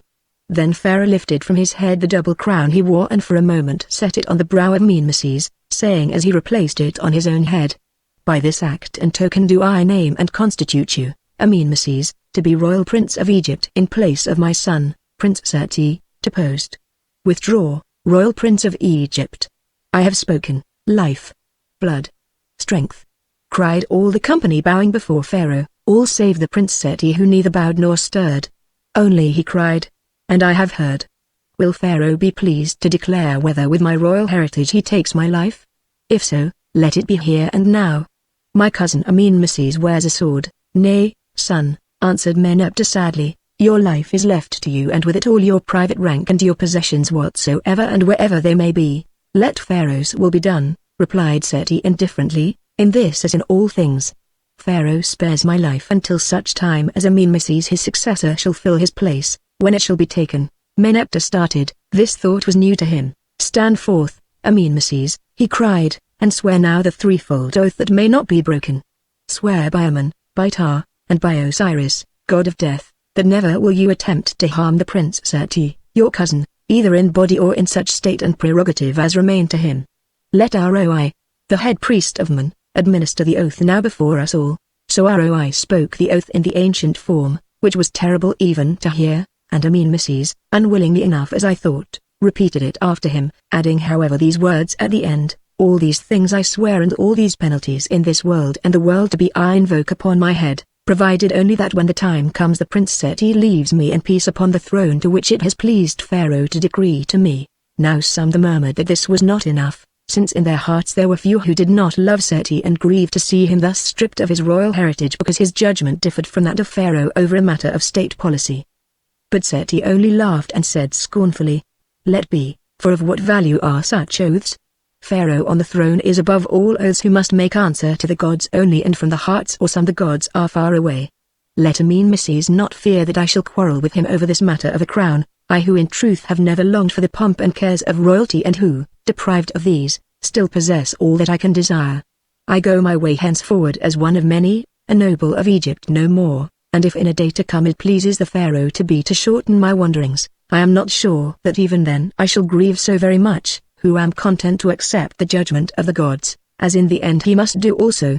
Yet, Pharaoh my father, before we part one ask leave to speak the thoughts that rise in me. Say on, muttered Meneptah. Pharaoh, having your leave, I tell you that I think you have done a very evil work this day, one that is unpleasing to those powers which rule the world, whoever and whatsoever they may be, one too that will bring upon Egypt sorrows countless as the sand. I believe that these Hebrews whom you unjustly seek to slay worship a god as great or greater than our own, and that they will triumph over Egypt. I believe also that the mighty heritage which you have taken from me will bring neither joy nor honor to him by whom it has been received. Here Amenmeses started forward, but Meneptah held up his hand, and he was silent. I believe, Pharaoh, alas, that I must say it, that your days on earth are few, and that for the last time we look on each other living. Farewell, Pharaoh my father, whom still I love mayhap more in this hour of parting than ever I did before. Farewell, Amenmeses, Prince of Egypt. Take from me this ornament which henceforth should be worn by you only, and lifting from his headdress that royal circlet which marks the heir to the throne, he held it to Amenmeses, who took it and, with a smile of triumph, set it on his brow. Farewell, lords and councillors, it is my hope that in yonder prince you will find a master more to your liking than ever I could have been. Come, Anna, my friend, if it still pleases you to cling to me for a little while, now that I have nothing left to give. For a few moments he stood still, looking very earnestly at his father, who looked back at him with tears in his deep-set, faded eyes. Then, though whether this was by chance I cannot say, taking no note of the Princess Userti, who gazed at him perplexed and wrathful, Serti drew himself up and cried in the ancient form, life, blood, strength, Pharaoh, Pharaoh, Pharaoh, and bowed almost to the ground. Meneptah heard, muttering beneath his breath, oh, Serti, my son, my most beloved son. He stretched out his arms as though to call him back or perhaps to clasp him. As he did so I saw his face change. Next instant he fell forward to the ground and lay there still. All the company stood struck with horror, only the royal physician ran to him, while Aroa and others who were priests began to mutter prayers. Has the good god been gathered to Osiris? Asked Amenmeses presently in a hoarse voice, because if it be so, I am Pharaoh. Nay, Amenmeses, exclaimed Userti, the decrees have not yet been sealed or promulgated. They have neither strength nor weight. Before he could answer the physician cried, peace. Pharaoh still lives, his heart beats. This is but a fit which may pass. Begone, everyone. He must have quiet. So we went, but first Seti knelt down and kissed his father on the brow. An hour later the Princess Userti broke into the room of his palace where the prince and I were talking. Seti, she said, Pharaoh still lives, but the physicians say he will be dead by dawn. There is yet time. Here I have the writing, sealed with his signet and witnessed, wherein he recalls all that he decreed in the court today, and declares you, his son, to be the true and only heir of the throne of Egypt. Is it so, wife? Tell me now, how did a dying man in a swoon command and seal this writing? And he touched the scroll she held in her hand. He recovered for a little while. Nehesi will tell you how, she replied, looking him in the face with cold eyes. Then before he could speak, she added, waste no more breath in questions, but act and at once. The general of the guards waits below, he is your faithful servant. Through him I have promised to give to every soldier on the day that you are crowned. Nehesi and most of the officers are on our side. Only the priests are against us because of that Hebrew witch whom you shelter, and of her tribe whom you befriend, but they have not had time to stir up the people, nor will they attempt revolt. Act, Seti, act, for none will move without your express command. Moreover, no question will be raised afterwards, since from Thebes to the sea and throughout the world you are known to be the heir of Egypt. What would you have me do, wife? Asked Seti, when she paused for lack of breath. Cannot you guess? Must I put statecraft into your head as well as a sword into your hand?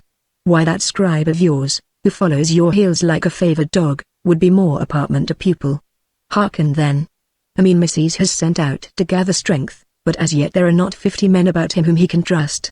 She leant forward and whispered fiercely, kill the traitor. Amenmeses all will hold it a righteous act, and the general waits your word. Shall I summon him? I think not, answered Seti. Because Pharaoh, as he has a right to do, is pleased to name a certain man of royal blood to succeed him. How does this make that man a traitor to Pharaoh who still lives? But, traitor or none, I will not murder my cousin Amenmeses. Then he will murder you, maybe. That is a matter between him and the gods which I leave them to settle.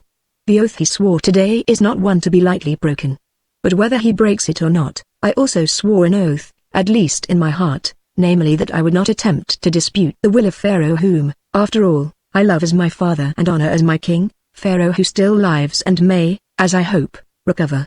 What should I say to him if he recovered or, at the worst, when at last we meet elsewhere, Pharaoh never will recover? I have spoken to the physician and he told me so. Already they pierce his skull to let out the evil spirit of sickness, after which none of our family have lived for very long, because, as I hold, thereby, whatever priests and physicians may say, they let in the good spirit of death.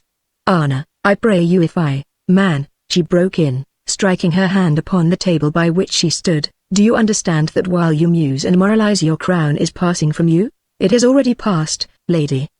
Did you not see me give it to a mean missus? Do you understand that you who should be the greatest king in all the world, in some few hours if indeed you are allowed to live, will be nothing but a private citizen of Egypt, one at whom the very beggars may spit and take no harm? Surely, wife. Moreover, there is little virtue in what I do, since on the whole I prefer the prospect and am willing to take the risk of being hurried from an evil world. Hearken, he added, with a change of tone and gesture. You think me a fool and a weakling, a dreamer also, you, the clear-eyed, hard-brained stateswoman who look to the glittering gain of the moment for which you are ready to pay in blood, and guess nothing of what lies beyond. I am none of these things, except, perchance, the last. I am only a man who strives to be just and to do right, as right seems to me, and if I dream, it is of good, not evil, as I understand good and evil. You are sure that this dreaming of mine will lead me to worldly loss and shame? Even of that I am not sure. The thought comes to me that it may lead me to those very baubles on which you set your heart, but by a path strewn with spices and with flowers, not by one paved with the bones of men and reeking with their gore. Crowns that are bought with a promise of blood and held with cruelty are apartment to be lost in blood, you Zerti. She waved her hand. I pray you keep the rest, Zerti, till I have more time to listen. Moreover, if I need prophecies, I think it better to turn to Kia and those who make them their life study. For me this is a day of deeds, not dreams, and since you refuse my help, and behave as a sick girl lost in fancies, I must see to myself. As while you live I cannot reign alone nor wage war in my own name only, I go to make terms with the Mimeses, who will pay me high for peace. You go and do you return, Uzerti? She drew herself to her full height, looking very royal, and answered slowly. I do not return. I, the Princess of Egypt, cannot live as the wife of a common man who falls from a throne to set himself upon the earth, and smears his own brow with mud for a Urus crown. When your prophecies come true, Zerti, and you crawl from your dust, then perhaps we may speak again, I, Uzerti, but the question is, what shall we say? Meanwhile, she added, as she turned, I leave you to your chosen counselors yonder scribe, whom foolishness, not wisdom, has whitened before his time, and perchance the Hebrew sorceress, who can give you moonbeams to drink from those false lips of hers. Farewell, Zerti, once a prince and my husband, farewell, Uzerti, who, I fear, must still remain my sister. Then he watched her go, and turning to me, said, Today, Anna, I have lost both a crown and a wife, yet strange to tell I do not know which of these calamities grieves me least. Yet it is time that fortune turned. Or mayhap all the evils are not done. Would you not go also, Anna? Although she jibes at you in her anger, the princess thinks well of you, and would keep you in her service. Remember, whoever falls in Egypt, she will be great till the last. Oh, Prince, I answered, have I not borne enough today that you must add insult to my load, you with whom I broke the cup and swore the oath? What? He laughed. Is there one in Egypt who remembers oaths to his own loss? I thank you, Anna, and taking my hand he pressed it. At that moment the door opened, and old Pambaza entered, saying, The Hebrew woman, Merapi, would see you. Also 2 Hebrew men. Admit them, said Zerti. Note, Anna, how yonder old time server turns his face from the setting sun. This morning even it would have been to see your highness, uttered with bows so low that his beard swept the floor. Now it is to see you and not so much as an inclination of the head in common courtesy. This, moreover, from one who has robbed me year by year and grown fat on bribes.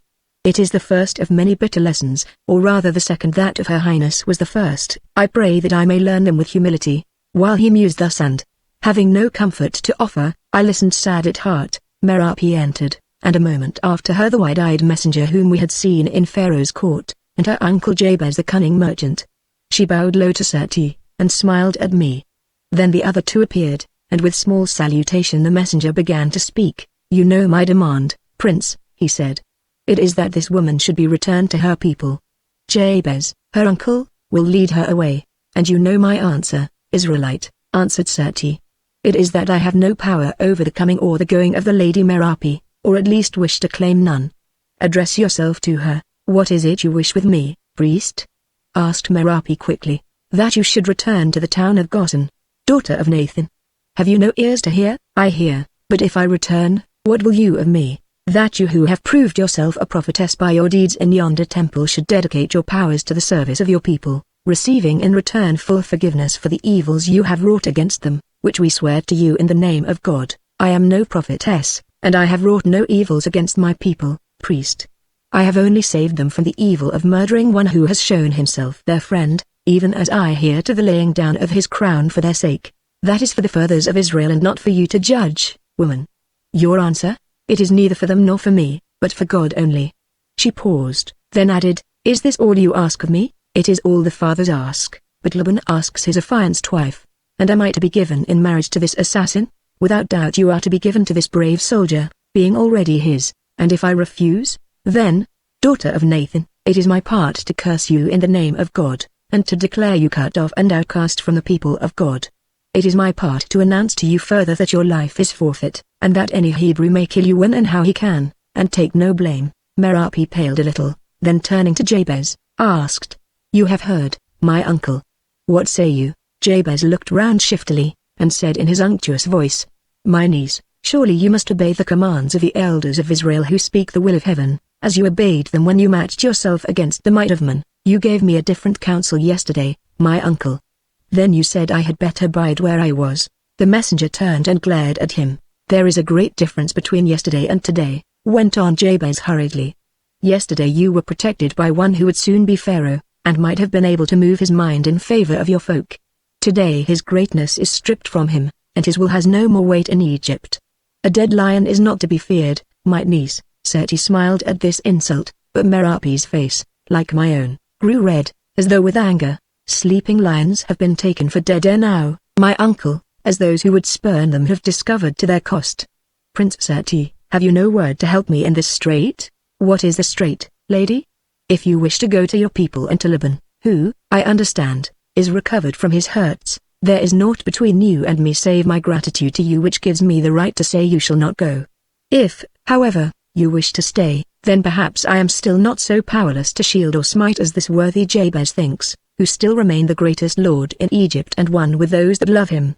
Therefore should you desire to remain, I think that you may do so unmolested of any, and least of all by that friend in whose shadow it pleases you to sojourn." "Those are very gentle words," murmured Merapi, "words that few would speak to a maid from whom naught is asked and who has naught to give." "A truce to this talk," snarled the messenger. "Do you obey or do you rebel?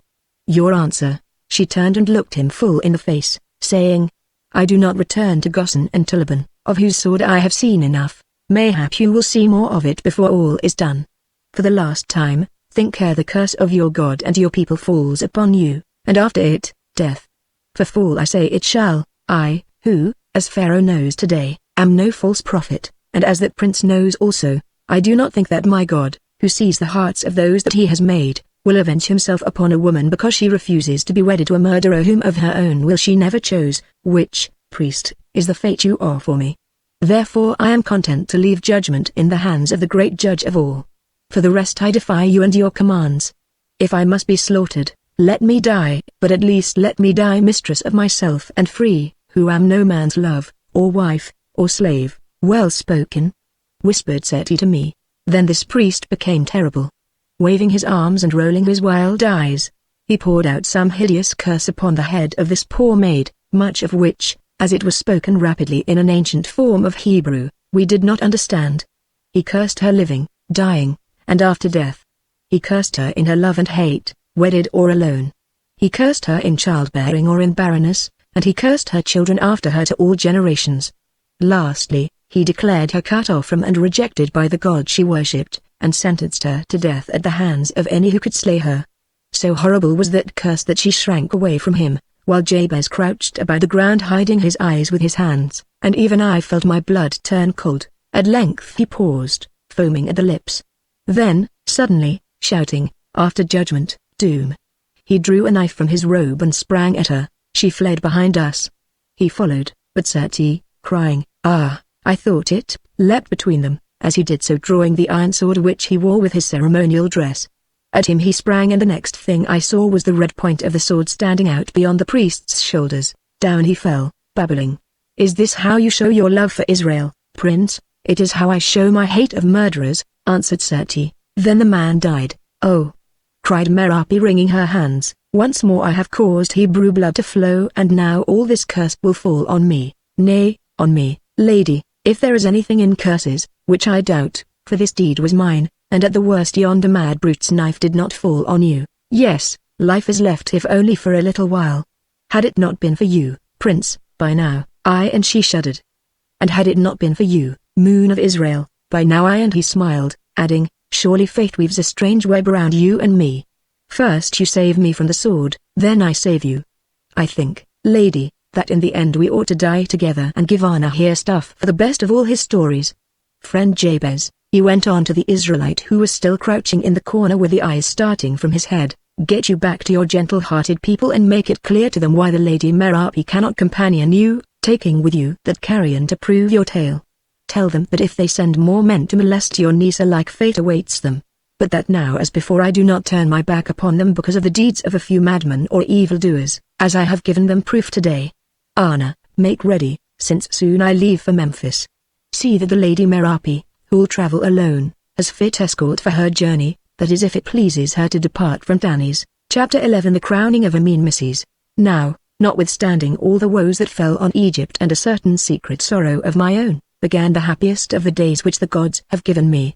We went to Menepher or Memphis, the white-walled city where I was born, the city that I loved. Now no longer did I dwell in a little house near to the enclosure of the temple of Ptah, which is vaster and more splendid than all those of Thebes or Tanis.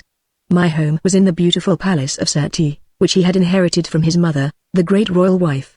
It stood, and indeed still stands, on a piled-up mound without the walls near to the temple of the goddess Neat, who always has her habitation to the north of the wall. Why I do not know, because even her priests cannot tell me. In front of this palace, facing to the north, is a great portico, whereof the roof is borne upon palm-headed, painted columns whence may be seen the most lovely prospect in Egypt. First the gardens, then the palm groves, then the cultivated land, then the broad and gentle Nile and, far away, the desert. Here, then, we dwelt, keeping small state and almost unguarded, but in wealth and comfort, spending our time in the library of the palace, or in those of the temples, and when we wearied of work, in the lovely gardens or, perchance, sailing upon the bosom of the Nile. The Lady Merapi dwelt there also, but in a separate wing of the palace, with certain slaves and servants whom Seti had given to her.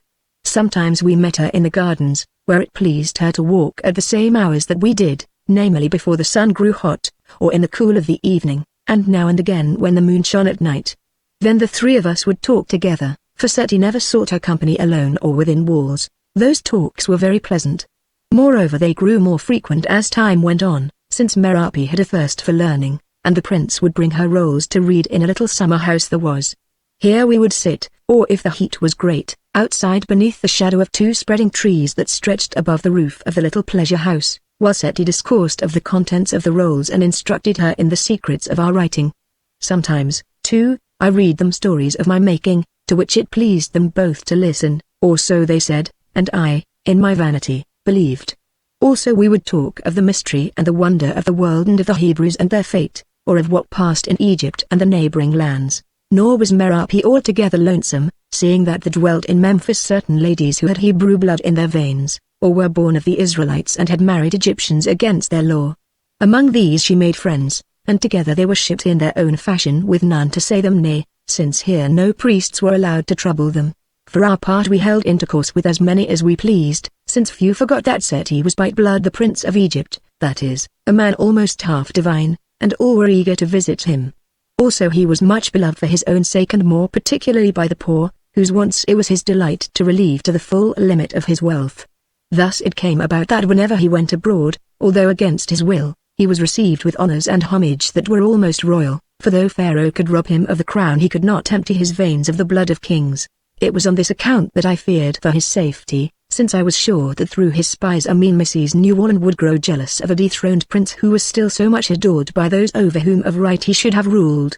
I told Seti of my doubts and that when he traveled the streets he should be guarded by armed men. But he only laughed and answered that, as the Hebrews had failed to kill him, he did not think that any others would succeed. Moreover, he believed there were no Egyptians in the land who would lift a sword against him, or put poison in his drink, whoever bade them.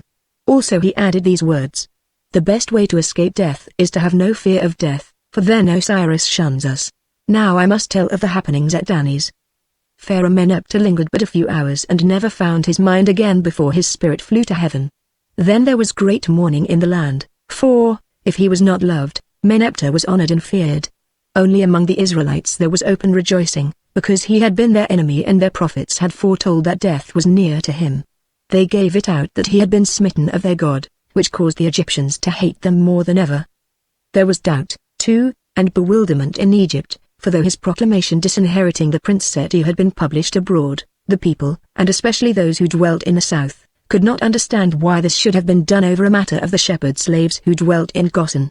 Indeed, had the prince but held up his hand, tens of thousands would have rallied to his standard. Yet this he refused to do, which astonished all the world, who thought it marvelous that any man should refuse a throne which would have lifted him almost to the level of the gods. Indeed, to avoid their importunities he had set out at once for Memphis, and there remained hidden away during the period of mourning for his father. So it came about that Amenmeses succeeded with none to say him nay, since without her husband Userti could not or would not act. After the days of embalmment were accomplished, the body of Pharaoh Meneptah was carried up the Nile to be laid in his eternal house, the splendid tomb that he had made ready for himself in the Valley of Dead Kings at Thebes. To this great ceremony the Prince Seti was not bidden, lest, as Bacon Khonsu told me afterwards, his presence should cause some rising in his favor, with or without his will. For this reason also the dead god, as he was named, was not suffered to rest at Memphis on his last journey up the Nile. Disguised as a man of the people, the prince watched his father's body pass in the funeral barge guarded by shaven, white-robed priests, the center of a splendid procession. In front went other barges filled with soldiers and officers of state, behind came the new pharaoh and all the great ones of Egypt, while the sounds of lamentation floated far over the face of the waters. They appeared, they passed, they disappeared, and when they had vanished Seti wept a little, for in his own fashion he loved his father. "Of what use is it to be a king and named half-divine, Anna?" he said to me, "seeing that the end of such gods as these is the same as that of the beggar at the gate?" "This, prince," I answered, "that a king can do more good than a beggar while the breath is in his nostrils, and leave behind him a great example to others, or more harm, Anna. Also the beggar can leave a great example, that of patience in affliction. Still, if I were sure that I should do nothing but good, then perhaps I would be a king. But I have noted that those who desire to do the most good often work the greatest harm, which, if followed out, would be an argument for wishing to do evil." "Prince, not so," he answered, "because good triumphs at the last. For good is truth and truth rules earth and heaven. Then it is clear, prince, that you should seek to be a king. I will remember the argument, Anna, if ever time brings me an opportunity unstained by blood," he answered. When the obsequies of Pharaoh were finished, Amenmeses returned to Dani's, and there was crowned as Pharaoh. I attended this great ceremony, bearing coronation gifts of certain royal ornaments which the prince sent to Pharaoh, saying it was not fit that he, as a private person, should wear them any longer. These I presented to Pharaoh, who took them doubtfully, declaring that he did not understand the Prince Seti's mind and actions. "They hide no snare, O Pharaoh," I said. "As you rejoice in the glory that the gods have sent you, so the prince my master rejoices in the rest and peace which the gods have given him, asking no more. It may be so, scribe, but I find this so strange a thing, that sometimes I fear lest the rich flowers of this glory of mine should hide some deadly snake, whereof the prince knows. If he did not set it there, I cannot say, O Pharaoh, but without doubt, although he could work no guile, the prince is not as are other men. His mind is both wide and deep, too deep for me," muttered Amenmeses.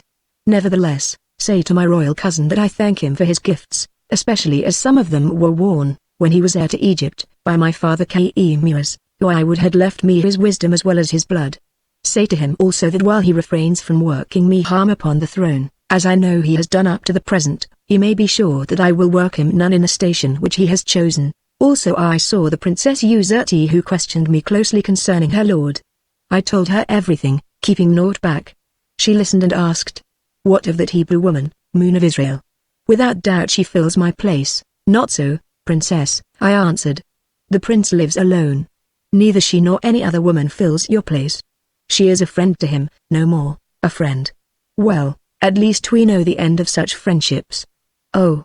Surely the prince must be stricken with madness from the gods." "It may be so, your highness, but I think that if the gods smote more men with such madness, the world would be better than it is. The world is the world, and the business of those who are born to greatness is to rule it as it is, not to hide away amongst books and flowers, and to talk folly with a beautiful outland woman, and a scribe however learned," she answered bitterly, adding, "Oh, if the prince is not mad, certainly he drives others to madness, and me, his spouse, among them.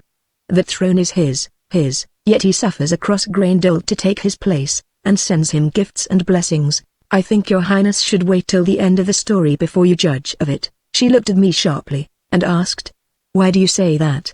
Is the prince no fool after all? Do he and you, who both seem to be so simple, perchance play a great and hidden game, as I have known men feign folly in order to do with safety? Or has that witch of an Israelite some secret knowledge in which she instructs you, such as a woman who can shatter the statue of a man to find dust might well possess? You make believe not to know, which means that you will not answer." "Oh, Scribe Anna, if only it were safe, I think I could find a way to wring the truth out of you, although you do pretend to be but a babe for innocence. It pleases your highness to threaten and without cause." "No," she answered, changing her voice and manner, "I do not threaten, it is only the madness that I have caught from Seti.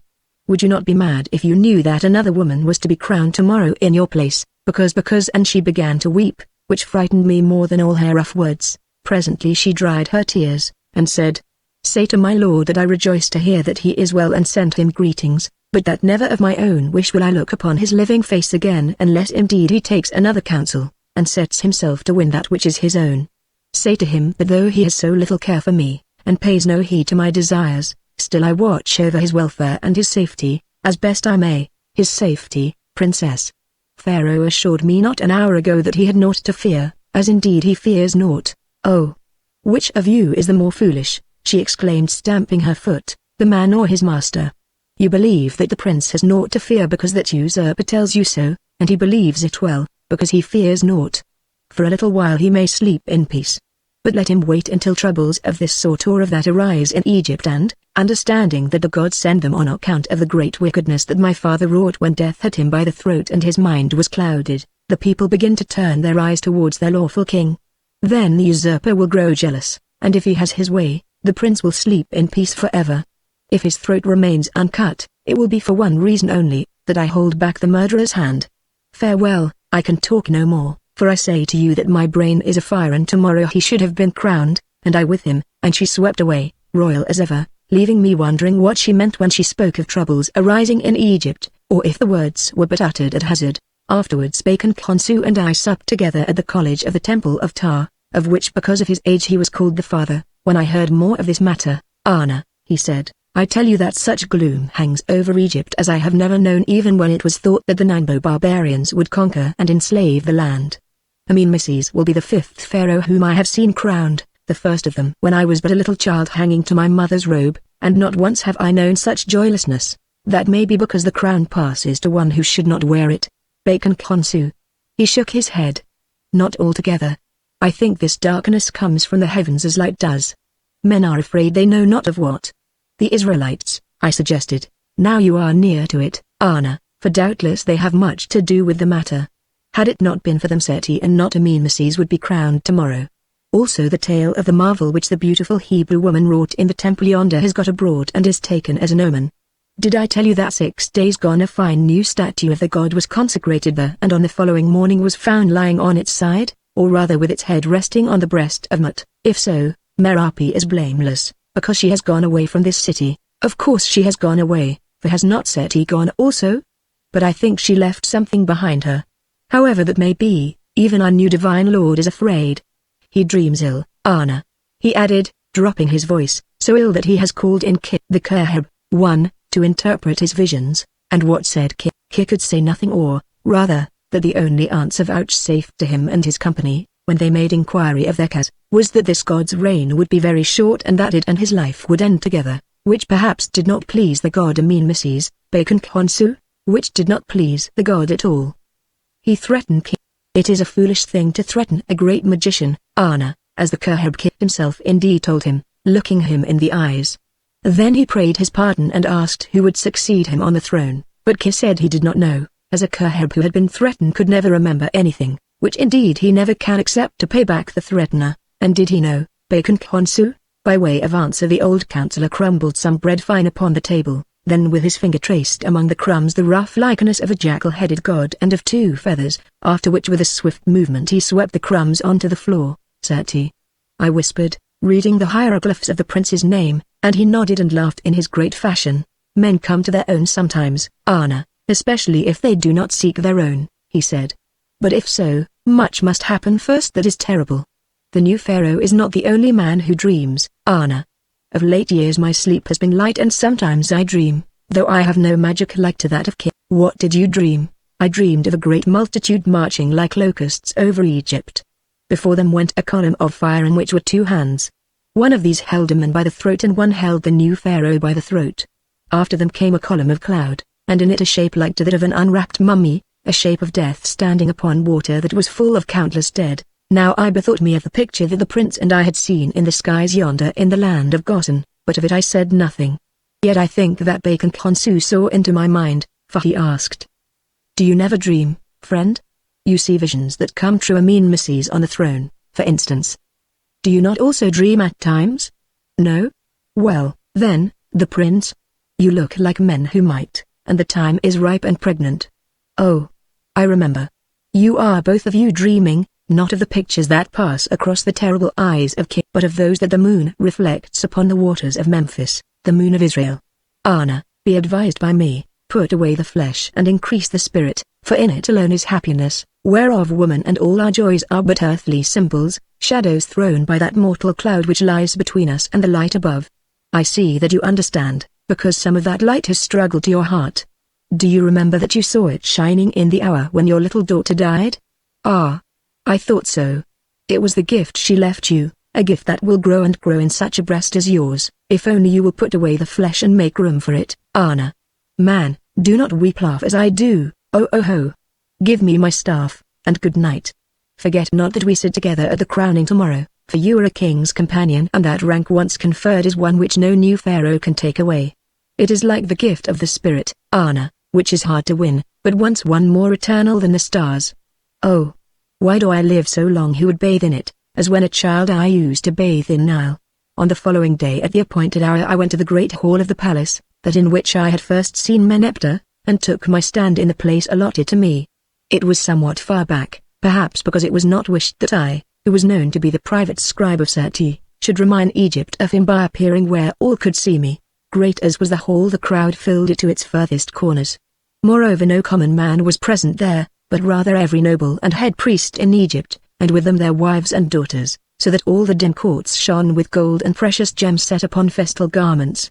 While I was waiting, old Bacon Khonsu hobbled towards me, the crowd making way for him, and I could see that there was laughter in his sunken eyes. "We are ill-placed, Anna," he said. "Still, if any of the many gods there are in Egypt should chance to rain fires on Pharaoh, we shall be the safer. Talking of gods," he went on in a whisper, "have you heard what happened an hour ago in the temple of Ta of Tanis whence I have just come? Pharaoh and all the blood royal save one walked according to custom before the statue of the god which, as you know, should bow its head to show that he chooses and accepts the king. In front of Amenmeses went the princess Userti, and as she passed the head of the god bowed, for I saw it, though all pretended that they did not see. Then came Pharaoh and stood waiting, but it would not bow, though the priests called in the old formula, the god greets the king. At length he went on, looking as black as night, and others of the blood of Ramesses followed in their order. Last of all limped Supta and, behold, the god bowed again. How and why does it do these things? I asked, and at the wrong time? Ask the priests, Anna, or Userti, or Supta. Perhaps the divine neck has not been oiled of late, or too much oiled, or too little oiled, or prayers or strings may have gone wrong. Or Pharaoh may have been niggard in his gifts to that college of the great god of his house. Who am I that I should know the ways of gods?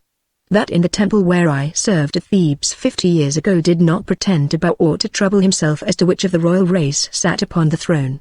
Hush! Here comes Pharaoh. Then in a splendid procession, surrounded by princes, counselors, ladies, priests, and guards, Mrs. and the royal wife, Nur, a large woman who walked awkwardly, entered the hall, a glittering band. The high priest, Roi, and the chancellor, Nihesi, received Pharaoh and led him to his throne. The multitude prostrated itself, trumpets blew and thrice the old salute of life. Blood. Strength. Pharaoh. Pharaoh. Pharaoh. Was cried aloud. Mrs. rose and bowed, and I saw that his heavy face was troubled and looked older. Then he swore some oath to gods and men which Roi dictated to him, and before all the company put on the double crown and the other emblems, and took in his hands the scourge and golden sickle. Next homage was paid. The Princess Userti came first and kissed Pharaoh's hand, but bent no knee. Indeed first she spoke with him a while. We could not hear what was said, but afterwards learned that she demanded that he should publicly repeat all the promises which her father Meneptah had made to her before him, confirming her in her place and rights. This in the end he did, though it seemed to me unwillingly enough. So with many forms and ancient celebrations the ceremony went on, till all grew weary waiting for that time when Pharaoh should make his speech to the people. That speech, however, was never made, for presently, thrusting past us, I saw those two prophets of the Israelites who had visited Meneptah in this same hall. Men shrank from them, so that they walked straight up to the throne, nor did even the guards strive to bar their way. What they said there I could not hear, but I believe that they demanded that their people should be allowed to go to worship their god in their own fashion, and that Mrs. refused as Meneptah had done. Then one of them cast down a rod and it turned to a snake which hissed at Pharaoh, whereon the Khebkiah and his company also cast down rods that turned to snakes, though I could only hear the hissing. After this a great gloom fell upon the hall, so that men could not see each other's faces and everyone began to call aloud till the company broke up in confusion. Bacon Khonsu and I were borne together to the doorway by the pressure of the people, whence we were glad enough to see the sky again. Thus ended the crowning of Mrs. Chapter 12. The message of Jabez. That night there were none who rejoiced in the streets of the city, and save in the palace and houses of those of the court, none who feasted. I walked abroad in the marketplace and noted the people going to and fro gloomily, or talking together in whispers. Presently a man whose face was hidden in a hood began to speak with me, saying that he had a message for my master, the Prince Seti. I answered that I took no messages from veiled strangers, whereon he threw back his hood, and I saw that it was Jabez, the uncle of Merapi. I asked him whether he had obeyed the prince, and borne the body of that prophet back to Goshen and told the elders of the manner of the man's death. Yes, he answered, nor were the elders angry with the prince over this matter. They said that their messenger had exceeded his authority, since they had never told him to curse Merapi, and much less attempt to kill her, and that the prince did right to slay one who would have done murder before his royal eyes. Still they added that the curse, having once been spoken by this priest, would surely fall upon Merapi in this way or in that. What then should she do, Jabez? I do not know, scribe. If she returns to her people, perchance she will be absolved, but then she must surely marry Laban. It is for her to judge. And what would you do if you were in her place, Jabez? I think that I should stay where I was, and make myself very dear to Seti, taking the chance that the curse may pass her by, since it was not lawfully decreed upon her. Whichever way she looks, trouble waits, and at the worst, a woman might wish to satisfy her heart before it falls, especially if that heart should happen to turn to one who will be Pharaoh. Why do you say who will be Pharaoh, Jabez? I asked, for we were standing in an empty place alone. That I may not tell you, he replied cunningly, yet it will come about as I say. He who sits upon the throne is mad as Meneptah was mad, and will fight against a strength that is greater than his until it overwhelms him. In the prince's heart alone does the light of wisdom shine. That which you saw today is only the first of many miracles, scribe Anna. I can say no more. What then is your message, Jabez? This, because the prince has striven to deal well with the people of Israel and for their sake has cast aside a crown, whatever may chance to others, let him fear nothing. No harm shall come to him, or to those about him, such as yourself, scribe Anna, who also would deal justly by us. Yet it may happen that through my niece Merapi, on whose head the evil word has fallen, a great sorrow may come to both him and her. Therefore, perhaps, although setting this against that, she may be wise to stay in the house of Seti, he, on the balance, may be wise to turn her from his doors. What sorrow? I asked, who grew bewildered with his dark talk, but there was no answer, for he had gone. Near to my lodging another man met me, and the moonlight shining on his face showed me the terrible eyes of King. "Scribe Anna," he said, "you'll leave for Memphis tomorrow at the dawn, and not 2 days hence as you purposed." "How do you know that, Magician King?" I answered, for I had told my change of plan to none, not even to Bacon Consu, having indeed only determined upon it since Jabez left me. "I know nothing, Anna, save that a faithful servant who has learned all you have learned today will hurry to make a report of it to his master, especially if there is some other to whom he would also wish to make a report, as Bacon Consu thinks." "Bacon Consu talks too much, whatever he may think," I exclaimed testily. The aged grew garrulous. "You were at the crowning today, were you not?" "Yes, and if I saw aright from far away, those Hebrew prophets seemed to worst you at your own trade there, Kerhab, which must grieve you, as you were grieved in the temple when Ammon fell. It does not grieve me, Anna. If I have powers, there may be others who have greater powers, as I learned in the temple of Ammon. Why therefore should I feel ashamed? Powers?" I replied with a laugh, for the strings of my mind seemed torn that night. Would not craft be a better word? How do you turn a stick into a snake, a thing which is impossible to man? Craft might be a better word, since craft means knowledge as well as trickery. Impossible to man. After what you saw a while ago in the temple of Ammon, do you hold that there is anything impossible to man or woman? Perhaps you could do as much yourself. Why do you mock me, King? I study books, not snake charming. He looked at me in his calm fashion, as though he were reading, not my face, but the thoughts behind it. Then he looked at the cedar wand in his hand and gave it to me, saying, "Study this, Anna, and tell me, what is it?" "Am I a child?" I answered angrily, "that I should not know a priest's rod when I see one? I think that you are something of a child, Anna," he murmured, all the while keeping those eyes of his fixed upon my face. Then a horror came about. For the rod began to twist in my hand, and when I stared at it, lo! it was a long, yellow snake which I held by the tail. I threw the reptile down with a scream, for it was turning its head as though to strike me, and there in the dust it twisted and writhed away from me and towards Kith. Yet an instant later it was only a stick of yellow cedar wood, though between me and Kith there was a snake's track in the sand. "It is somewhat shameless of you, Anna," said Kith as he lifted the wand, "to reproach me with trickery while you yourself try to confound a poor juggler with such arts as these." Then I know not what I said to him, save the end of it was that I supposed he would tell me next that I could fill a hall with darkness at noonday and cover a multitude with terror. "Let us have done with jests," he said, "though these are well enough in their place. Will you take this rod again and point it to the moon?" "You refuse, and you do well, for neither you nor I can cover up our face, Anna, because you are wise in your way and consort with one who is wiser, and were present in the temple when the statue of Ammon was shattered by a certain witch who matched her strength against mine and conquered me. I, the great magician, have come to ask you whence came that darkness in the hall today?" "From God, I think," I answered in an awed whisper. "So I think also, Anna. But tell me, or ask Merapi, moon of Israel, to tell me from what God?" "Oh, I say to you that a terrible power is afoot in this land, and that the Prince Sertri did well to refuse the throne of Egypt and to fly to Memphis." "Repeat it to him, Anna." Then he too was gone. Now I returned in safety to Memphis and told all these tidings to the prince, who listened to them eagerly. Once only was he greatly stirred. It was when I repeated to him the words of Userti, that never would she look upon his face again unless it pleased him to turn it towards the throne.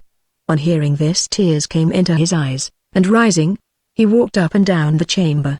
"The fallen must not look for gentleness," he said, "and doubtless, Anna, you think it folly that I should grieve because I am thus deserted. Nay, Prince, for I too have been abandoned by a wife, and the pain is unforgotten. It is not of the wife I think, Anna, since in truth her highness is no wife to me.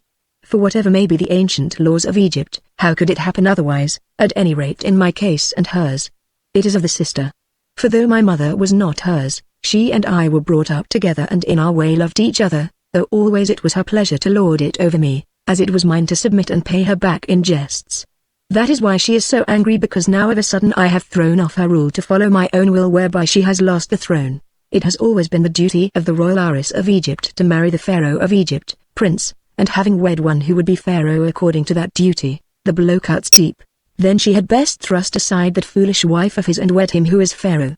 But that she will never do. I mean Mrs. she has always hated, so much that she loathed to be in the same place with him. Nor indeed would he wed her, who wishes to rule for himself, not through a woman whose title to the crown is better than his own. Well, she has put me away and there's an end. Henceforth I must go lonely, unless continue your story, friend. It is kind of her in her greatness to promise to protect one so humble. I should remember that, although it is true that fallen heads sometimes rise again. He added bitterly, so at least Jabez thinks, Prince, and I told him how the Israelites were sure that he would be Pharaoh, whereat he laughed and said, perhaps, for they are good prophets. For my part one neither know or care. Or maybe Jabez sees advantage in talking thus, for as you know he is a clever trader. I do not think so, I answered and stopped. Had Jabez more to say of any other matter, Anna? Of the Lady Merapi, for instance? Now feeling it to be my duty, I told him every word that had passed between Jabez and myself, though somewhat shamefacedly. This Hebrew takes much for granted, Anna, even as to whom the moon of Israel would wish to shine upon. Why, friend, it might be you whom she desires to touch with her light, or some youth in Gosen not Laban or no one. Me, Prince, me. I exclaimed, well, Anna, I am sure you would have it so. Be advised by me and ask her mind upon the matter. Look not so confused, man, for one who has been married you are too modest. Come tell me of this crowning. So glad enough to escape from the matter of Merapi, I spoke at length of all that had happened when Pharaoh Amenmeses took his seat upon the throne. When I described how the rod of the Hebrew prophet had been turned to a snake and how Kia and his company had done likewise, the prince laughed and said that these were mere jugglers' tricks. But when I told of the darkness that had seemed to gather in the hall and of the gloom that filled the hearts of all men and of the awesome dream of Bacon Khonsu, also of the words of Kia after he had clouded my mind and played his jest upon me, he listened with much earnestness and answered, my mind is as Ki's in this matter. I too think that a terrible power is afoot in Egypt, one that has its home in the land of Gosen, and that I did well to refuse the throne. But from what god these fortunes come I do not know. Perhaps time will tell us. Meanwhile if there is aught in the prophecies of these Hebrews, as interpreted by Jabez, at least you and I may sleep in peace, which is more than will chance to Pharaoh on the throne that Uzurti covets. If so, this play will be worth the watching. You have done your mission well, Anna. Go rest you while I think over all that you have said.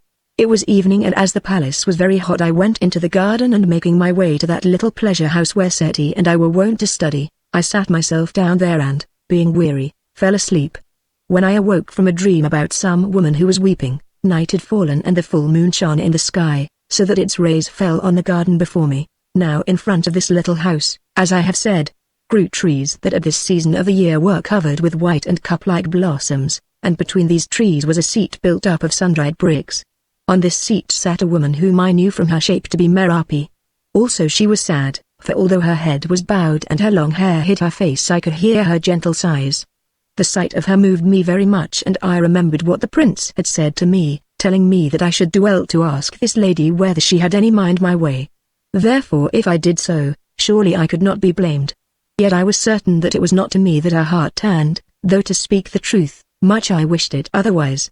Who would look at the ibis in the swamp when the wide-winged eagle floated in the heaven above? An evil thought came into my mind, sent by Set. Suppose that this watcher's eyes were fixed upon the eagle, lord of the air. Suppose that she worshipped this eagle, that she loved it because its home was heaven, because to her it was the king of all the birds. And suppose one told her that if she lured it down to earth from the glorious safety of the skies, she would bring it to captivity or death at the hand of the snarer. Then would not that loving watcher say, let it go free and happy, however much I longed to look upon it, and when it had sailed from sight, perhaps turn her eyes to the humble ibis in the mud. Jabez had told me that if this woman and the prince grew dear to each other she would bring great sorrow on his head. If I repeated his words to her, she who had faith in the prophecies of her people would certainly believe them. Moreover, whatever her heart might prompt, being so high-natured, never would she consent to do what might bring trouble on Seti's head, even if to refuse him should sink her soul in sorrow. Nor would she return to the Hebrews that to fall into the hands of one she hated. Then perhaps should I tell her? If Jabez had not meant that the matter must be brought to her ears, would he have spoken of it at all? In short, was it not my duty to her, and perhaps also to the prince who thereby might be saved from miseries to come, that is if this talk of future troubles were anything more than an idle story? Such was the evil reasoning with which Set assailed my spirit. How I beat it down I do not know. Not by my own goodness, I am sure, since at the moment I was aflame with love for the sweet and beautiful lady who sat before me and in my foolishness would, I think, have given my life to kiss her hand. Not altogether for her sake either, since passion is very selfish. No, I believe it was because the love that I bore the prince was more deep and real than that which I could feel for any woman, and I knew well that were she not in my sight no such treachery would have overcome my heart. For I was sure, although he had never said so to me, that Seti loved Merapi and above all earthly things desired her as his companion, while if once I spoke those words, whatever my own gain or loss and whatever her secret wish, that she would never be, so I conquered, though the victory left me trembling like a child, and wishing that I had not been born to know the pangs of love denied. My reward was very swift, for just then Merapi unfastened a gem from the breast of her white robe and held it towards the moon, as though to study it. In an instant I knew it again. It was that royal scarab of lapis lazuli with which in Gossen the prince had made fast the bandage on her wounded foot, which also had been snatched from her breast by some power on that night when the statue of Man was shattered in the temple. Long and earnestly she looked at it, then having glanced round to make sure she was alone, she pressed it to her lips and kissed it thrice with passion, muttering I know not what between the kisses. Now the scales fell from my eyes and I knew that she loved Seti, and oh! how I thanked my guardian god who had saved me from such useless shame. I wiped the cold damp from my brow and was about to flee away, discovering myself with as few words as might be, when, looking up, I saw standing behind Merapi the figure of a man, who was watching her replace the ornament in her robe. While I hesitated a moment the man spoke and I knew the voice for that of Seti. Then again I thought of flight, but being somewhat timid by nature, feared to show myself until it was too late, thinking that afterward the prince would make me the target of his wit. So I sat close and still, hearing and seeing all despite myself. What gem is that, lady, which you admire and cherish so tenderly? Asked Seti in his slow voice that so often hid a hint of laughter. She uttered a little scream and springing up, saw him. Oh, my lord, she exclaimed, pardon your servant. I was sitting here in the cool, as you gave me leave to do, and the moon was so bright that I wished to see if by it I could read the writing on this scarab. Never before, thought I to myself, did I know one who read with her lips, though it is true that first she used her eyes, and could you, lady? Will you suffer me to try? Very slowly and coloring, so that even the moonlight showed her blushes, she withdrew the ornament again and held it towards him. Surely this is familiar to me? Have I not seen it before? He asked. Perhaps. I wore it that night in the temple, your highness. You must not name me highness, lady. I have no longer any rank in Egypt, I know because of my people. Oh. It was noble. But about the scarabus he broke in, with a wave of his hand. Surely it is the same with which the bandage was made fast upon your hurt toe. Years ago? Yes, it is the same, she answered, looking down. I thought it. And when I gave it to you, I said some words that seemed to me well spoken at the time. What were they? I cannot remember. Have you also forgotten? Yes, I mean no. You said that now I had all Egypt beneath my foot, speaking of the royal cut touch upon the scarab. Ah. I recall. How true, and yet how false the jest, or prophecy. How can anything be both true and false, prince? That I could prove to you very easily, but it would take an hour or more, so it shall be for another time. This scarab is a poor thing, give it back to me and you shall have a better. Or would you choose the signet?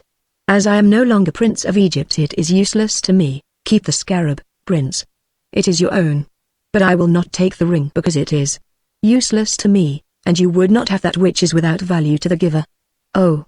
I string words ill, but they were not what I meant. No, prince, because your royal ring is too large for one so small. How can you tell until you have tried?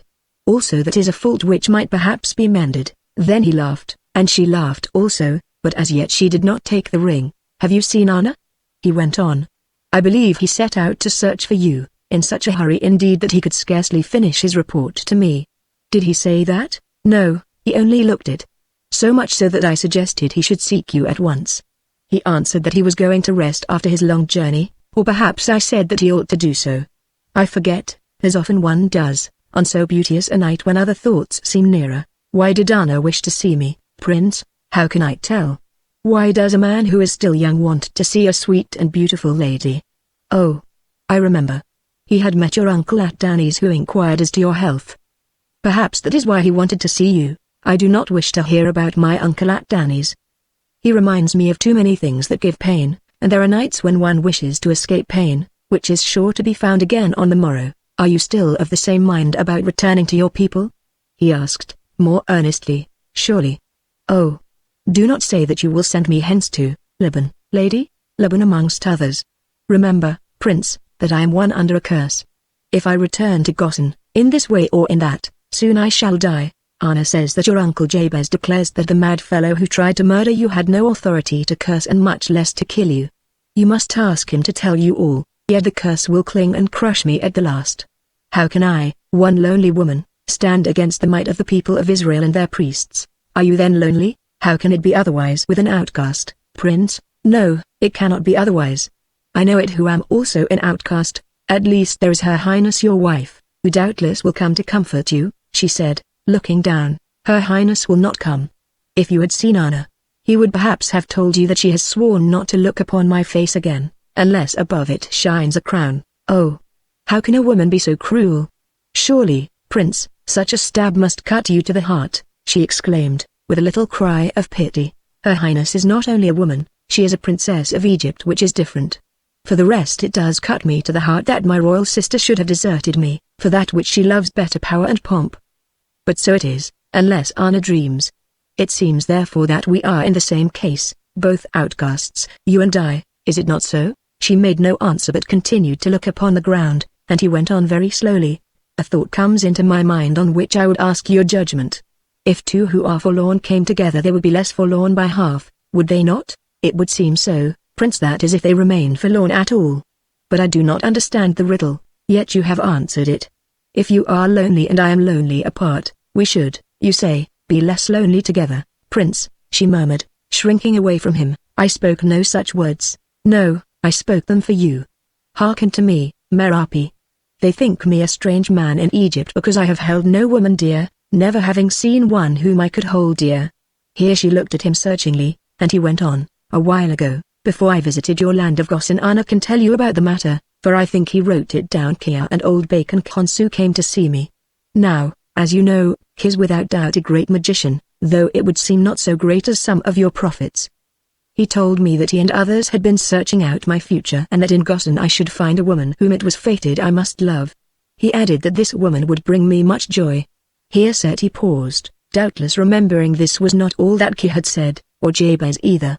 Ki told me also, he went on slowly, that I had already known this woman for thousands of years. She started and a strange look came into her face. How can that be, Prince? That is what I asked him and got no good answer. Still he said it, not only of the woman but of my friend Anna as well, which indeed would explain much, and it would appear that the other magicians said it also.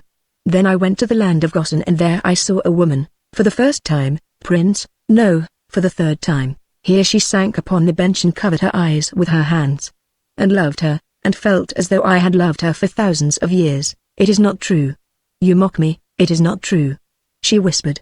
It is true, for if I did not know it then, I knew it afterwards, though never perhaps completely until today, when I learned that you Zerti had deserted me indeed. Moon of Israel, you are that woman. I will not tell you, he went on passionately, that you are fairer than all other women, or sweeter, or more wise, though these things you seem to me.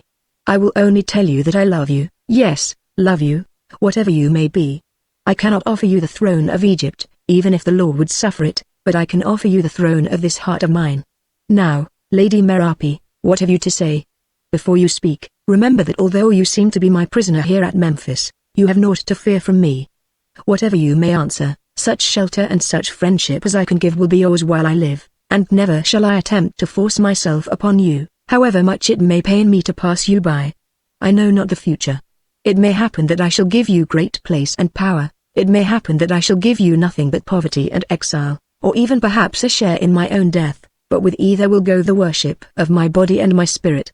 Now, speak. She dropped her hands from her face, looking up at him, and there were tears shining in her beautiful eyes. It cannot be, Prince, she murmured. You mean you do not wish it to be? I said that it cannot be.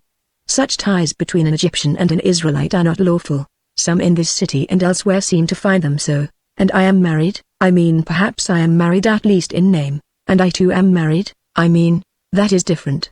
Also there is another reason, the greatest of all. I am under a curse, and should bring you, not joy as Kir said, but sorrow, or, at the least, sorrow with the joy. He looked at her searchingly. Has Anna, he began, then continued, if so, what lives have you known that are not compounded of mingled joy and sorrow? None. But the woe I should bring would outweigh the joy to you. The curse of my God rests upon me and I cannot learn to worship yours. The curse of my people rests upon me, the law of my people divides me from you as with a sword, and should I draw close to you these will be increased upon my head, which matters not, but also upon yours. And she began to sob. Tell me, he said, taking her by the hand, that one thing, and if the answer is no, I will trouble you no more. Is your heart mine? It is, she sighed, and has been ever since my eyes fell upon you yonder in the streets of Danis. Oh. Then a change came into me and I hated Laban, whom before I had only misliked. Moreover, I too felt that of which Kiss spoke, as though I had known you for thousands of years. My heart is yours, my love is yours, all that makes me woman is yours, and never, never can turn from you to any other man. But still we must stay apart, for your sake, my prince, for your sake. Then, were it not for me, you would be ready to run these hazards, surely. Am I not a woman who loves? If that be so, he said with a little laugh, being of full age and of an understanding which some have thought good, by your leave I think I will run them also. Oh, foolish woman! Do you not understand that there is but one good thing in the world, one thing in which self and its miseries can be forgot, and that thing is love? Mayhap troubles will come. Well, let them come, for what do they matter if only the love or its memory remains, if once we have picked that beauteous flower and for an hour worn it on our breasts? You talk of the difference between the gods we worship and maybe it exists, but all gods send their gifts of love upon the earth, without which it would cease to be. Moreover, my faith teaches me more clearly perhaps than yours, that life does not end with death and therefore that love, being life's soul, must endure while it endures. Last of all, I think, as you think, that in some dim way there is truth in what the magicians said, and that long ago in the past we have been what once more we are about to be, and that the strength of this invisible tie has drawn us together out of the whole world and will bind us together long after the world is dead. It is not a matter of what we wish to do, Merapi, it is a matter of what fate has decreed we shall do. Now, answer again. But she made no answer, and when I looked up after a little moment she was in his arms and her lips were upon his lips. Thus did Prince Seti of England and Merapi, Moon of Israel, come together at Memphis in Egypt. Chapter 13 The Red Nile. On the morrow of this night I found the prince alone for a little while, and put him in mind of certain ancient manuscripts that he wished to read, which could only be consulted at Thebes where I might copy them, also of others that were said to be for sale there.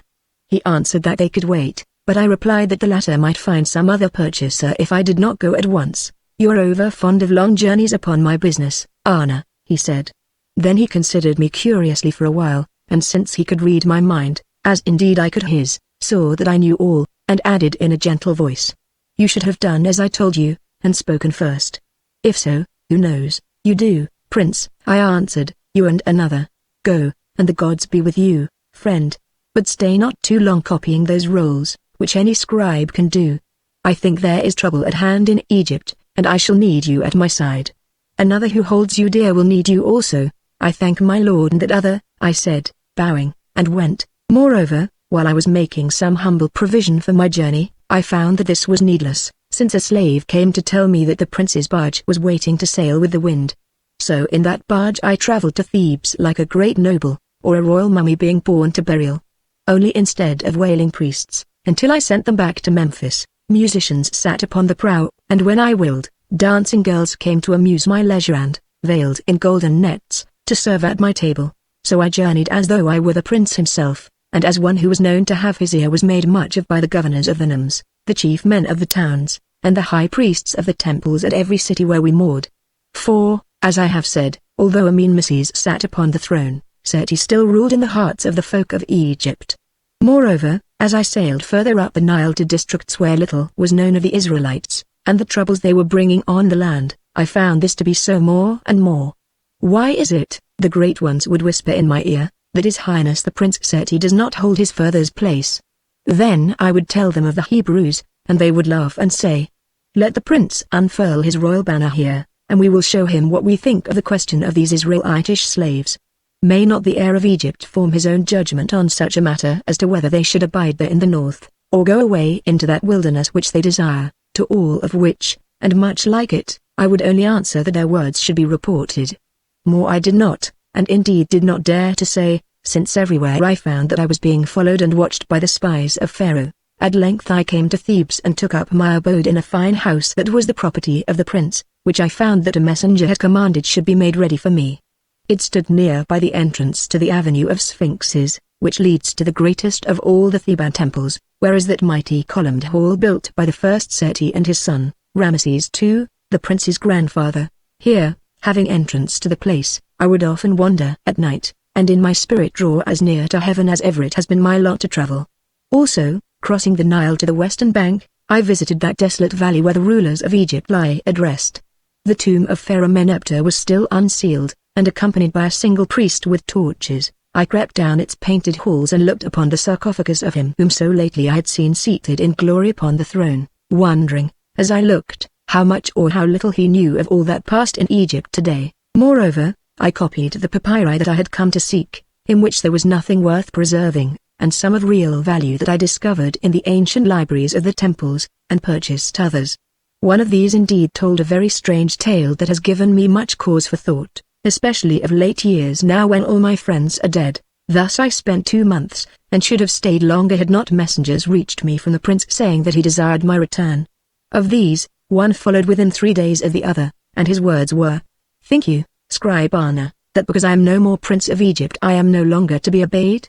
If so, bear in mind that the gods may decree that one day I shall grow taller than ever I was before, and then be sure that I will remember your disobedience, and make you shorter by a head. Come swiftly, my friend, for I grow lonely, and need a man to talk with." To which I replied, that I returned as fast as the barge would carry me, being so heavily laden with the manuscripts that I had copied and purchased. So I started, being, to tell truth, glad to get away, for this reason. 2 nights before, when I was walking alone from the great temple of the house, a woman dressed in many colors appeared and accosted me as such lost ones do.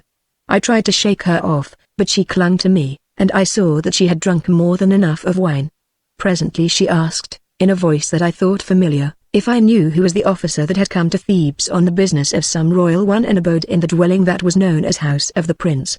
I answered that his name was Anna. "Once I knew an Anna very well," she said, "but I left him." "Why?"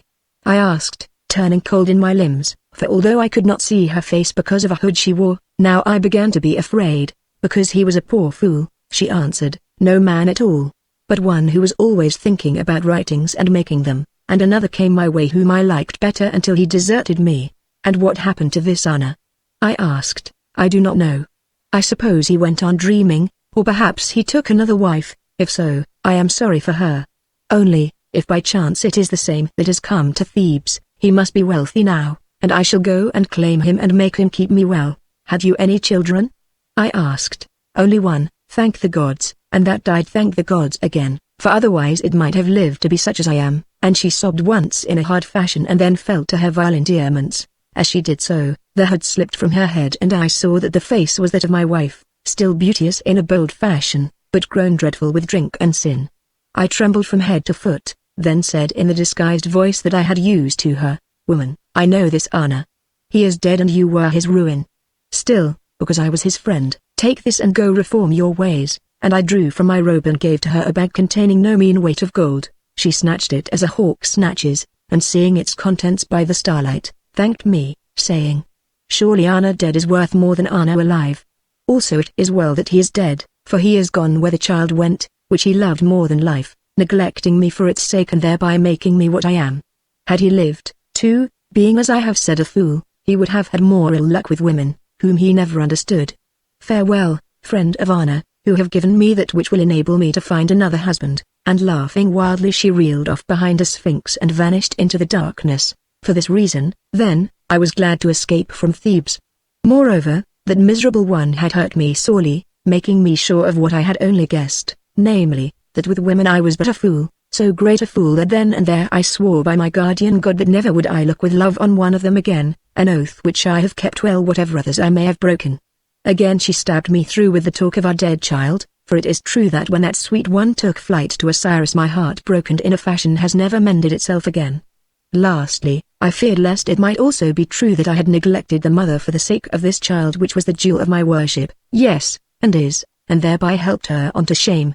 So much did this thought torment me that through an agent whom I trusted, who believed that I was but providing for one whom I had wronged, I caused enough to be paid to her to keep her in comfort.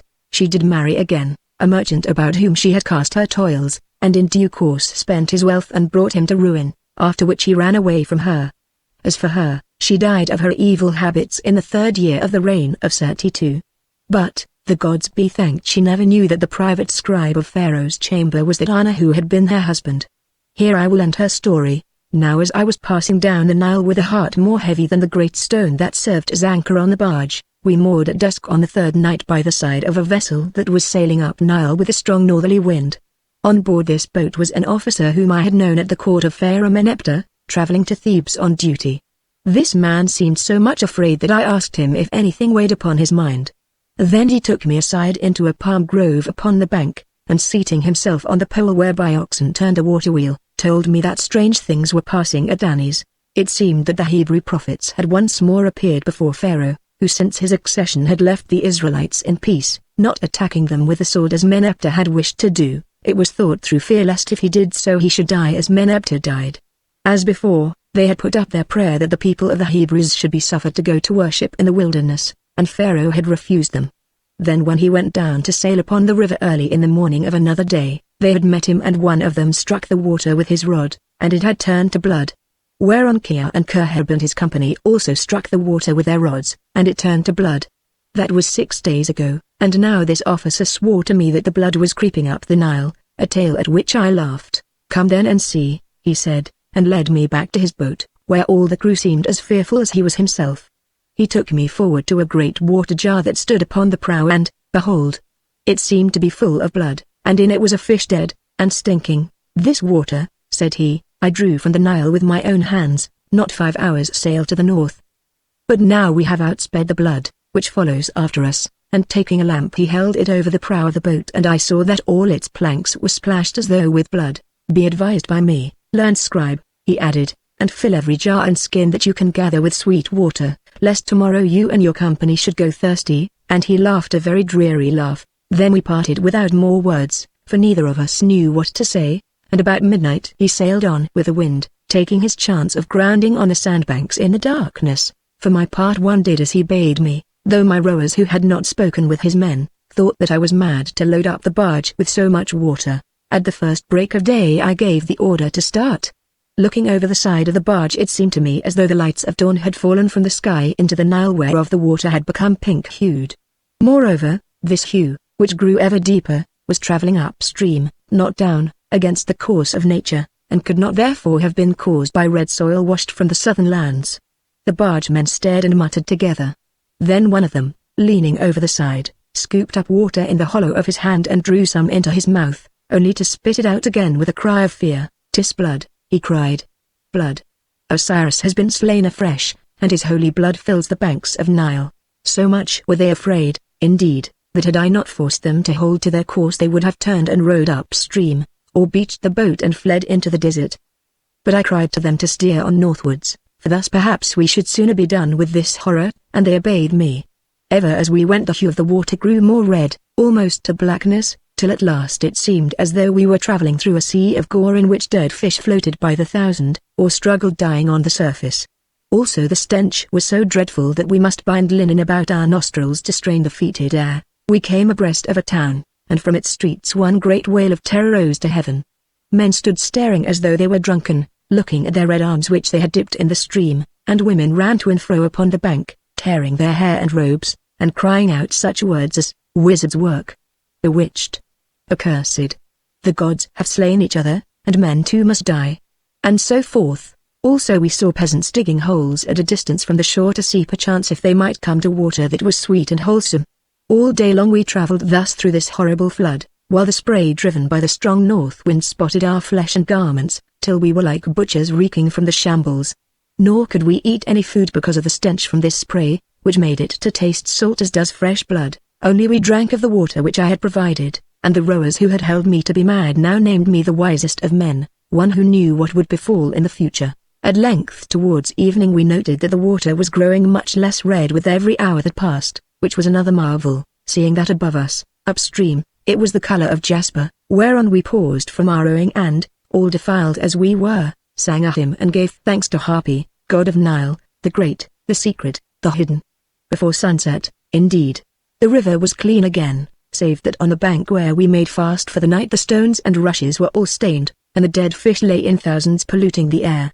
To escape the stench we climbed a cliff that here rose quite close to Nile, in which we saw the mouths of ancient tombs that long ago had been robbed and left empty. Purposing to sleep in one of them, a path worn by the feet of men ran to the largest of these tombs, whence, as we drew near, we heard the sound of wailing.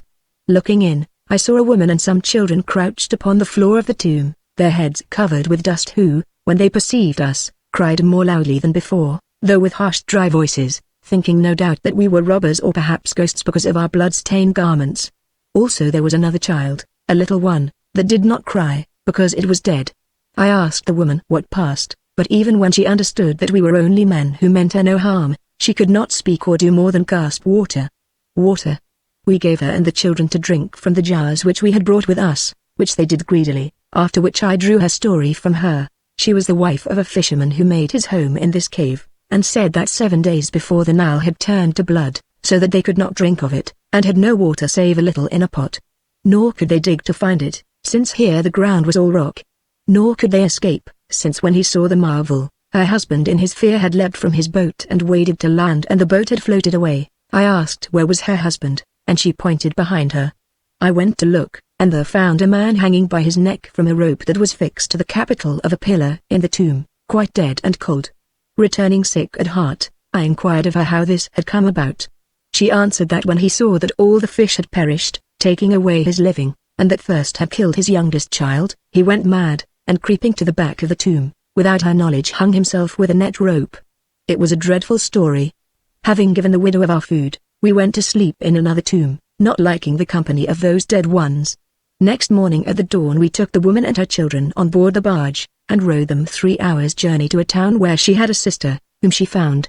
The dead man and the child we left there in the tomb, since my men would not defile themselves by touching them. So, seeing much terror and misery on our journey, at last we came safe to Memphis. Leaving the boatman to draw up the barge, I went to the palace, speaking with none, and was led at once to the prince. I found him in a shaded chamber seated side by side with the Lady Merapi, and holding her hand in such a fashion that they remind me of the life-sized cast statues of a man and his wife, such as I have seen in the ancient tombs, cut when the sculptors knew how to fashion the perfect likenesses of men and women. This they no longer do today, I think because the priests have taught them that it is not lawful. He was talking to her in a low voice, while she listened, smiling sweetly as she ever did, but with eyes fixed straight before her that were, as it seemed to me, filled with fear. I thought that she looked very beautiful with her hair outspread over her white robe, and held back from her temples by a little fillet of God. But as I looked, I rejoiced to find that my heart no longer yearned for her as it had upon that night when I had seen her seated beneath the trees without the pleasure house. Now she was its friend, no more, and so she remained until all was finished, as both the prince and she knew well enough. When he saw me set he sprang from his seat and came to greet me, as a man does the friend whom he loves. I kissed his hand, and going to Merapi, kissed hers also, noting that on it now shone that ring which once she had rejected as too large. "Tell me, Anna, all that has befallen you," he said in his pleasant, eager voice. "Many things, prince, one of them very strange and terrible," I answered. "Strange and terrible things have happened here also," broke in Merapi, "and, alas, this is but the beginning of woes." So saying, she rose, as though she could trust herself to speak no more, bowed first to her lord and then to me, and left the chamber. I looked at the prince and he answered the question in my eyes. "Jabez has been here," he said, and filled her heart with forebodings. "If Pharaoh will not let the Israelites go, by Ammon I wish he would let Jabez go to some place whence he never could return. But tell me, have you also met blood traveling against the stream of Nile?" It would seem so, and he glanced at the rusty stains that no washing would remove from my garments. I nodded and we talked together long and earnestly, but in the end were no wiser for all our talking. For neither of us knew how it came about that men by striking water with a rod could turn it into what seemed to be blood, as the Hebrew prophet and Kibboth had done, or how that blood could travel up the Nile against the stream and everywhere endure for a space of 7 days, yes, and spread too to all the canals in Egypt, so that men must dig holes for water and dig them fresh each day because the blood crept in and poisoned them. But both of us thought that this was the work of the gods, and most of all of that God whom the Hebrews worship. "You remember, Anna," said the prince, "the message which you brought to me from Jabez, namely that no harm should come to me because of these Israelites and their curses. Well, No harm has come as yet, except the harm of Jabez, for he came. On the day before the news of this blood plague reached us, Jabez appeared disguised as a merchant of Syrian stuffs, all of which he sold to me at 3 times their value. He obtained admission to the chambers of Merapi, where she is accustomed to see whom she wills, and under pretense of showing her his stuffs, spoke with her and, as I fear, told her what you and I were so careful to hide, that she would bring trouble on me. At the least she has never been quite the same since, and I have thought it wise to make her swear by an oath, which I know she will never break, that now we are one she will not attempt to separate herself from me while we both have life. Did he wish her to go away with him, Prince? I do not know. She never told me so. Still I am sure that had he come with his evil talk before that day when you returned from Tanni's, she would have gone. Now I hope that there are reasons that will keep her where she is. What then did he say, Prince? Little beyond what he had already said to you, that great troubles were about to fall on Egypt. He added that he was sent to save me and mine from these troubles because I had been a friend to the Hebrews in so far as that was possible. Then he walked through this house and all round its gardens, as he went reciting something that was written on a roll, of which I could not understand the meaning, and now and again prostrating himself to pray to his God. Thus, where the canal enters the garden and where it leaves the garden he stayed to pray, as he did at the well whence drinking water is drawn. Moreover, led by Merapi, he visited all my cornlands and those where my cattle are herded, reciting and praying until the servants thought that he was mad. After this he returned with her and, as it chanced, I overheard their parting. She said to him, "The house you have blessed and it is safe, the fields you have blessed and they are safe, will you not bless me also, O my uncle, and any that are born of me?" He answered, shaking his head, "I have no command, my niece, either to bless or to curse you, as did that fool whom the prince slew. You have chosen your own path apart from your people. It may be well, or it may be ill, or perhaps both, and henceforth you must walk it alone to wherever it may lead. Farewell, for perhaps we shall meet no more." Thus speaking they passed out of earshot, but I could see that still she pleaded and still he shook his head. In the end, however, she gave him an offering, of all that she had I think, though whether this went to the temple of the Hebrews or into his own pouch I know not. At least it seemed to soften him, for he kissed her on the brow tenderly enough and departed with the air of a happy merchant who has sold his wares. But of all that passed between them Merapi would tell me nothing. Nor did I tell her of what I had overheard, and then, Anna, came the story of the Hebrew prophet who made the water into blood, and of Kia and his disciples who did likewise. The latter I did not believe, because I said it would be more reasonable her Kit turned the blood back into water, instead of making more blood of which there was enough already. I think that magicians have no reason, or can do mischief only, Anna. At any rate after the story came the blood itself and stayed with us 7 whole days, leaving much sickness behind it because of the stench of the rotting fish. Now for the marvel here about my house there was no blood, though above and below the canal was full of it. The water remained as it had always been and the fish swam in it as they have always done, also that of the well kept sweet and pure. When this came to be known thousands crowded to the place, clamoring for water, that is until they found that outside the gates it grew red in their vessels, after which, although some still came, they drank the water where they stood, which they must do quickly. And what tale do they tell of this in Memphis, Prince? I asked astonished. Certain of them say that not Ki but I am the greatest magician in Egypt never, Anna, was fame more lightly earned. And certain say that Merapi, of whose doings in the temple at Anni's some tale has reached them, is the real magician, she being an Israelite of the tribe of the Hebrew prophets. Hush. She returns. Chapter 14 Ki comes to Memphis. Now of all the terrors of which this turning of the water into blood was the beginning in Egypt, I, Anna, the scribe, will not write, for if I did so, never in my life days should I, who am old, find time to finish the story of them. Over a period of many, many moons they came, one by one, till the land grew mad with want and woe. Always the tale was the same. The Hebrew prophets would visit Pharaoh at Anni's and demand that he should let their people go, threatening him with vengeance if he refused. Yet he did refuse, for some madness had hold of him, or perhaps the God of the Israelites laid an enchantment on him, why I know not. Thus but a little while after the terror of blood came a plague of frogs that filled Egypt from north to south, and when these were taken away made the air to stink. This miracle Kia and his company worked also, sending the frogs into Goshen, where they plagued the Israelites.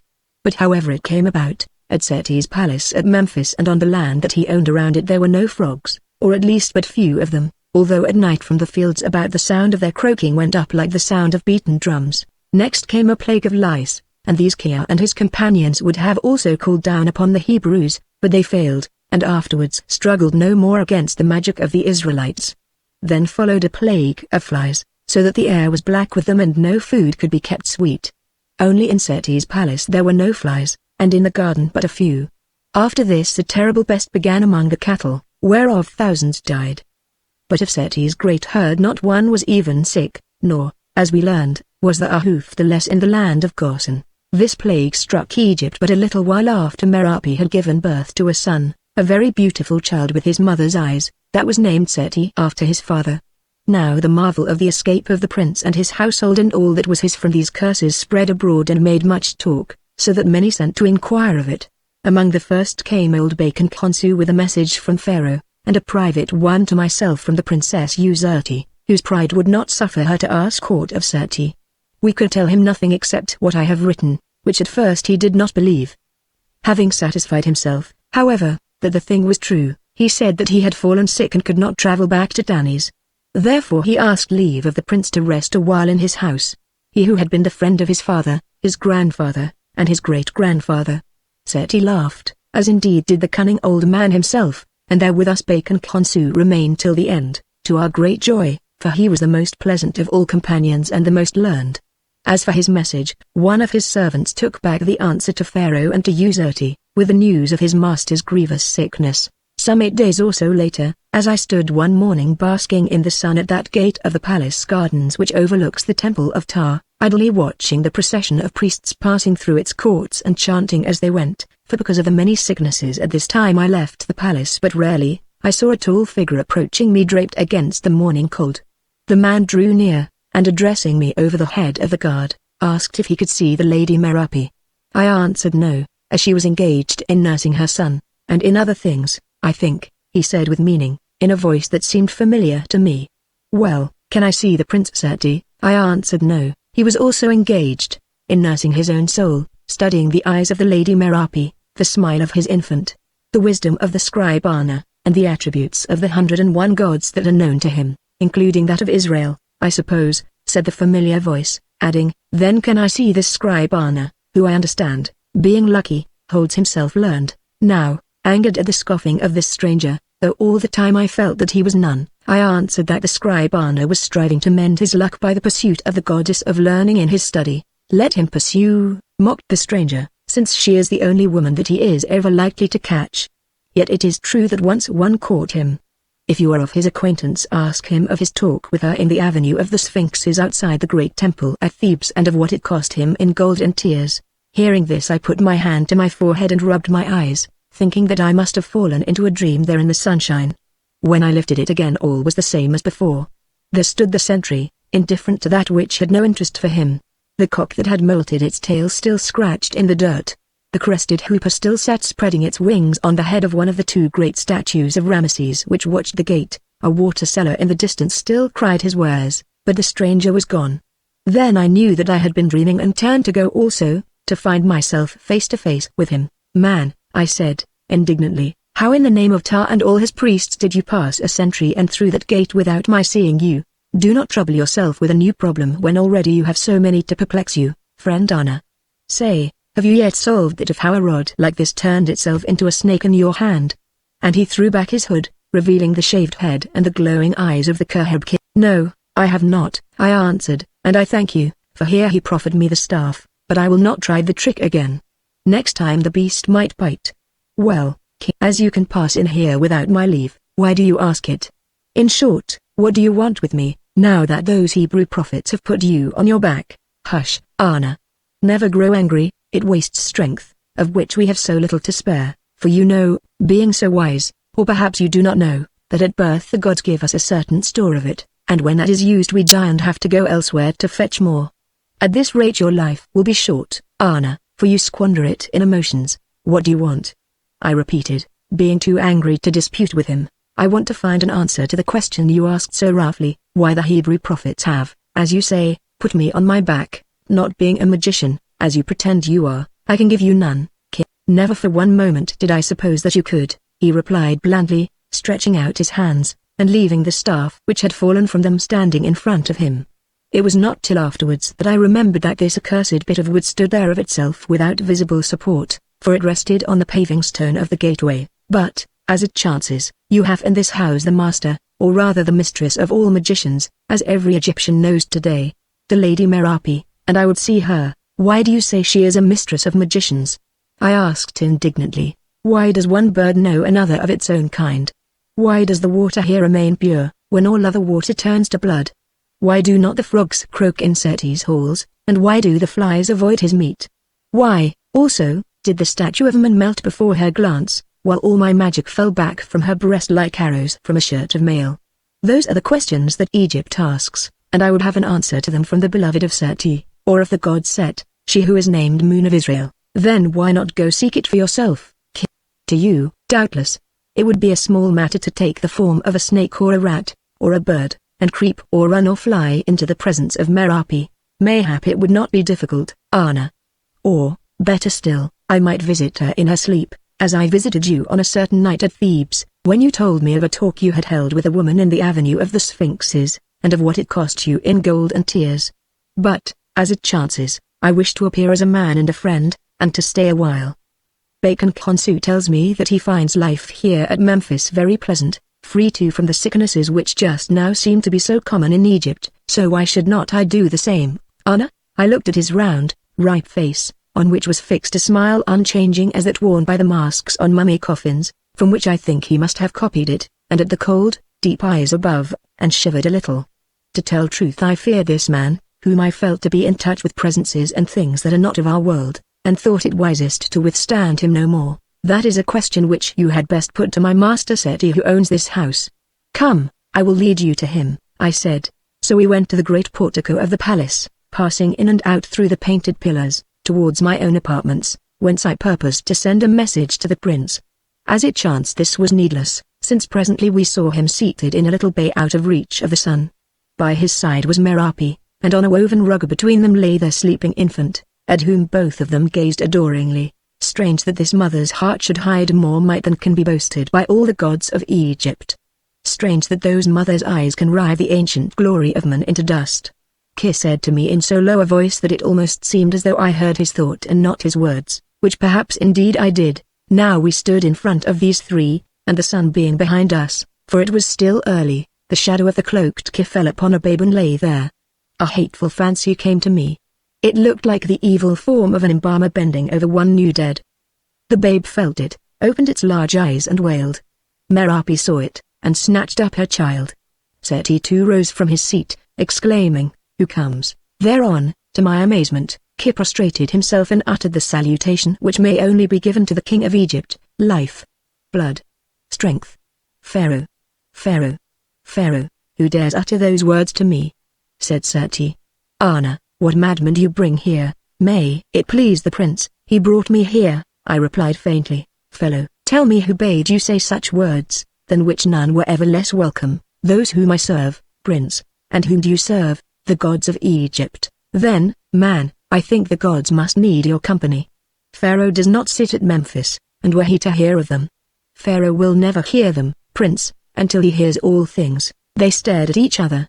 Then, as I had done by the gate, Seti rubbed his eyes, and said, surely this is king.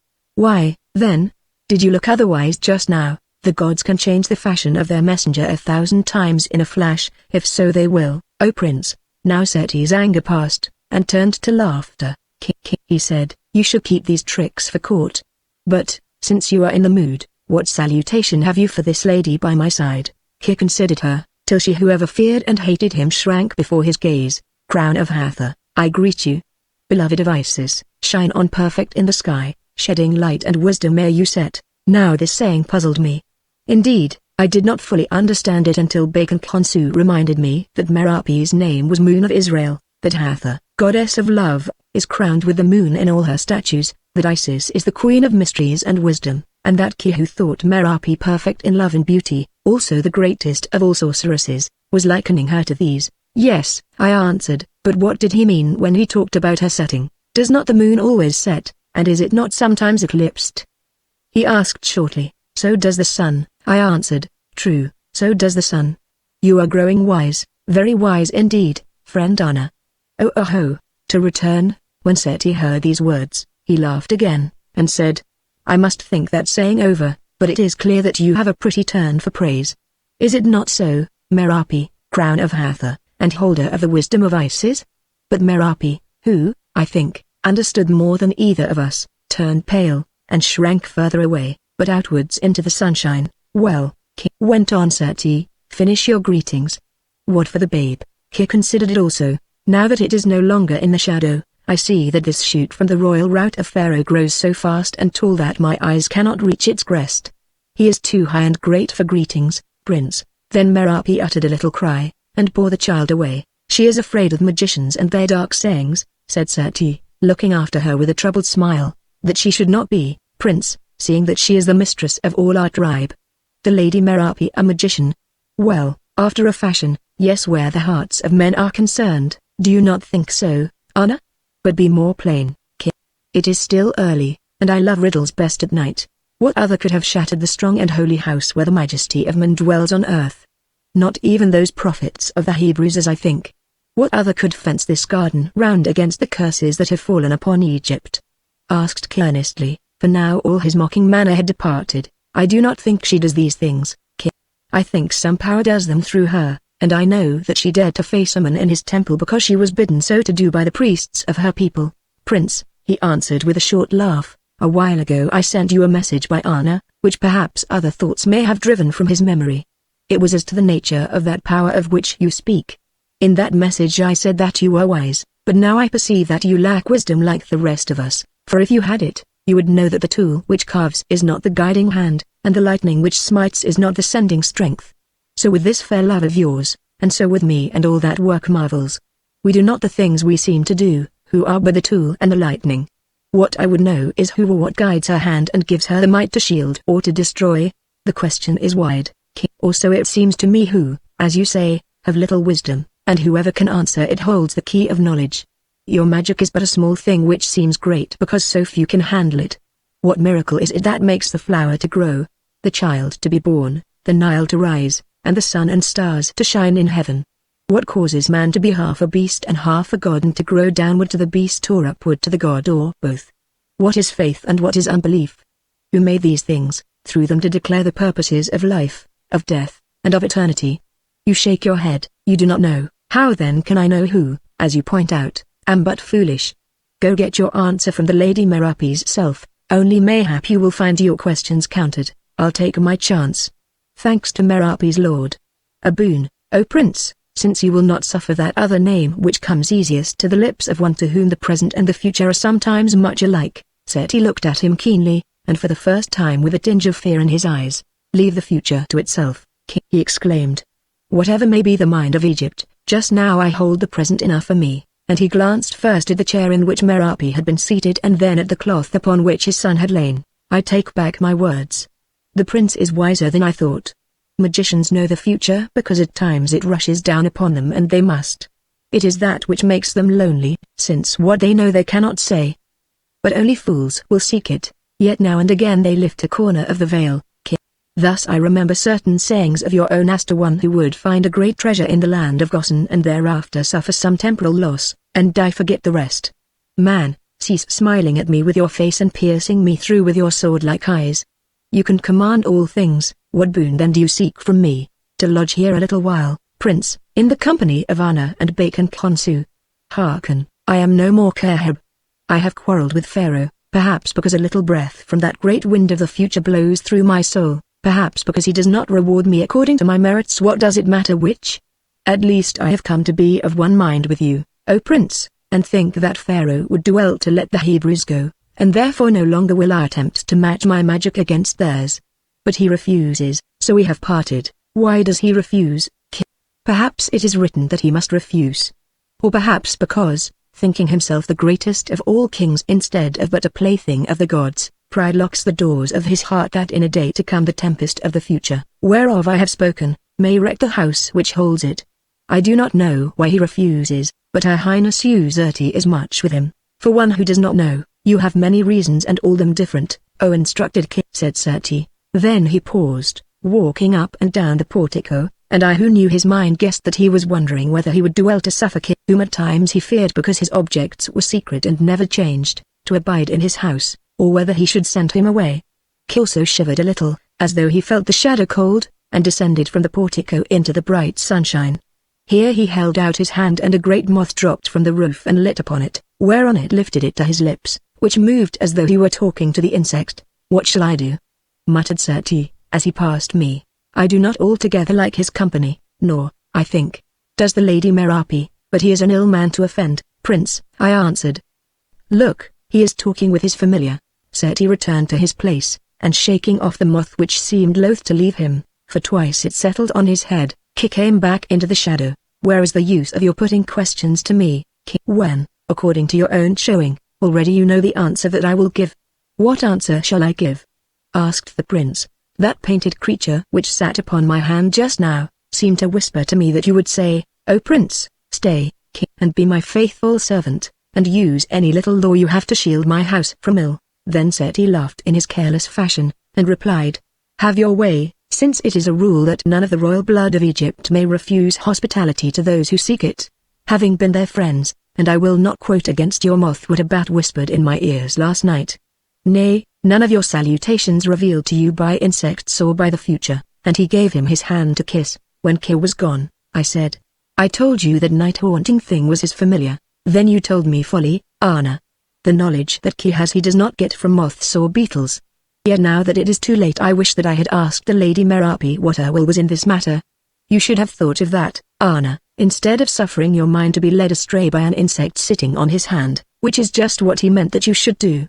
Well, in punishment, day by day it shall be your lot to look upon a man with a countenance like what? Like that which I saw upon the coffin of the good God, your divine father, Meneptah, as it was prepared for him during his life in the embalmer's shop at Dani's." I answered, "Yes," said the prince, a face smiling eternally at the nothingness which is life and death, but in certain lights, with eyes of fire. On the following day, by her invitation, I walked with the Lady Merapi in the garden, the head nurse following us, bearing the royal child in her arms. "I wish to ask you about Ki." "Friend Anna," she said. "You know he is my enemy, for you must have heard the words he spoke to me in the temple of Amun at Dani's. It seems that my lord has made him the guest of this house, so look." And she pointed before her. I looked, and there a few paces away, where the shadow of the overhanging palms was deepest, stood Ki. He was leaning on his staff, the same that had turned to a snake in my hand, and gazing upwards like one who is lost in thought, or listens to the singing of birds. Merapi turned as though to fly, but at that moment Ki saw us, although he still seemed to gaze upwards. "Greeting, O Moon of Israel," he said, bowing. "Greeting, O conqueror of Ki." She bowed back, and stood still, as a little bird stands when it sees a snake. There was a long silence, which he broke by asking, "Why seek that from Anna which Ki himself is eager to give? Anna is learned, but is his heart the heart of Ki? Above all, why tell him that Ki, the humblest of your servants, is your enemy?" Now Merapi straightened herself, looked into his eyes, and answered, "Have I told Anna aught that he did not know? Did not Anna hear the last words you said to me in the temple of Amun at Dani's? Doubtless he heard them, lady, and therefore I am glad that he is here to hear their meaning."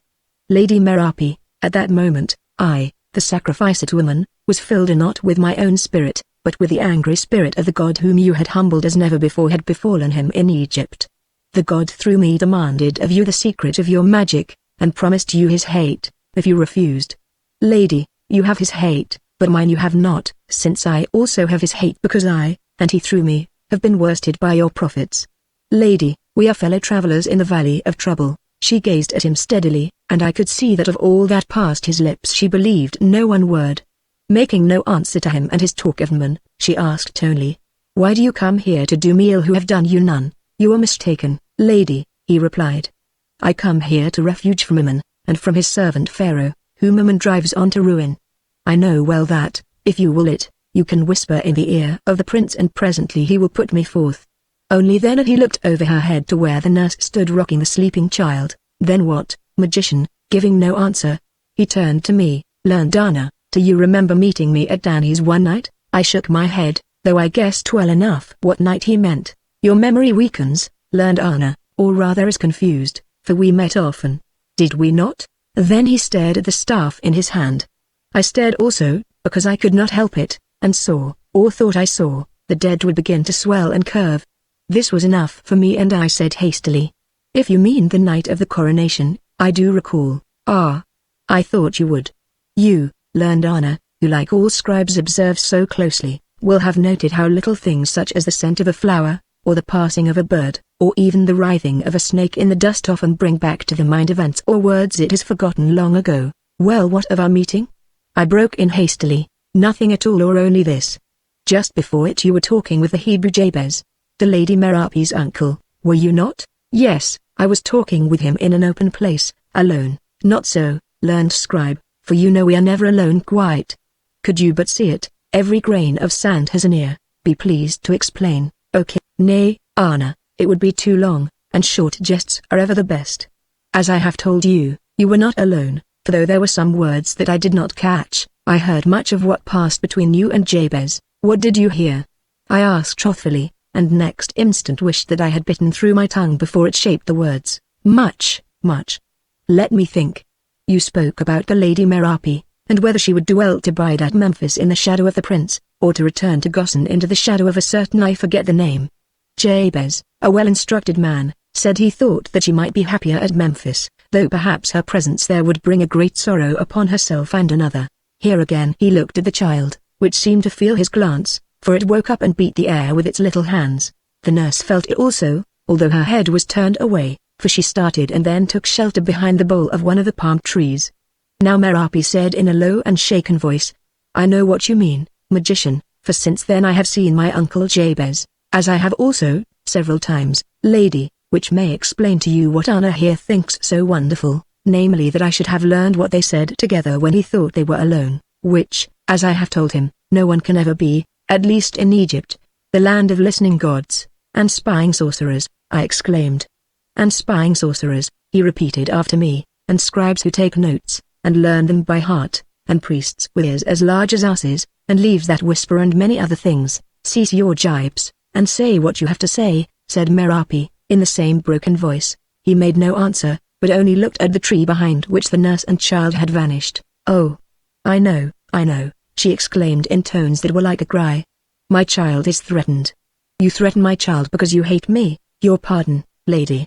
"It is true that evil threatens this royal babe, or so I understood from Jabez, who knows so much.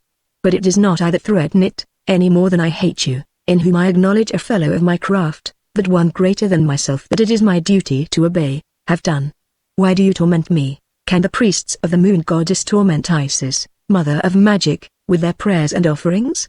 And can I who would make a prayer and an offering? What prayer, and what offering? The prayer that you will suffer me to shelter in this house from the many dangers that threaten me at the hands of Pharaoh and the prophets of your people, and an offering of such help as I can give by my arts and knowledge against blacker dangers which threaten another." Here once more he gazed at the trunk of the tree beyond which I heard the infant wail. "If I consent, what then?" she asked, hoarsely. "Then, lady, I will strive to protect a certain little one against a curse which Jabez tells me threatens him and many others in whom runs the blood of Egypt. I will strive. If I am allowed to bide here I do not say that I shall succeed, for as your Lord has reminded me, and as you showed me in the temple of Mon, my strength is smaller than that of the prophets and prophetesses of Israel, and if I refuse, then, lady," he answered in a voice that rang like iron, "I am sure that one whom you love as mothers love will shortly be rocked in the arms of the god whom we name Osiris." "Stay," she cried and, turning, fled away. "Why, Anna, she is gone," he said, "and that before I could bargain for my reward. Well, this I must find in your company. How strange are women, Anna. Here you have one of the greatest of her sex, as you learned in the temple of Mon. And yet she opens beneath the sun of hope and shrivels beneath the shadow of fear, like the touched leaves of that tender plant which grows upon the banks of the river, she who, with her eyes set on the mystery that is beyond, whereof she hears the whispering winds, should tread both earthly hope and fear beneath her feet, or make of them stepping stones to glory. Were she a man she would do so, but her sex wrecks her, she who thinks more of the kiss of a babe than of all the splendors she might harbor in her breast. Yes, a babe, a single wretched little babe. You had one once, did you not, Anna? Oh, to set and his fires with you and your evil talk," I said, and left him. When I had gone a little way, I looked back and saw that he was laughing, throwing up his staff as he laughed, and catching it again. "Set and his fires," he called after me. "I wonder what they are like, Anna." Perhaps one day we shall learn, you and I together, scribe Anna. So Kit took up his abode with us, in the same lodgings as Bacon Consu, and almost every day I would meet them walking in the garden, since I, who was of the prince's table, except when he ate with the Lady Merapi, did not take my food with them. Then we would talk together about many subjects. On those which had to do with learning, or even religion, I had the better of Kit, who was no great scholar or master of theology. But always before we parted he would plant some arrow in my ribs, at which old Bacon Consu laughed, and laughed again, yet ever threw over me the shield of his venerable wisdom, just because he loved me. I think it was after this that the plague struck the cattle of Egypt, so that tens of thousands of them died, though not all as was reported. But, as I have said, of the herds of Seti none died, nor, as we were told, did any of those of the Israelites in the land of Goshen. Now there was great distress in Egypt, but Kis smiled and said that he knew it would be so, and that there was much worse to come, for which I could have smitten him over the head with his own staff, had I not feared that, if I did so, it might once more turn to a serpent in my hand. Old Bacon Consu looked upon the matter with another face. He said that since his last wife died, I think some 50 years before, he had found life very dull because he missed the exercises of her temper, and her habit of presenting things as these never had been nor could possibly ever be. Now, however, it grew interesting again, since the marvels which were happening in Egypt, being quite contrary to nature, reminded him of his last wife and her arguments. All of which was his way of saying that in those years we lived in a new world, whereof for the Egyptians said the evil one seemed to be the king. But still Pharaoh would not let the Hebrews go, perhaps because he had vowed as much to Meneptah who set him on the throne, or perhaps for those other reasons, or one of them, which Ki had given to the prince. Then came the curse of sores afflicting man, woman, and child throughout the land, save those who dwelt in the household of Seti. Thus the watchman and his family whose lodge was without the gates suffered, but the watchman and his family who lived within the gates, not 20 paces away, did not suffer, which caused bitterness between their women. In the same way Ki, who resided as a guest of the prince at Memphis, suffered from no sores, whereas those of his college who remained at Danis were more heavily smitten than any others, so that some of them died. When he heard this, Ki laughed and said that he had told them it would be so. Also Pharaoh himself and even Her Highness Userti were smitten, the latter upon the cheek, which made her unsightly for a while. Indeed, Bacon Consu heard, I know not how, that so great was her rage that she even bethought her of returning to her lord Seti, in whose house she had learned people were safe, and the beauty of her successor, Moon of Israel, remained unscarred and was even greater than before, tidings that I think Bacon Consu himself conveyed to her.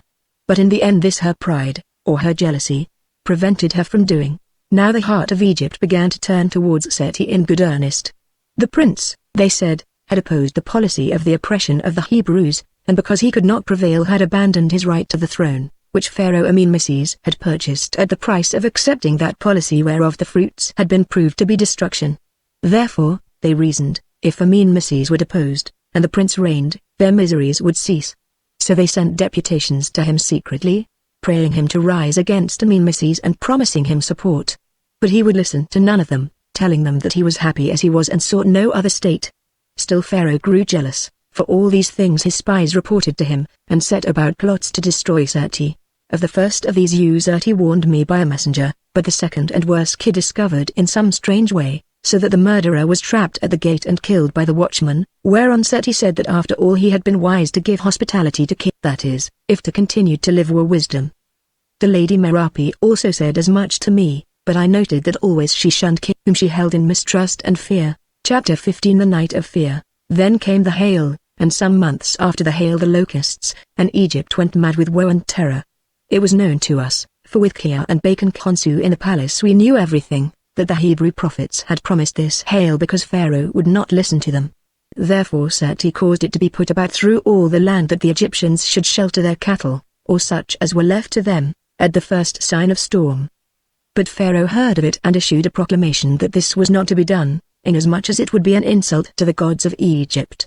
Still many did so and these saved their cattle. It was strange to see that wall of jagged ice stretching from earth to heaven and destroying all upon which it fell. The tall date palms were stripped even of their bark. The soil was churned up, men and beasts if caught abroad were slain or shattered.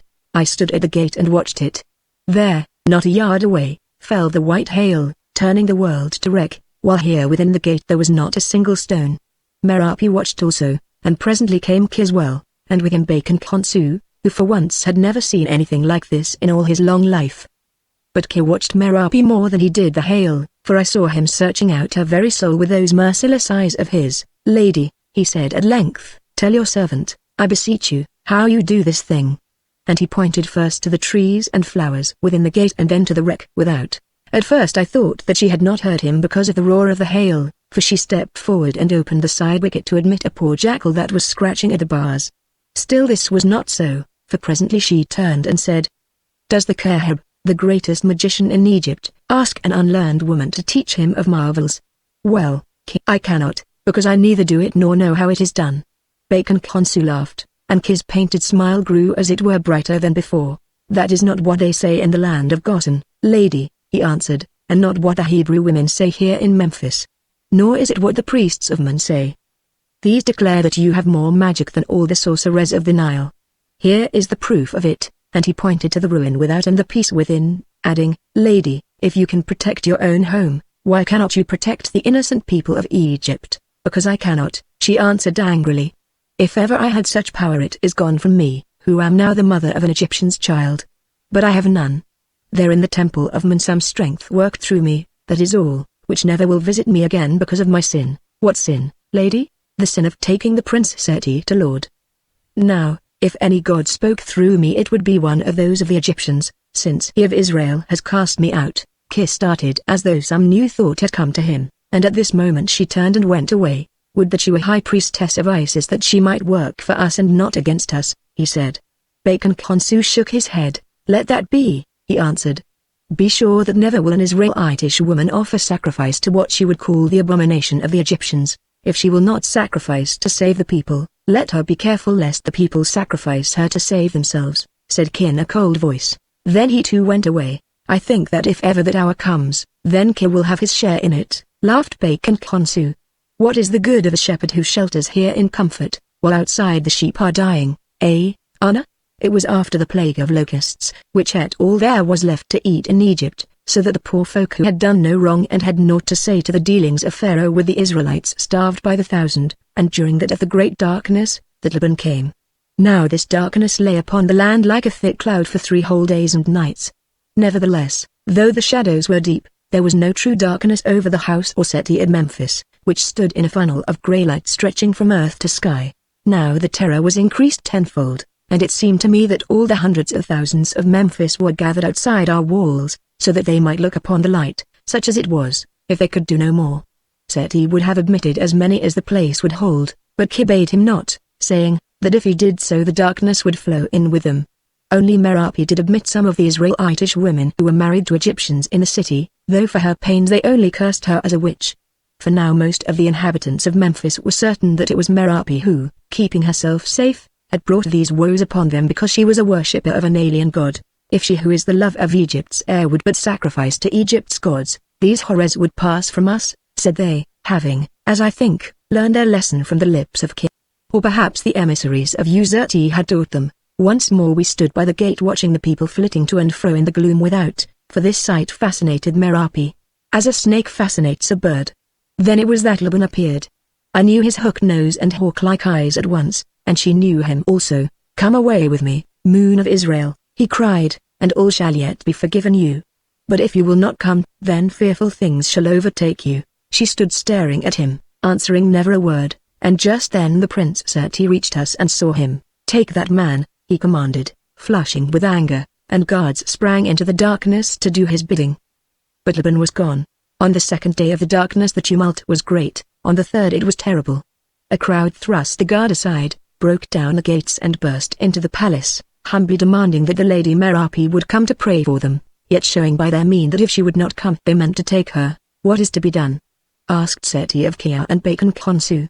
"That is for the prince to judge," said Ki, "though I do not see how it can harm the Lady Merapi to pray for us in the open square of Memphis." "Let her go," said Bacon Khonsu, "lest presently we should all go further than we would." "I do not wish to go," cried Merapi, "not knowing for whom I am to pray or how." "Be it as you will, lady," said Seti in his grave and gentle voice. "Only, hearken to the roar of the mob. If you refuse, I think that very soon every one of us will have reached a land where perhaps it is not needful to pray at all, And he looked at the infant in her arms. "I will go," she said. She went forth carrying the child and I walked behind her. So did the prince, but in that darkness he was cut off by a rush of thousands of folk and I saw him no more till all was over. Bacon Khonsu was with me leaning on my arm, but he had gone on before us, for his own ends as I think. A huge mob moved through the dense darkness, in which here and the lights floated like lamps upon a quiet sea. I did not know where we were going until the light of one of these lamps shone upon the knees of the colossal statue of the great Ramesses, revealing his cut. Then I knew that we were near the gateway of the vast temple of Memphis, the largest perhaps in the whole world. We went on through court after pillared court, priests leading us by the hand, till we came to a shrine commanding the biggest court of all, which was packed with men and women. It was that of Isis, who held at her breast the infant Horus. "Oh friend Anna," cried Merapi, "give help. They are dressing me in strange garments." I tried to get near to her but was thrust back, a voice, which I thought to be that of Ki, saying, "On your life, fool." Presently a lamp was held up, and by the light of it I saw Merapi seated in a chair dressed like a goddess, in the sacerdotal robes of Isis and wearing the vulture cap headdress beautiful exceedingly. In her arms was the child dressed as the infant Horus. "Pray for us, Mother Isis," cried thousands of voices, "that the curse of blackness may be removed." Then she prayed, saying, "Oh my God, take away this curse of blackness from these innocent people," and all those present repeated her prayer. At that moment the sky began to lighten and in less than half an hour the sun shone out. When Merapi saw how she and the child were arrayed she screamed aloud and tore off her jeweled trappings, crying, "Woe! Woe! Woe! Great woe upon the people of Egypt!" But in their joy at the new-found light few hearkened to her who they were sure had brought back the sun. Again Laban appeared for a moment. "Witch! Traitress!" he cried. "You have worn the robes of Isis and worshipped in the temple of the gods of the Egyptians. The curse of the God of Israel be on you and that which is born of you." I sprang at him but he was gone. Then we bore Merapi home swooning. So this trouble passed by, but from that time forward Merapi would not suffer her son to be taken out of her sight. "Why do you make so much of him, lady?"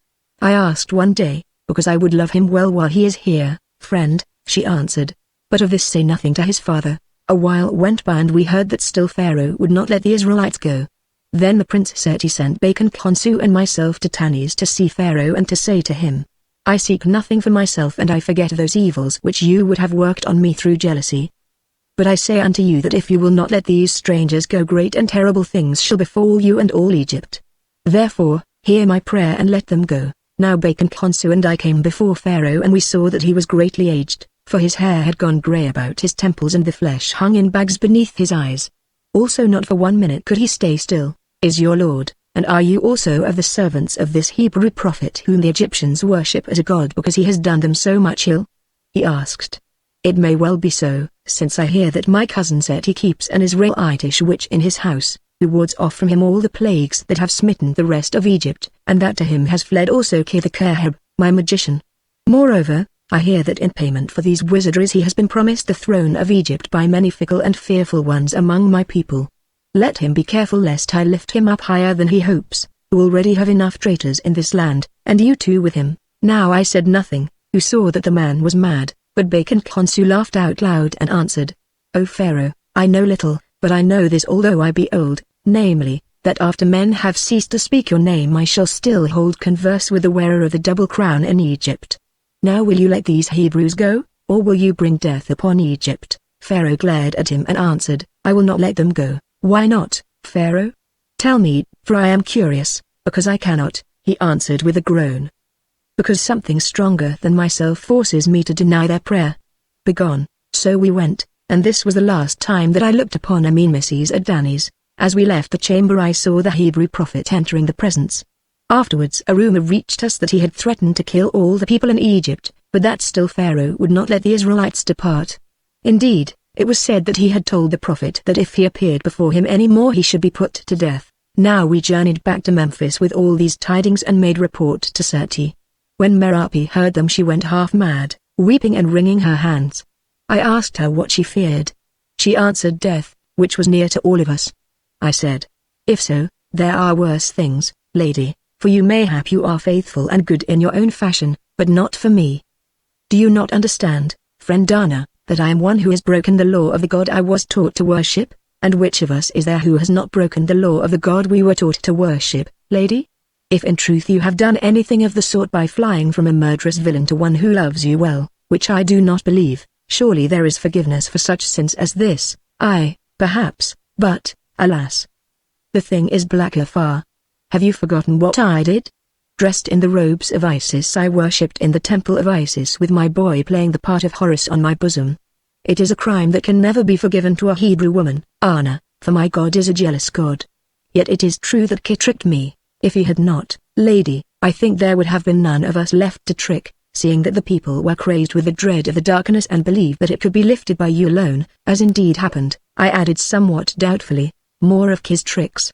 Oh, do you not understand that the lifting of the darkness at that moment was Kit's work, because he wished the people to believe that I am indeed a sorceress? Why? I asked. I do not know. Perhaps that one day he may find a victim to bind to the altar in his place. At least I know well that it is I who must pay the price, I in my flesh and blood, whatever Kim may promise, and she looked at the sleeping child. Do not be afraid, lady, I said. Ki has left the palace and you will see him no more. Yes, because the prince was angry with him about the trick in the temple of Isis. Therefore suddenly he went, or pretended to go, for how can one tell where such a man may really be? But he will come back again. Bethink you, he was the greatest magician in Egypt, even old Bacon Khonsu can remember none like to him. Then he matches himself against the prophets of my people and fails. But did he fail, lady? What they did he did, sending among the Israelites the plagues that your prophets had sent among us. Yes, some of them, but he was outpaced, or feared to be outpaced at last. Is Ki a man to forget that? And if Kit chances really to believe that I am his adversary and his master at this black work, as because of what happened in the temple of Men thousands believe today, will he not meet me my own measure soon or late? Oh, I fear Kit Anna, and I fear the people of Egypt, and were it not for my Lord beloved, I would flee away into the wilderness with my son, and get me out of this haunted land. Hush. He wakes. From this time forward until the sword fell there was great dread in Egypt. None seemed to know exactly what they dreaded, but all thought that it had to do with death. People went about mournfully looking over their shoulders as though someone were following them, and at night they gathered together in knots and talked in whispers. Only the Hebrews seemed to be glad and happy. Moreover, they were making preparations for something new and strange. Thus those Israelitish women who dwelt in Memphis began to sell what property they had and to borrow of the Egyptians. Especially did they ask for the loan of jewels, saying that they were about to celebrate a feast and wished to look fine in the eyes of their countrymen. None refused them what they asked because all were afraid of them. They even came to the palace and begged her ornaments from Merapi, although she was a countrywoman of their own who had showed them much kindness. Yes, and seeing that her son wore a little gold circlet on his hair, one of them begged that also, nor did she say her nay. But, as it chanced, the prince entered, and seeing the woman with this royal badge in her hand, grew very angry and forced her to restore it. What is the use of crowns without heads to wear them? She sneered, and fled away laughing, with all that she had gathered. After she had heard that saying Merapi grew even sadder and more distraught than she was before, and from her the trouble crept to Seti. He too became sad and ill at ease, though when I asked him why he vowed he did not know, but supposed it was because some new plague drew near. Yet, he added, as I have made shift to live through 9 of them, I do not know why I should fear a 10th. Still he did fear it, so much that he consulted Bacon Khonsu as to whether there were any means by which the anger of the gods could be averted. Bacon Khonsu laughed and said he thought not, since always if the gods were not angry about one thing they were angry about another. Having made the world they did nothing but quarrel with it, or with other gods who had a hand in its fashioning, and of these quarrels men were the victims. Bear your woes, prince, he added, if any come, for ere the Nile has risen another 50 times at most, whether they have or have not been, will be the same to you. Then you think that when we go west we die indeed, and that Osiris is but another name for the sunset. Bacon Khonsu, the old counselor, shook his great head, and answered, no. If ever you should lose one whom you greatly love, take comfort, prince, for I do not think that life ends with death.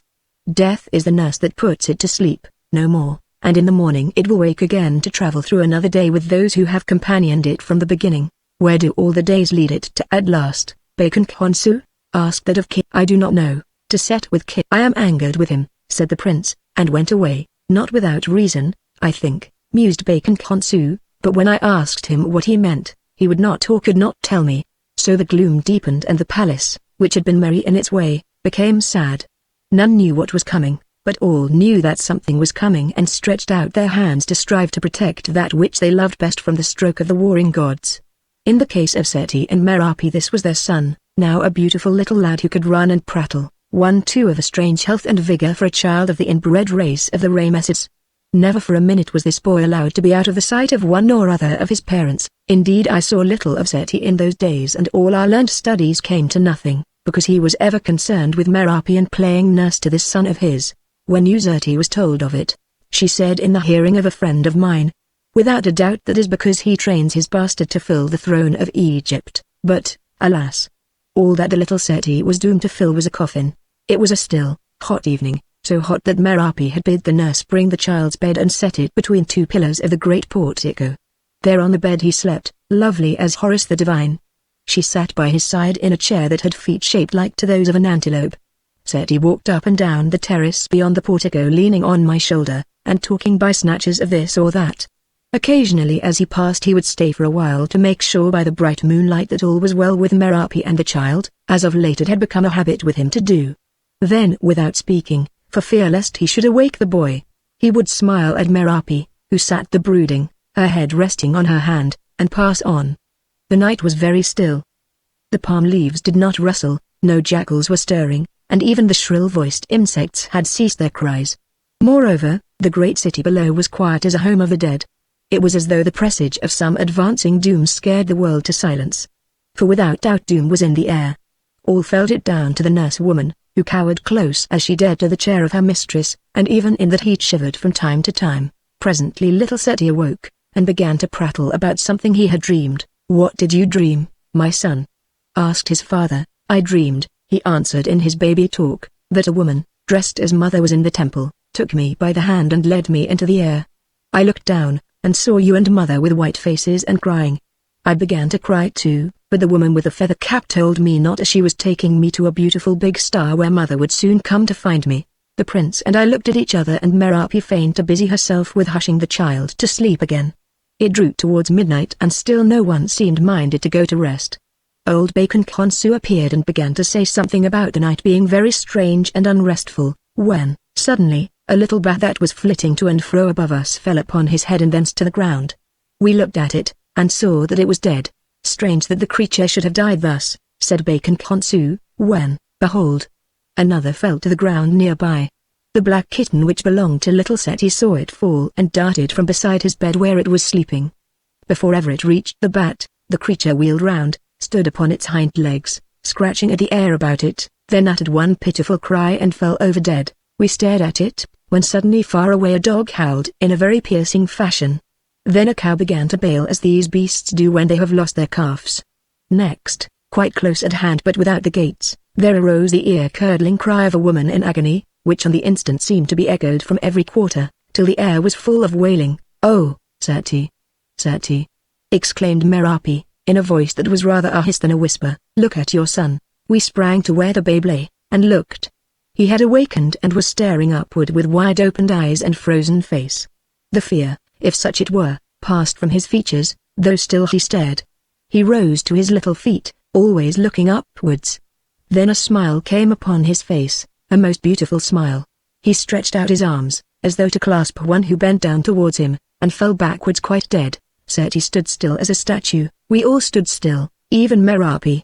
Then she bent down, and lifted the body of the boy. "Now, my lord," she said, "there has fallen on you that sorrow which Jabez my uncle warned you would come, if ever you had aught to do with me. Now the curse of Israel has pierced my heart, and now our child, as Kir the evil prophesied, has grown too great for greetings, or even for farewells." Thus she spoke in a cold and quiet voice, as one might speak of something long expected or foreseen, then made her reverence to the prince, and departed, bearing the body of the child. Never, I think, did Merapi seem more beautiful to me than in this, her hour of bereavement, since now through her woman's loveliness shone out some shadow of the soul within. Indeed, such were her eyes and such her movements that well might have been a spirit and not a woman who departed from us with that which had been her son. Seti leaned on my shoulder looking at the empty bed, and at the scared nurse who still sat behind, and I felt a tear drop upon my hand. Old Bacon Khonsu lifted his massive face, and looked at him. "Grieve not overmuch, prince," he said, "since, ere as many years as I have lived out have come and gone, this child will be forgotten and his mother will be forgotten, and even you, O Prince, will live but as a name that once was great in Egypt. And then, O Prince, elsewhere the game will begin afresh, and what you have lost shall be found anew, and the sweeter for its sheltering from the vile breath of men. His magic is not all a lie, or if his is, mine holds some shadow of the truth, and when he said to you yonder in Tanis that not for nothing were you named Lord of Rebirths, he spoke words that you should find comfortable tonight. I thank you, Counselor, said Seti, and turning, followed Merapi. Now I suppose we shall have more deaths, I exclaimed, hardly knowing what I said in my sorrow. I think not, Anna, answered Bacon Khonsu, since the shield of Jabez, or of his god, is over us. Always he foretold that trouble would come to Merapi, and to Seti through Merapi, but that is all. I glanced at the kitten. It strayed here from the town 3 days ago, Anna. And the bats also may have flown from the town. Hark to the wailing. Was ever such a sound heard before in Egypt? Chapter 16. Jabez sells horses. Bacon Khonsu was right. Save the son of Seti alone, none died who dwelt in or about his house, though elsewhere all the firstborn of Egypt lay dead, and the firstborn of the beasts also. When this came to be known throughout the land, a rage seized the Egyptians against Merapi, who, they remembered, had called down woe on Egypt after she had been forced to pray in the temple land, as they believed, to lift the darkness from Memphis. Bacon Khonsu and I and others who loved her pointed out that her own child had died with the rest. To this it was answered, and here I thought I saw the fingers of Uzerti and of Ki, that it was nothing, since witches did not love children.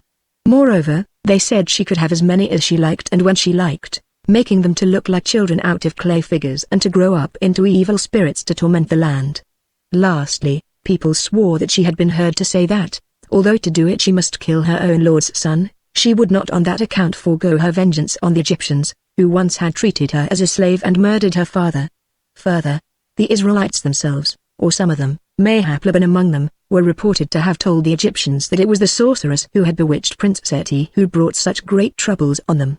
So it happened that the Egyptians came to hate Merapi, who of all women was the sweetest and the most to be loved, and to her other supposed crimes, added this also, that by her witcheries she had stolen the heart of Seti away from his lawful wife and made him to turn that lady, the royal princess of Egypt, even from his gates, so that she was forced to dwell alone at Tanis. For in all these matters none blamed Seti, whom everyone in Egypt loved, because it was known that he would have dealt with the Israelites in a very different fashion, and thus averted all the woes that had desolated the ancient land of Chem. As for this matter of the Hebrew girl with the big eyes who chanced to have thrown a spell upon him, that was his ill fortune, nothing more.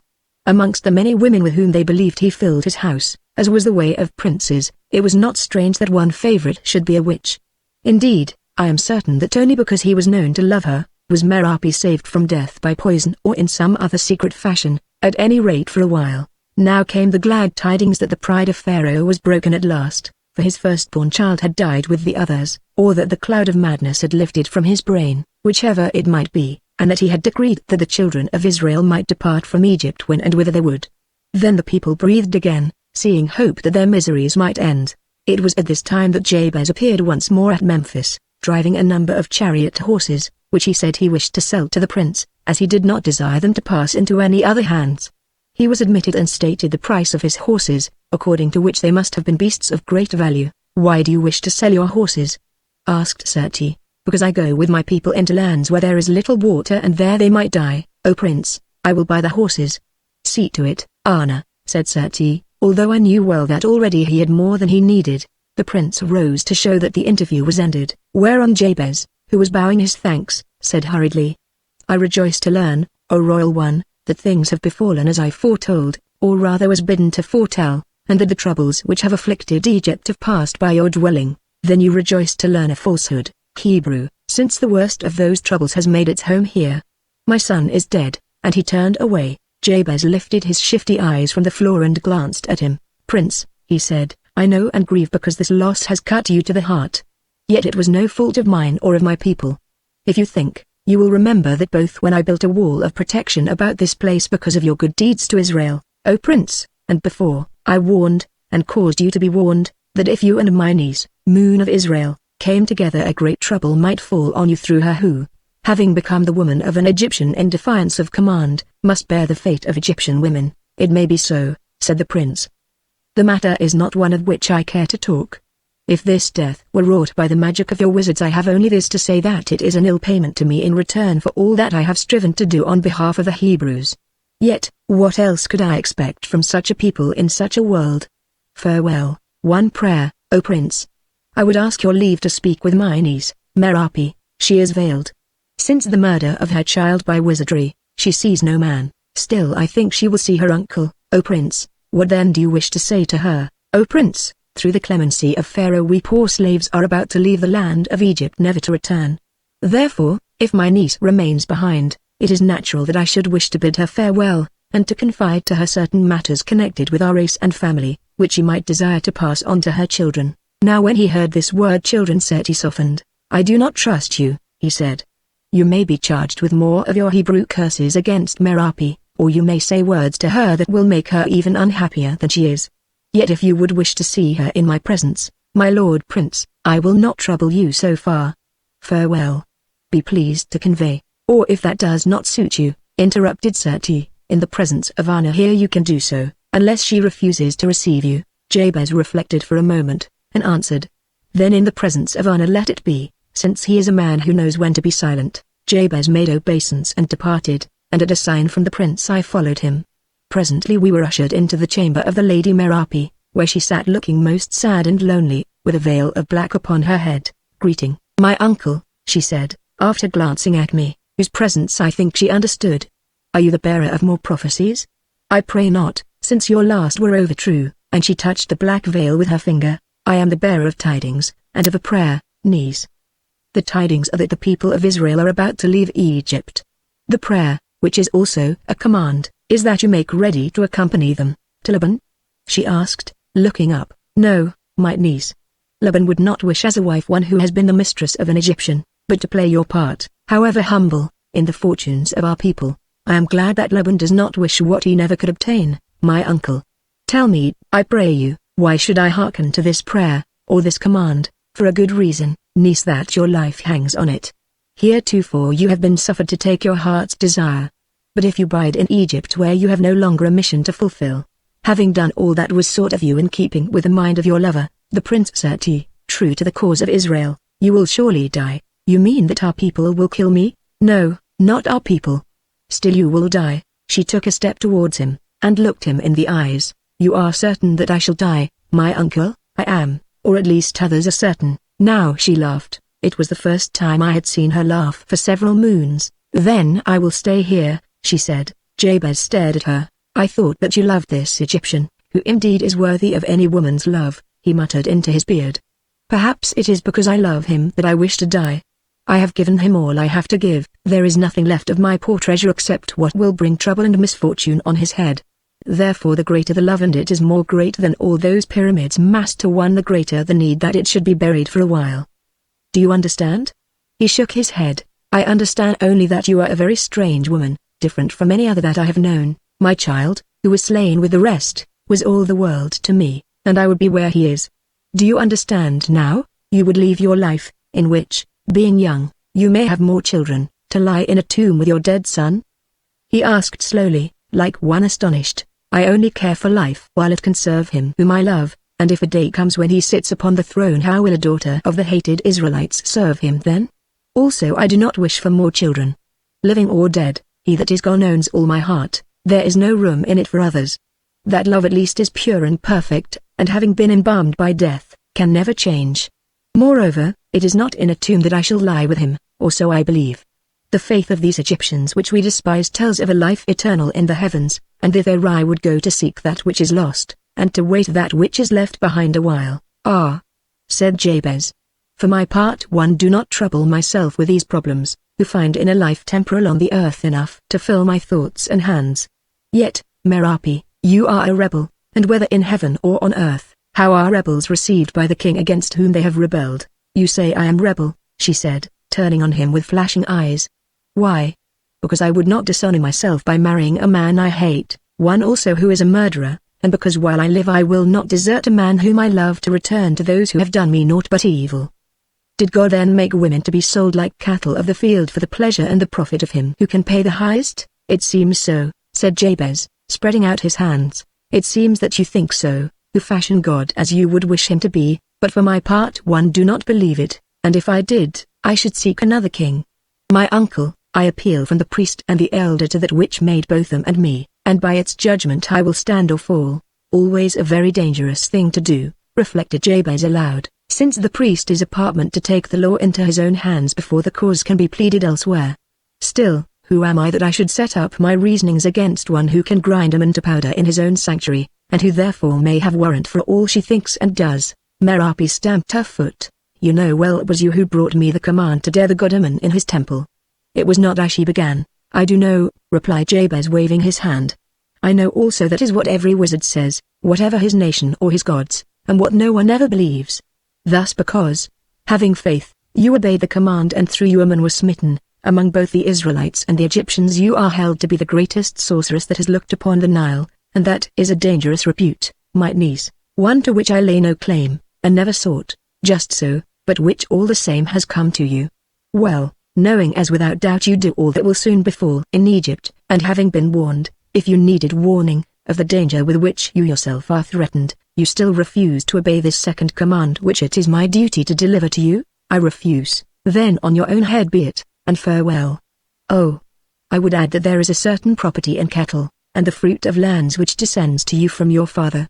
In the event of your death, take it all, uncle, and may it prosper you. Farewell, a great woman, friend Dana, and a beautiful, said the old Hebrew, after he had watched her go. I grieve that I shall never see her again, and, indeed, that no one will see her for very long, for, remember, she is my niece of whom I am fond. Now I too must be going, having completed my errand. All good fortune to you, Anna. You are no longer a soldier, are you? No? Believe me, it is as well, as you will learn. My homage to the prince. Think of me at times, when you grow old, and not unkindly, seeing that I have served you as best I could, and your master also, who I hope will soon find again that which he lost a while ago. Her Highness, Princess Userti, I suggested. The Princess Userti among other things, Anna. Tell the prince, if he should deem them costly, that those horses which I sold him are really of the finest Syrian blood, and of a strain that my family has owned for generations.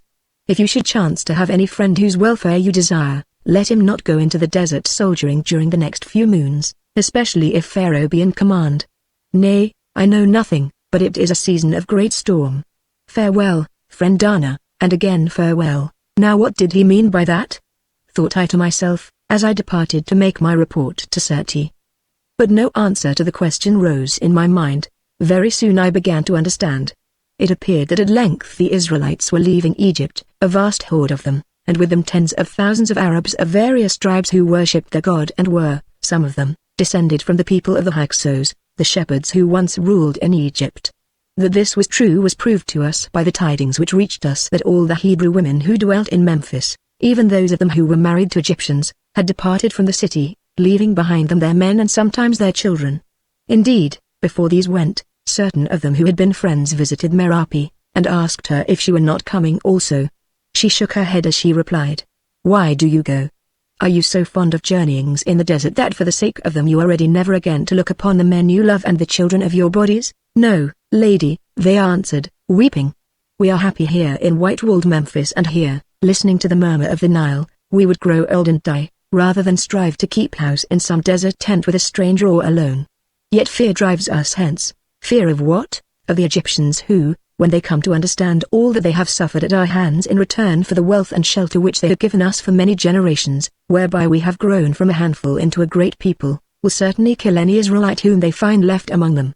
Also we fear the curses of our priests who bid us to depart." "Then I should fear these things also," said Merapi. "Not so, lady, seeing that being the only beloved of the Prince of Egypt who, rumor tells us, will soon be Pharaoh of Egypt, by him you will be protected from the anger of the Egyptians. And being, as we all know well, the greatest sorceress in the world, the overthrower of Ammon rather mighty, and one who by sacrificing her child was able to ward away every plague from the household where she dwelt, you have naught to fear from priests and their magic." Then Merapi sprang up, bidding them to leave her to her fate and to be gone to their own, which they did hastily enough, fearing lest she should cast some spell upon them.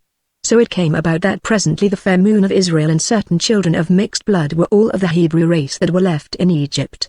Then, notwithstanding the miseries and misfortunes that during the past few years by terror, death, and famine had reduced them to perhaps 1/2 of their number, the people of Egypt rejoiced with a great joy.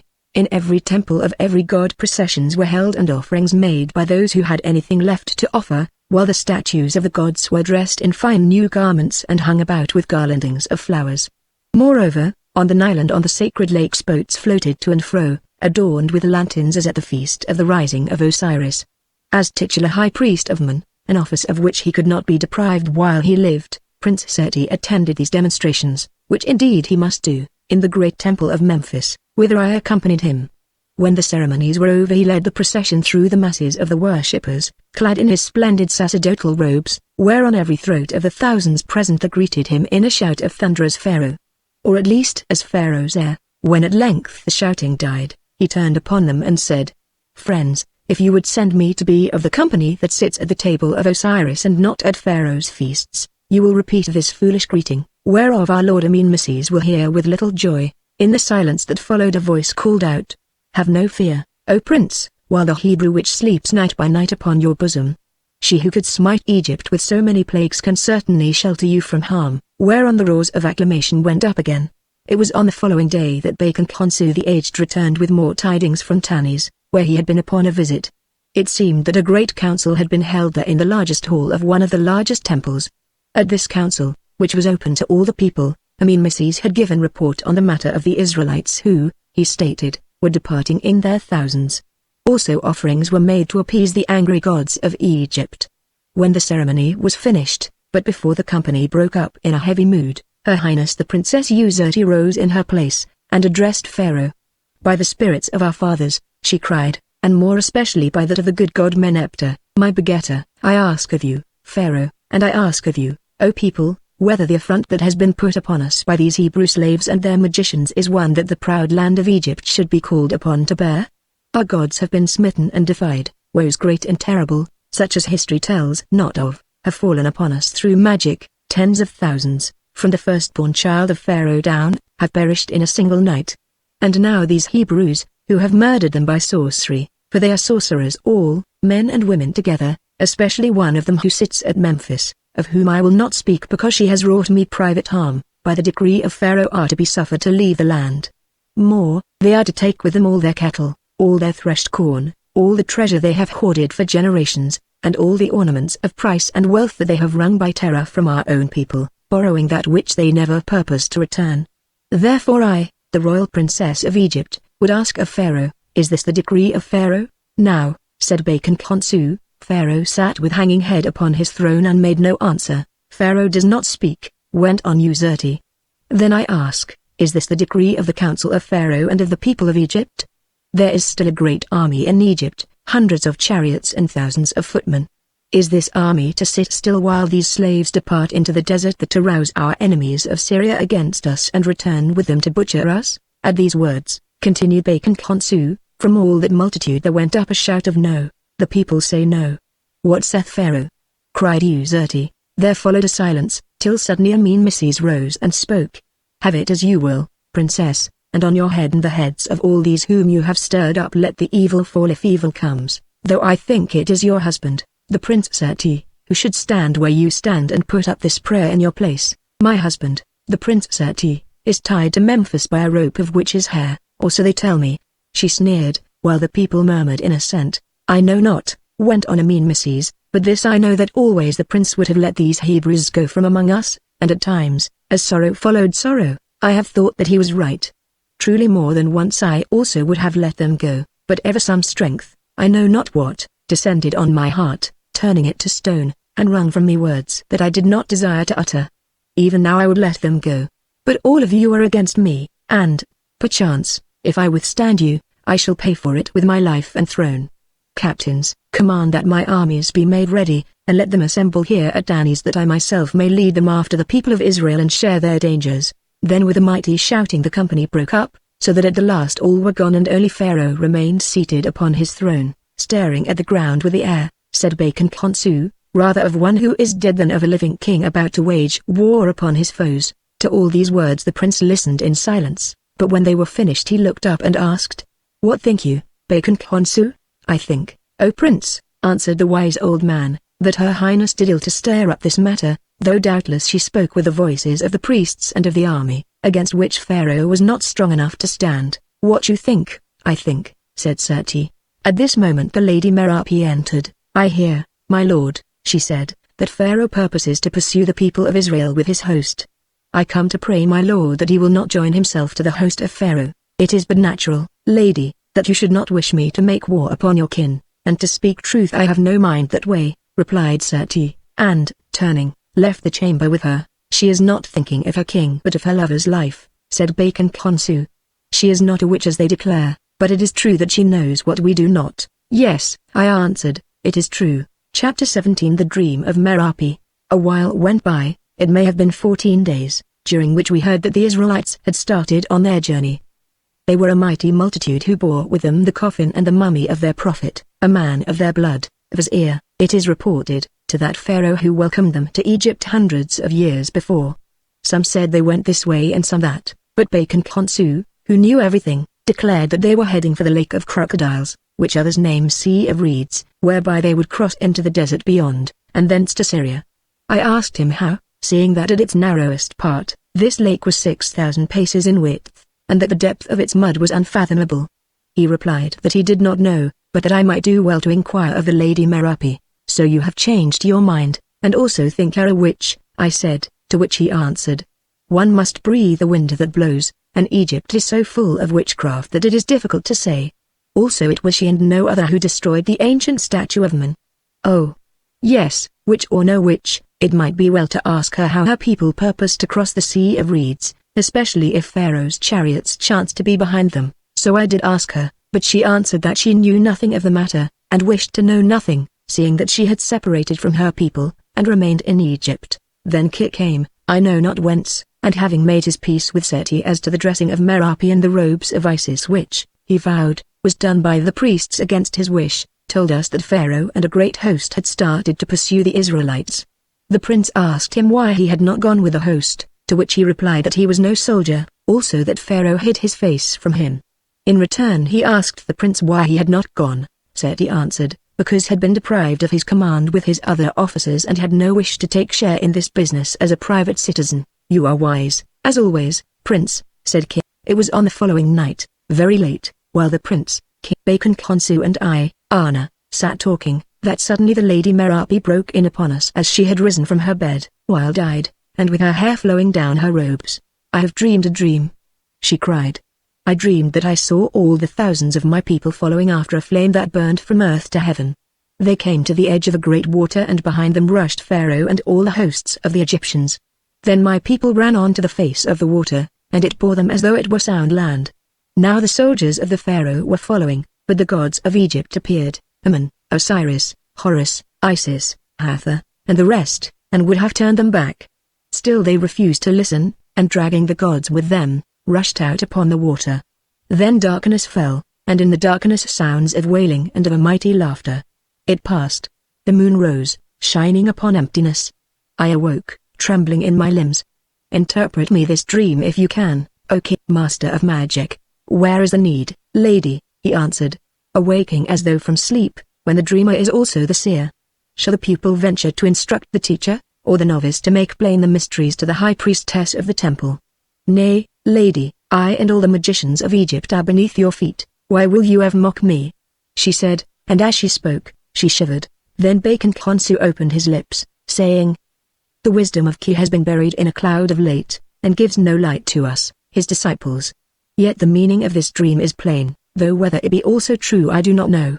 It is that all the host of Egypt, and with it the gods of Egypt, are threatened with destruction because of the Israelites, unless one to whom they will hearken can be found to turn them from some purpose that I do not understand.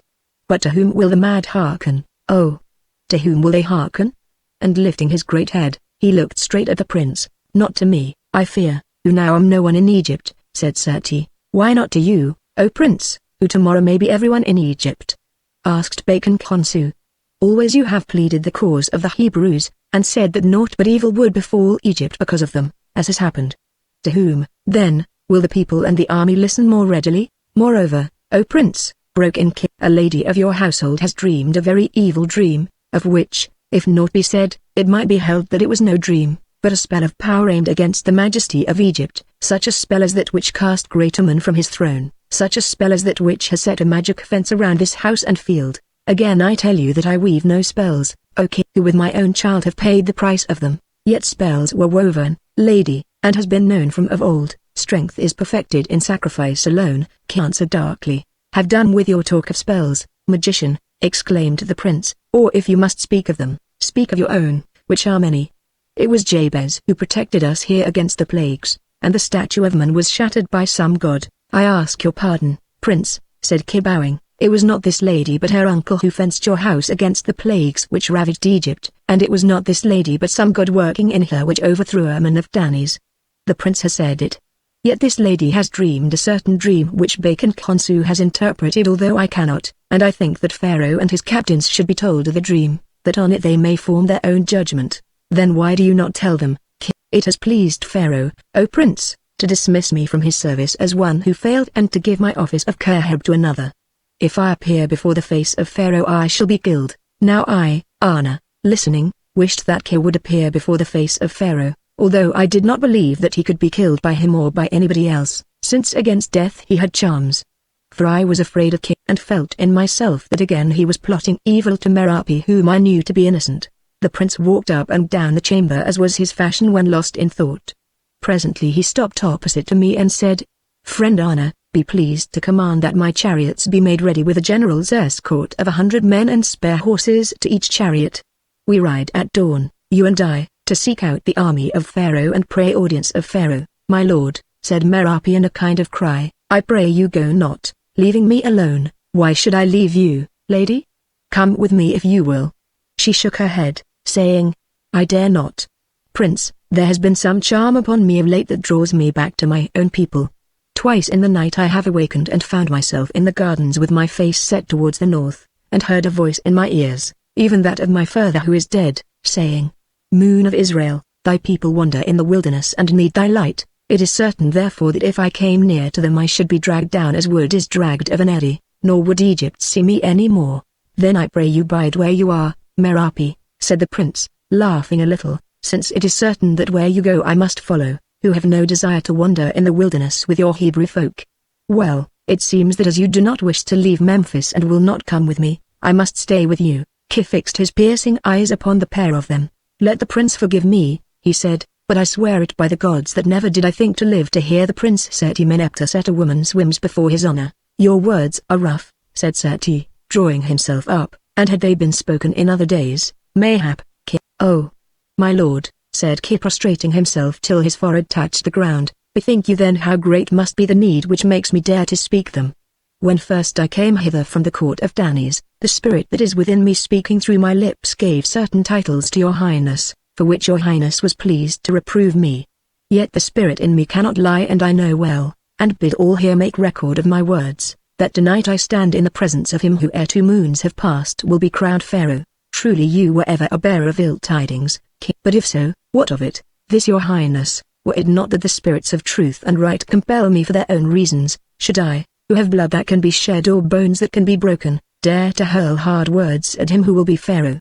Should I dare to cross the will of the sweet dove who nestles on his heart, the wise, white dove that murmurs the mysteries of heaven, whence she came, and is stronger than the vulture of Isis and swifter than the hawk of Ra, the dove that, were she angry, could rend me into more fragments than did Set Osiris? Now I saw Bacon Khonsu begin to swell with inward laughter like a frog about to croak, but Seti answered in a weary voice, by all the birds of Egypt with the sacred crocodiles thrown in, I do not know, since that mind of yours, King, is not an open writing which can be read by the passer-by.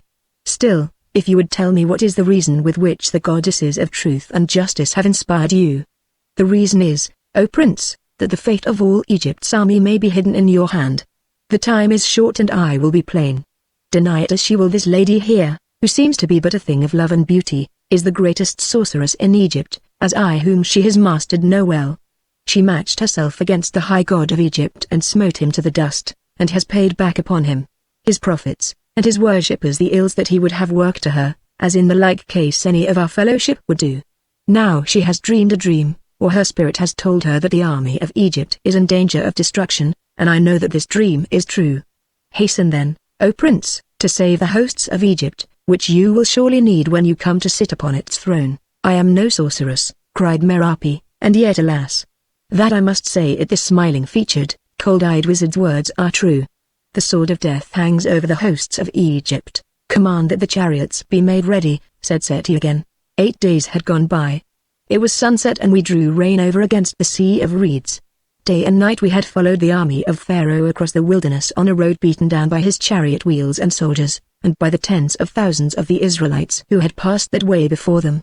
Now from the ridge where we had halted we saw it encamped beneath us, a very great army. Moreover, stragglers told us that beyond, also encamped, was the countless horde of the Israelites, and beyond these a vast sea of reeds which barred their path. But we could not see them for a very strange reason. Between these and the army of Pharaoh rose a black wall of cloud, built as it were from earth to heaven. One of those stragglers of whom I have spoken, told us that this cloud travelled before the Israelites by day, but at night was turned into a pillar of fire. Only on this day, when the army of Pharaoh approached, it had moved round and come between the people of Israel and the army. Now when the prince, Bacon Khonsu, and I heard these things we looked at each other and were silent.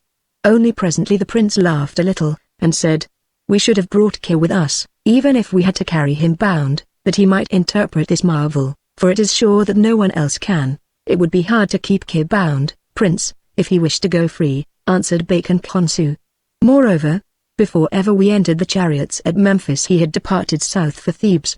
I saw him go, and I gave orders that he should not be allowed to return, for I hold him an ill guest, or so thinks the Lady Merapi, replied Seti with a sigh. Now that we are here, what would the prince do? I asked. Descend to the camp of Pharaoh and say what we have to say, Anna, and if he will not listen, Prince, then cry our message aloud and return, and if he will not suffer us to return, Prince, then stand still and live or die as the gods may decree. Truly our Lord has a great heart, exclaimed Bacon Khonsu, and though I feel over young to die, I am minded to see the end of this matter with him, and he laughed aloud. But I who was afraid thought that oh-ho-ho of his, which the sky seemed to echo back upon our heads, a strange and indeed a fearful sound. Then we put on robes of ceremony that we had brought with us, but neither swords nor armor, and having eaten some food, drove on with the half of our guard towards the place where we saw the banners of Pharaoh flying about his pavilion. The rest of our guard we left encamped, bidding them, if aught happened to us, to return and make report at Memphis and in the other great cities. As we drew near to the camp the outposts saw us and challenged. But when they perceived by the light of the setting sun who it was that they challenged, a murmur went through them, of the Prince of Egypt. The Prince of Egypt. For so they had never ceased to name Seti, and they saluted with their spears and let us pass. So at length we came to the pavilion of Pharaoh, round about which a whole regiment stood on guard. The sides of it were looped up high because of the heat of the night which was great, and within sat Pharaoh, his captains, his counselors, his priests, his magicians, and many others at meat or serving food and drink. They sat at a table that was bent like a bow, with their faces towards the entrance, and Pharaoh was in the center of the table with his fan-bearers and butlers behind him. We advanced into the pavilion, the prince in the center, Bacon Khonsu leaning on his staff on the right hand, and I, wearing the gold chain that Pharaoh Meneptah had given me, on the left, but those with us remained among the guard at the entrance. Who are these? Asked the mean misses, looking up. Who come here unbidden? 3 citizens of Egypt who have a message for Pharaoh, answered Seti in his quiet voice, which we have traveled fast and far to speak in time. How are you named, citizens of Egypt, and who sends your message? We are named, Seti Meneptah, a 4-time prince of Egypt, and heir to its crown, Bacon Khonsu the aged counselor, and Anna the scribe and king's companion, and our message is from the gods. We have heard those names, who has not? Said Pharaoh, and as he spoke all, or very nearly all, the company rose, or half rose, and bowed towards the prince. Will you and your companions be seated and eat, Prince Seti Meneptah? We thank the divine Pharaoh. But we have already eaten. Have we Pharaoh's leave to deliver our message? Speak on, Prince. O Pharaoh, many moons have gone by, since last we looked upon each other face to face, on that day when my father, the good god Meneptah, disinherited me, and afterwards fled hence to Osiris. Pharaoh will remember why I was thus cut off from the royal route of Egypt. It was because of the matter of these Israelites, who in my judgment had been evilly dealt by, and should be suffered to leave our land. The good god Meneptah, being so advised by you and others, O Pharaoh, would have smitten the Israelites with the sword, making an end of them, and to this he demanded my assent as the heir of Egypt. I refused that assent and was cast out, and since then, you, O Pharaoh, have worn the double crown, while I have dwelt as a citizen of Memphis, living upon such lands and revenues as are my own. Between that hour and this, O Pharaoh, many griefs have smitten Egypt, and the last of them cost you your firstborn, and me mine. Yet through them all, O Pharaoh, you have refused to let these Hebrews go, as I counseled should be done at the beginning. At length after the death of the firstborn, your decree was issued that they might go. Yet now you follow them with a great army and purpose to do to them what my father, the good god Meneptah, would have done, had I consented, namely to destroy them with the sword. Hear me, Pharaoh, I hear, also the case is well if briefly set. What else would the Prince Seti say? This, O Pharaoh, that I pray you to return with all your host from the following of these Hebrews, not tomorrow or the next day, but at once this night. Why, O Prince? Because of a certain dream that a lady of my household who is Hebrew has dreamed, which dream foretells destruction to you and the army of Egypt, unless you hearken to these words of mine. I think that we know of this snake whom you have taken to dwell in your bosom, whence it may spit poison upon Egypt. It is named Merapi, Moon of Israel, is it not? That is the name of the lady who dreamed the dream, replied Seti in a cold voice, though I felt him tremble with anger at my side. The dream that if Pharaoh wills my companions here shall set out word for word to his magicians. Pharaoh does not will it, shouted Amin Mrs. smiting the board with his fist, because Pharaoh knows that it is but another trick to save these wizards and thieves from the doom that they have earned. Am I then a worker of tricks, O Pharaoh? If I had been such, why have I journeyed hither to give warning, when by sitting yonder at Memphis tomorrow, I might once more have become heir to the double crown? For if you will not hearken to me, I tell you that very soon you shall be dead, and with you these, and he pointed to all those who sat at table, and with them the great army that lies without. Ere you speak, tell me, what is that black cloud which stands before the camp of the Hebrews? Is there no answer? Then I will give you the answer.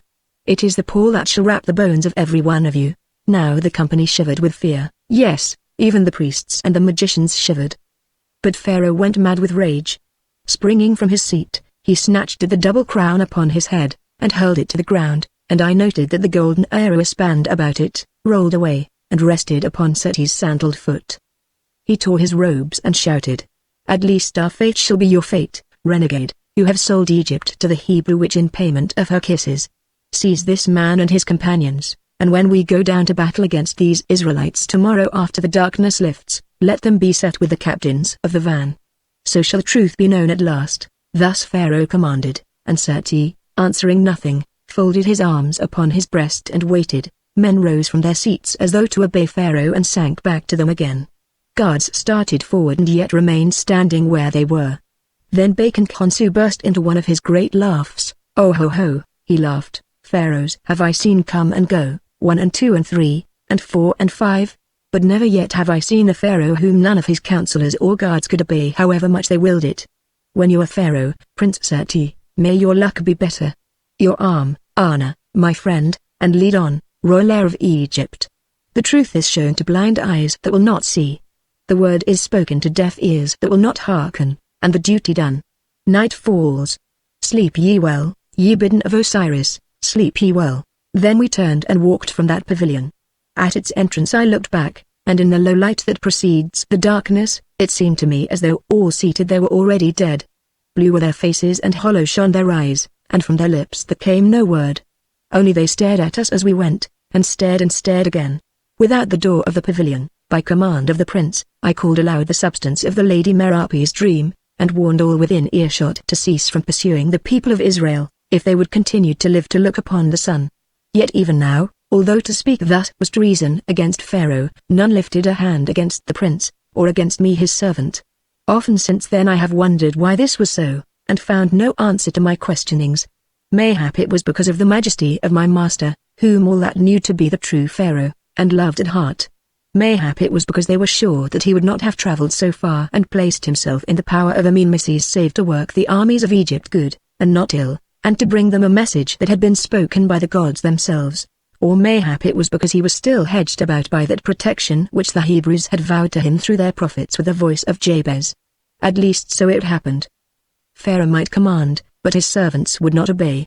Moreover, the story spread, and that night many deserted from the host of Pharaoh and encamped about us. or fled back towards the cities whence they came. Also with them were not a few counselors and priests who had talked secretly with Bacon Khonsu. So it chanced that even if Pharaoh desired to make an end of us, as perhaps he purposed to do in the midnight watches, he thought it wisest to let the matter lie until he had finished with the people of Israel. It was a very strange night, silent, with a heavy, stirless air. There were no stars, but the curtain of black cloud which seemed to hang beyond the camp of the Egyptians was alive with lightnings which appeared to shape themselves to letters that I could not read. "Behold the book of fate written in fire by the hand of God," said Bacon Khonsu, as he watched. About midnight a mighty east wind began to blow, so strongly that we must lie upon our faces under the lee of the chariots. Then the wind died away and we heard tumult and shoutings, both from the camp of Egypt, and from the camp of Israel beyond the cloud. Next there came a shock as of earthquake, which threw those of us who were standing to the ground, and by a blood-red moon that now appeared we perceived that all the army of Pharaoh was beginning to move towards the sea. Whither go they? I asked of the prince who clung to my arm. To doom, I think, he answered, but to what doom I do not know. After this we said no more, because we were too much afraid. Dawn came at last, showing the most awful sight that was ever beheld by the eye of man. The wall of cloud had disappeared, and in the clear light of the morning, we perceived that the deep waters of the Sea of Reeds had divided themselves, leaving a raised roadway that seemed to have been cleared by the wind, or perchance to have been thrown up by the earthquake. Who can say? Not I, who never set foot upon that path of death. Along this wide road streamed the tens of thousands of the Israelites, passing between the water on the right hand, and the water on the left, and after them followed all the army of Pharaoh, save those who had deserted, and stood all around us, watching. We could even see the golden chariots that marked the presence of Pharaoh himself, and of his bodyguard, deep in the heart of the broken host that struggled forward without discipline or order. What now? Oh! What now? Murmured Seti, and as he spoke there was a second shock of earthquake. Then to the west on the sea there arose a mighty wave, whereof the crest seemed to be high as a pyramid. It rolled forward with a curved and foaming head, and in the hollow of it for a moment, no more, we saw the army of Egypt. Yet in that moment I seemed to see mighty shapes fleeing landwards along the crest of the wave, which shapes I took to be the gods of Egypt, pursued by a form of light and glory that drove them as with a scourge. They came, they went, accompanied by a sound of wailing, and the wave fell. But beyond it, the hordes of Israel still marched upon the further shore. Dense gloom followed, and through the gloom I saw, or thought I saw, Merapi, moon of Israel, standing before us with a troubled face, and heard or thought I heard her cry, "Oh! Help me, my lord Seti! Help me, my lord Seti!" Then she too was gone. "Harness the chariots!" cried Seti, in a hollow voice, chatterating the crowning of Merapi. Fast as sped our horses, rumor, or rather the truth, carried by those who had gone before us, flew faster. Oh! That journey was as a dream begotten by the evil gods. On we galloped through the day and through the night, and lo!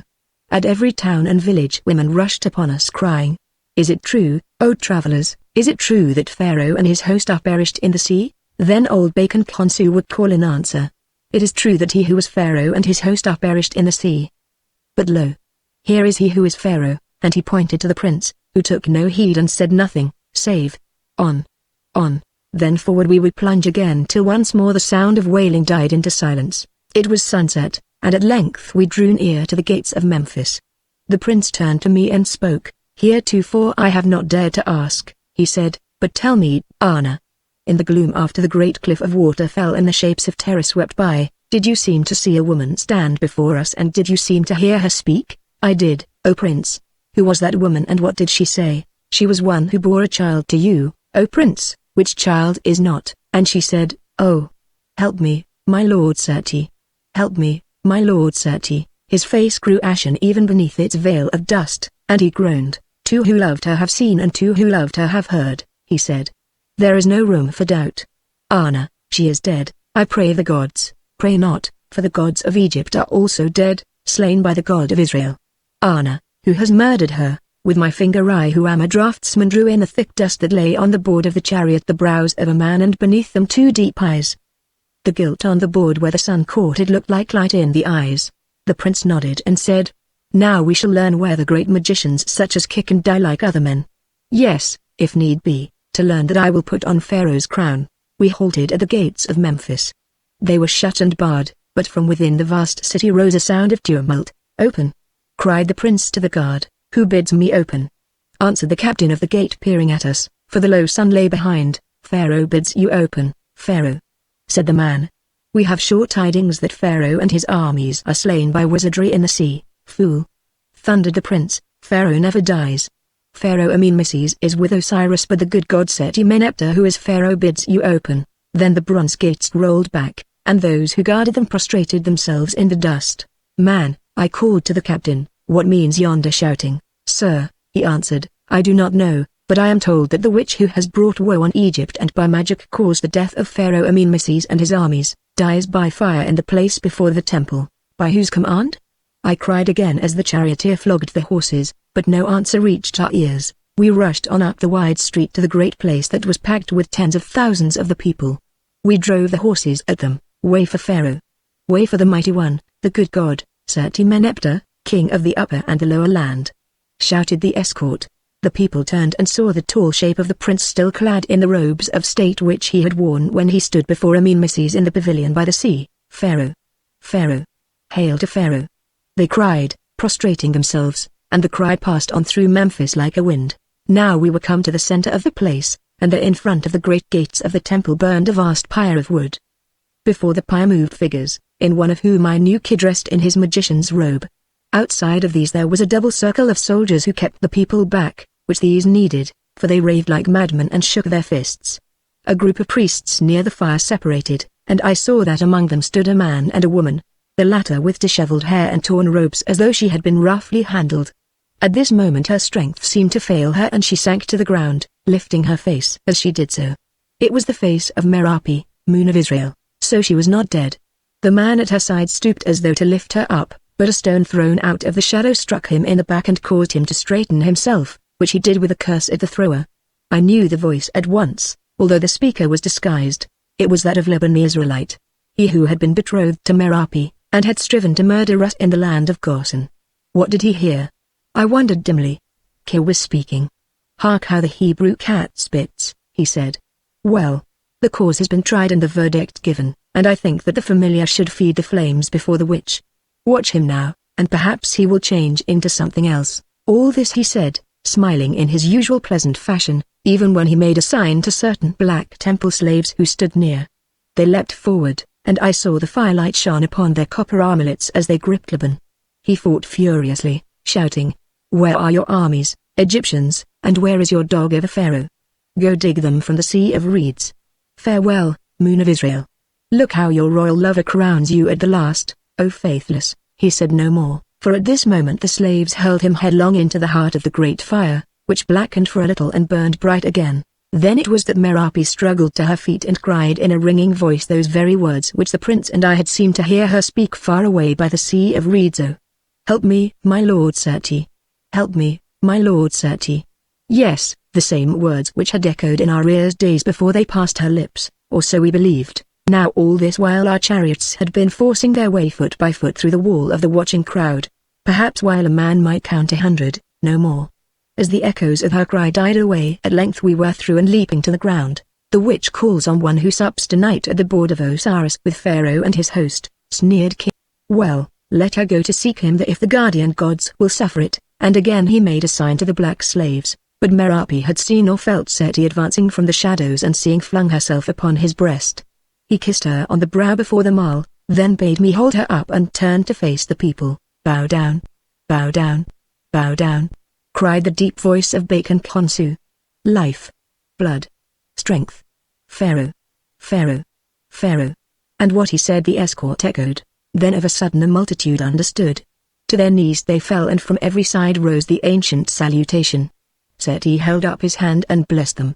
Watching, I saw Kir slip towards the darkness, and whispered a word to the guards, who sprang upon him and brought him back. Then the prince spoke.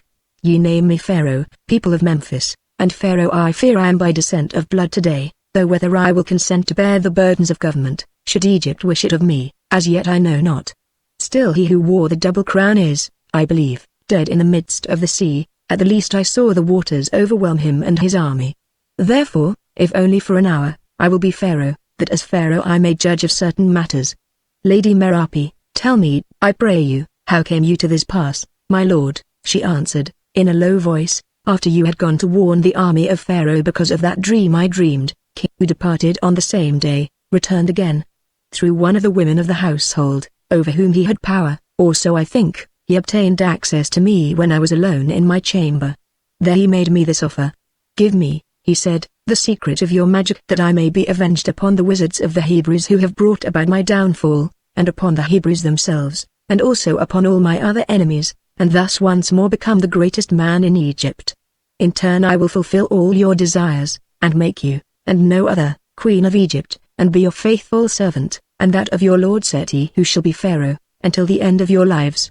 Refuse, and I will stir up the people against you, and before ever the prince returns, if he returns at all, they who believe you to be an evil sorceress shall mete out to you the fate of a sorceress. My lord, I answered to Ki what I have often told him before, that I had no magic to reveal to him, I who knew nothing of the black arts of sorcery, seeing that it was not I who destroyed the statue of Man in the temple at Anis, but that same power which since then has brought all the plagues on Egypt. I said, too, that I cared nothing for the gifts he offered to me, as I had no wish to be queen of Egypt. My lord, he laughed in my face, saying I should find that he was one ill to mock, as others had found before me.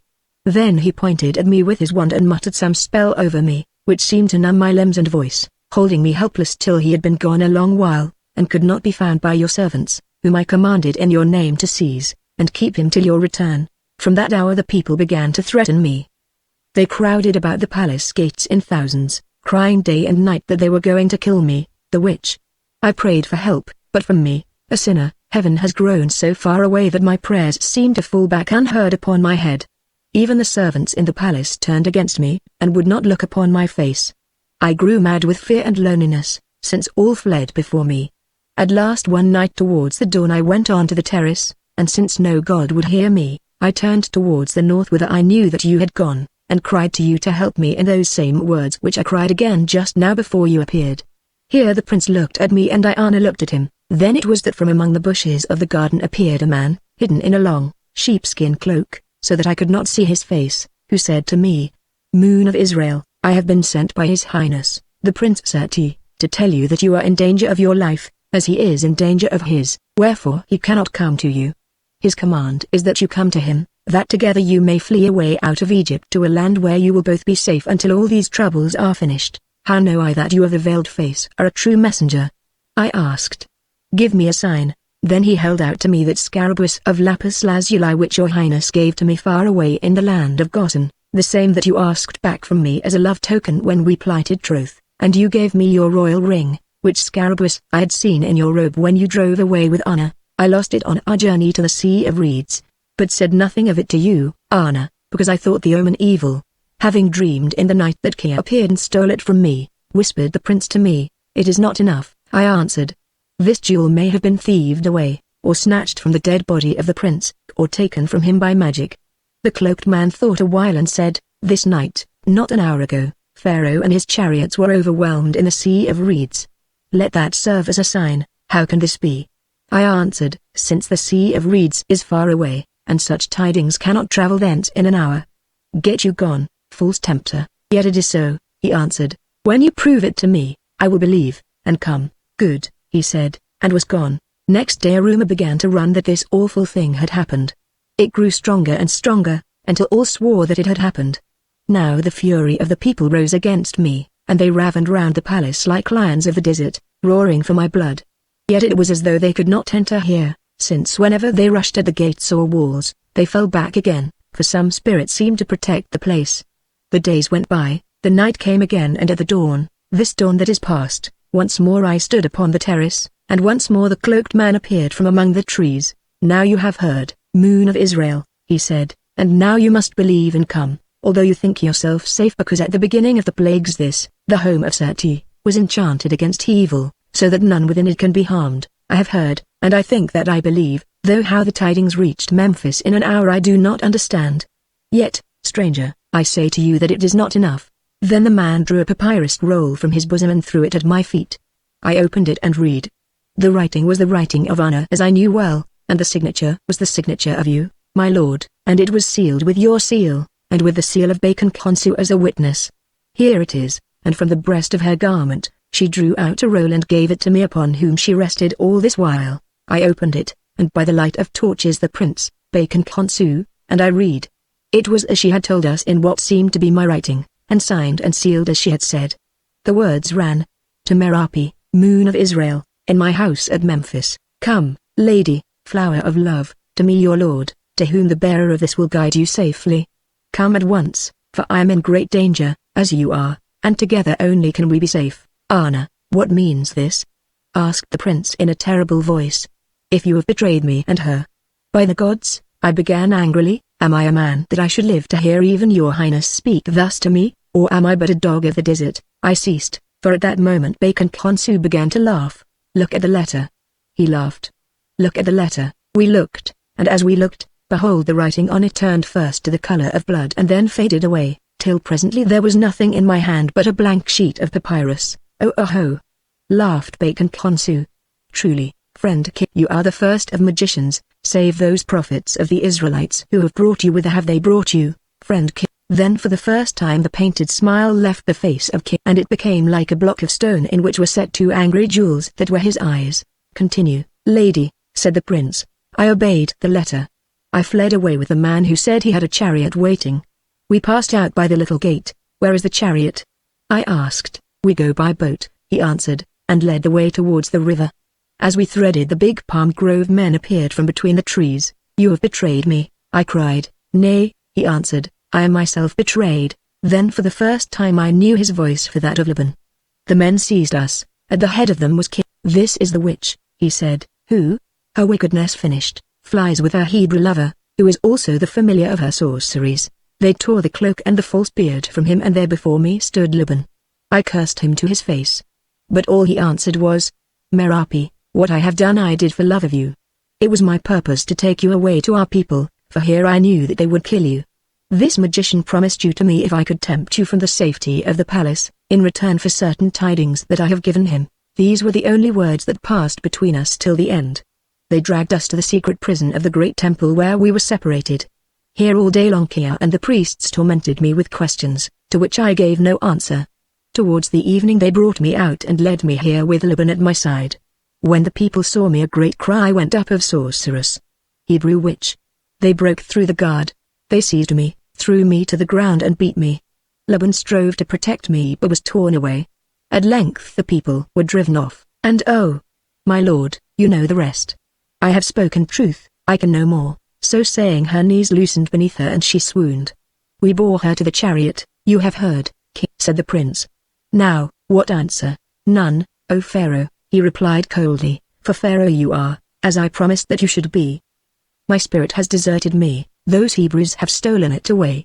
That writing should have faded from the scroll as soon as it was read by yonder lady, and then I would have told you another story, a story of secret love, of betrayal and attempted flight with her lover.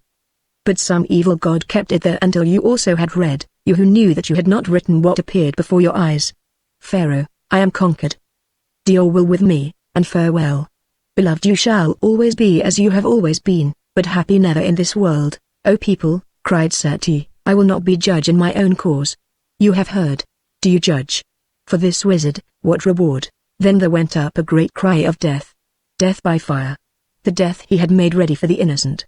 That was the end, but they told me afterwards that, when the great fire had burned out, in it was found the head of Kit looking like a red-hot stone. When the sunlight fell on it, however, it crumbled and faded away, as the writing had faded from the roll. If this be true I do not know, who was not present at the time. We bore Merapi to the palace. She lived but 3 days, she whose body and spirit were broken. The last time I saw her was when she sent for me not an hour before death came. She was lying in Seti's arms babbling to him of their child and looking very sweet and happy. She thanked me for my friendship, smiling the while in a way which showed me that she knew it was more than friendship, and bade me tend my master well until we all met again elsewhere. Then she gave me her hand to kiss and I went away weeping. After she was dead a strange fancy took Seti. In the great hall of the palace he caused a golden throne to be put up, and on this throne he set her in regal garments, with pectoral and necklaces of gems, crowned like a queen of Egypt, and thus he showed her to the lords of Memphis. Then he caused her to be embalmed and buried in a secret sepulchre, the place of which I have sworn never to reveal, but without any rites because she was not of the faith of Egypt. There then she sleeps in her eternal house until the day of resurrection, and with her sleeps her little son. It was within a moon of this funeral that the great ones of Egypt came to Memphis to name the prince as pharaoh, and with them came her highness, the Queen Userti. I was present at the ceremony, which to me was very strange. There was the vizier Nehesi, there was the high priest Aro and with him many other priests, and there was even the old chamberlain Pambaza, pompous yet groveling as before, although he had deserted the household of the prince after his disinheritance for that of the pharaoh Amenmeses. His appearance with his wand of office and long white beard, of which he was so proud because it was his own, drew from Seti the only laugh I had heard him utter for many weeks. "So you are back again, Chamberlain Pambaza," he said. "O most holy, O most royal," answered the old knave. "Has Pambaza, the grain of dust beneath your feet, ever deserted the house of Pharaoh, or that of him who will be Pharaoh?" "No," replied Seti, "it is only when you think that he will not be Pharaoh that you desert." "Well, get you to your duties, rogue, who perhaps at bottom are as honest as the rest." Then followed the great and ancient ceremony of the offering of the crown, in which spoke priests disguised as gods and other priests disguised as mighty pharaohs of the past, also the nobles of the Nims and the chief men of cities. When all had finished Seti answered, "I take this, my heritage," and he touched the double crown, "not because I desire it but because it is my duty, as I swore that I would to one who has departed. Blow upon blow have smitten Egypt which, I think, had my voice been listened to, would never have fallen. Egypt lies bleeding and well nigh dead. Let it be your work and mine to try to nurse her back to life. For no long while am I with you, who also have been smitten, how it matters not, yet while I am here, I who seem to reign will be your servant and that of Egypt. It is my decree that no feasts or ceremonials shall mark this my accession, and that the wealth which would have been scattered upon them shall be distributed among the widows and children of those who perished in the Sea of Reeds." Depart, they went, humble yet happy, since here was a pharaoh who knew the needs of Egypt, one too who loved her and who alone had shown himself wise of heart while others were filled with madness. Then her highness entered, splendidly apparelled, crowned and followed by her household, and made obeisance. "Greeting to Pharaoh," she cried.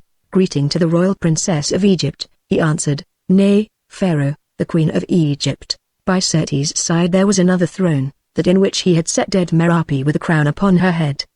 He turned and looked at it a while. Then, he said, "I see that this seat is empty. Let the queen of Egypt take her place there if so she wills." She stared at him as if she thought that he was mad, though doubtless she had heard something of that story, then swept up the steps and sat herself down in the royal chair. "Your Majesty has been long absent," said Seti. "Yes," she answered, "but as my Majesty promised she would do, she has returned to her lawful place at the side of Pharaoh never to leave it more." "Pharaoh thanks Her Majesty," said Seti, bowing low. Some 6 years had gone by, when one night I was seated with the Pharaoh Seti-Meneptah in his palace at Memphis, for there he always chose to dwell when matters of state allowed. It was on the anniversary of the death of the firstborn, and of this matter it pleased him to talk to me. Up and down the chamber he walked and, watching him by the lamplight, I noted that of a sudden he seemed to have grown much older, and that his face has become sweeter even than it was before. He was more thin also, and his eyes had in them a look of one who stares at distances. "You remember that night, friend, do you not?" he said, "perhaps the most terrible night the world has ever seen, at least in the little piece of it called Egypt." He ceased, lifted a curtain, and pointed to a spot on the pillared portico without. "There she sat," he went on, "there you stood, there lay the boy and there crouched his nurse by the way. I grieve to hear that she is ill. You are caring for her, are you not, Anna? Say to her that Pharaoh will come to visit her when he may. I remember it all, Pharaoh." "Yes, of course you would remember, because you loved her. Did you not, and the boy too, and even me, the father? And so you will love us always when we reach a land where sex with its walls and fires are forgotten, and love alone survives as we shall love you." "Yes," I answered, "since love is the key of life, and those alone are accursed who have never learned to love." "Why accursed, Anna, seeing that, if life continues, they still may learn?" He paused a while, then went on, "I am glad that he died, Anna, although had he lived, as the queen will have no children, he might have become Pharaoh after me. But what is it to be Pharaoh?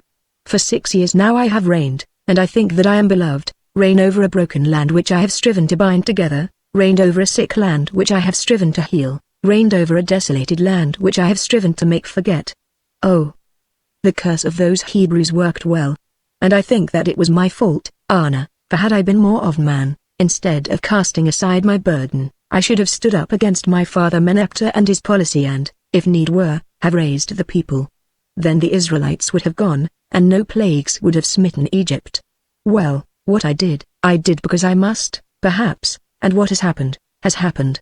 And now my time comes to an end, and I go hence to balance my account as best I may, praying that I may find judges who understand, and are gentle. Why does Pharaoh speak thus?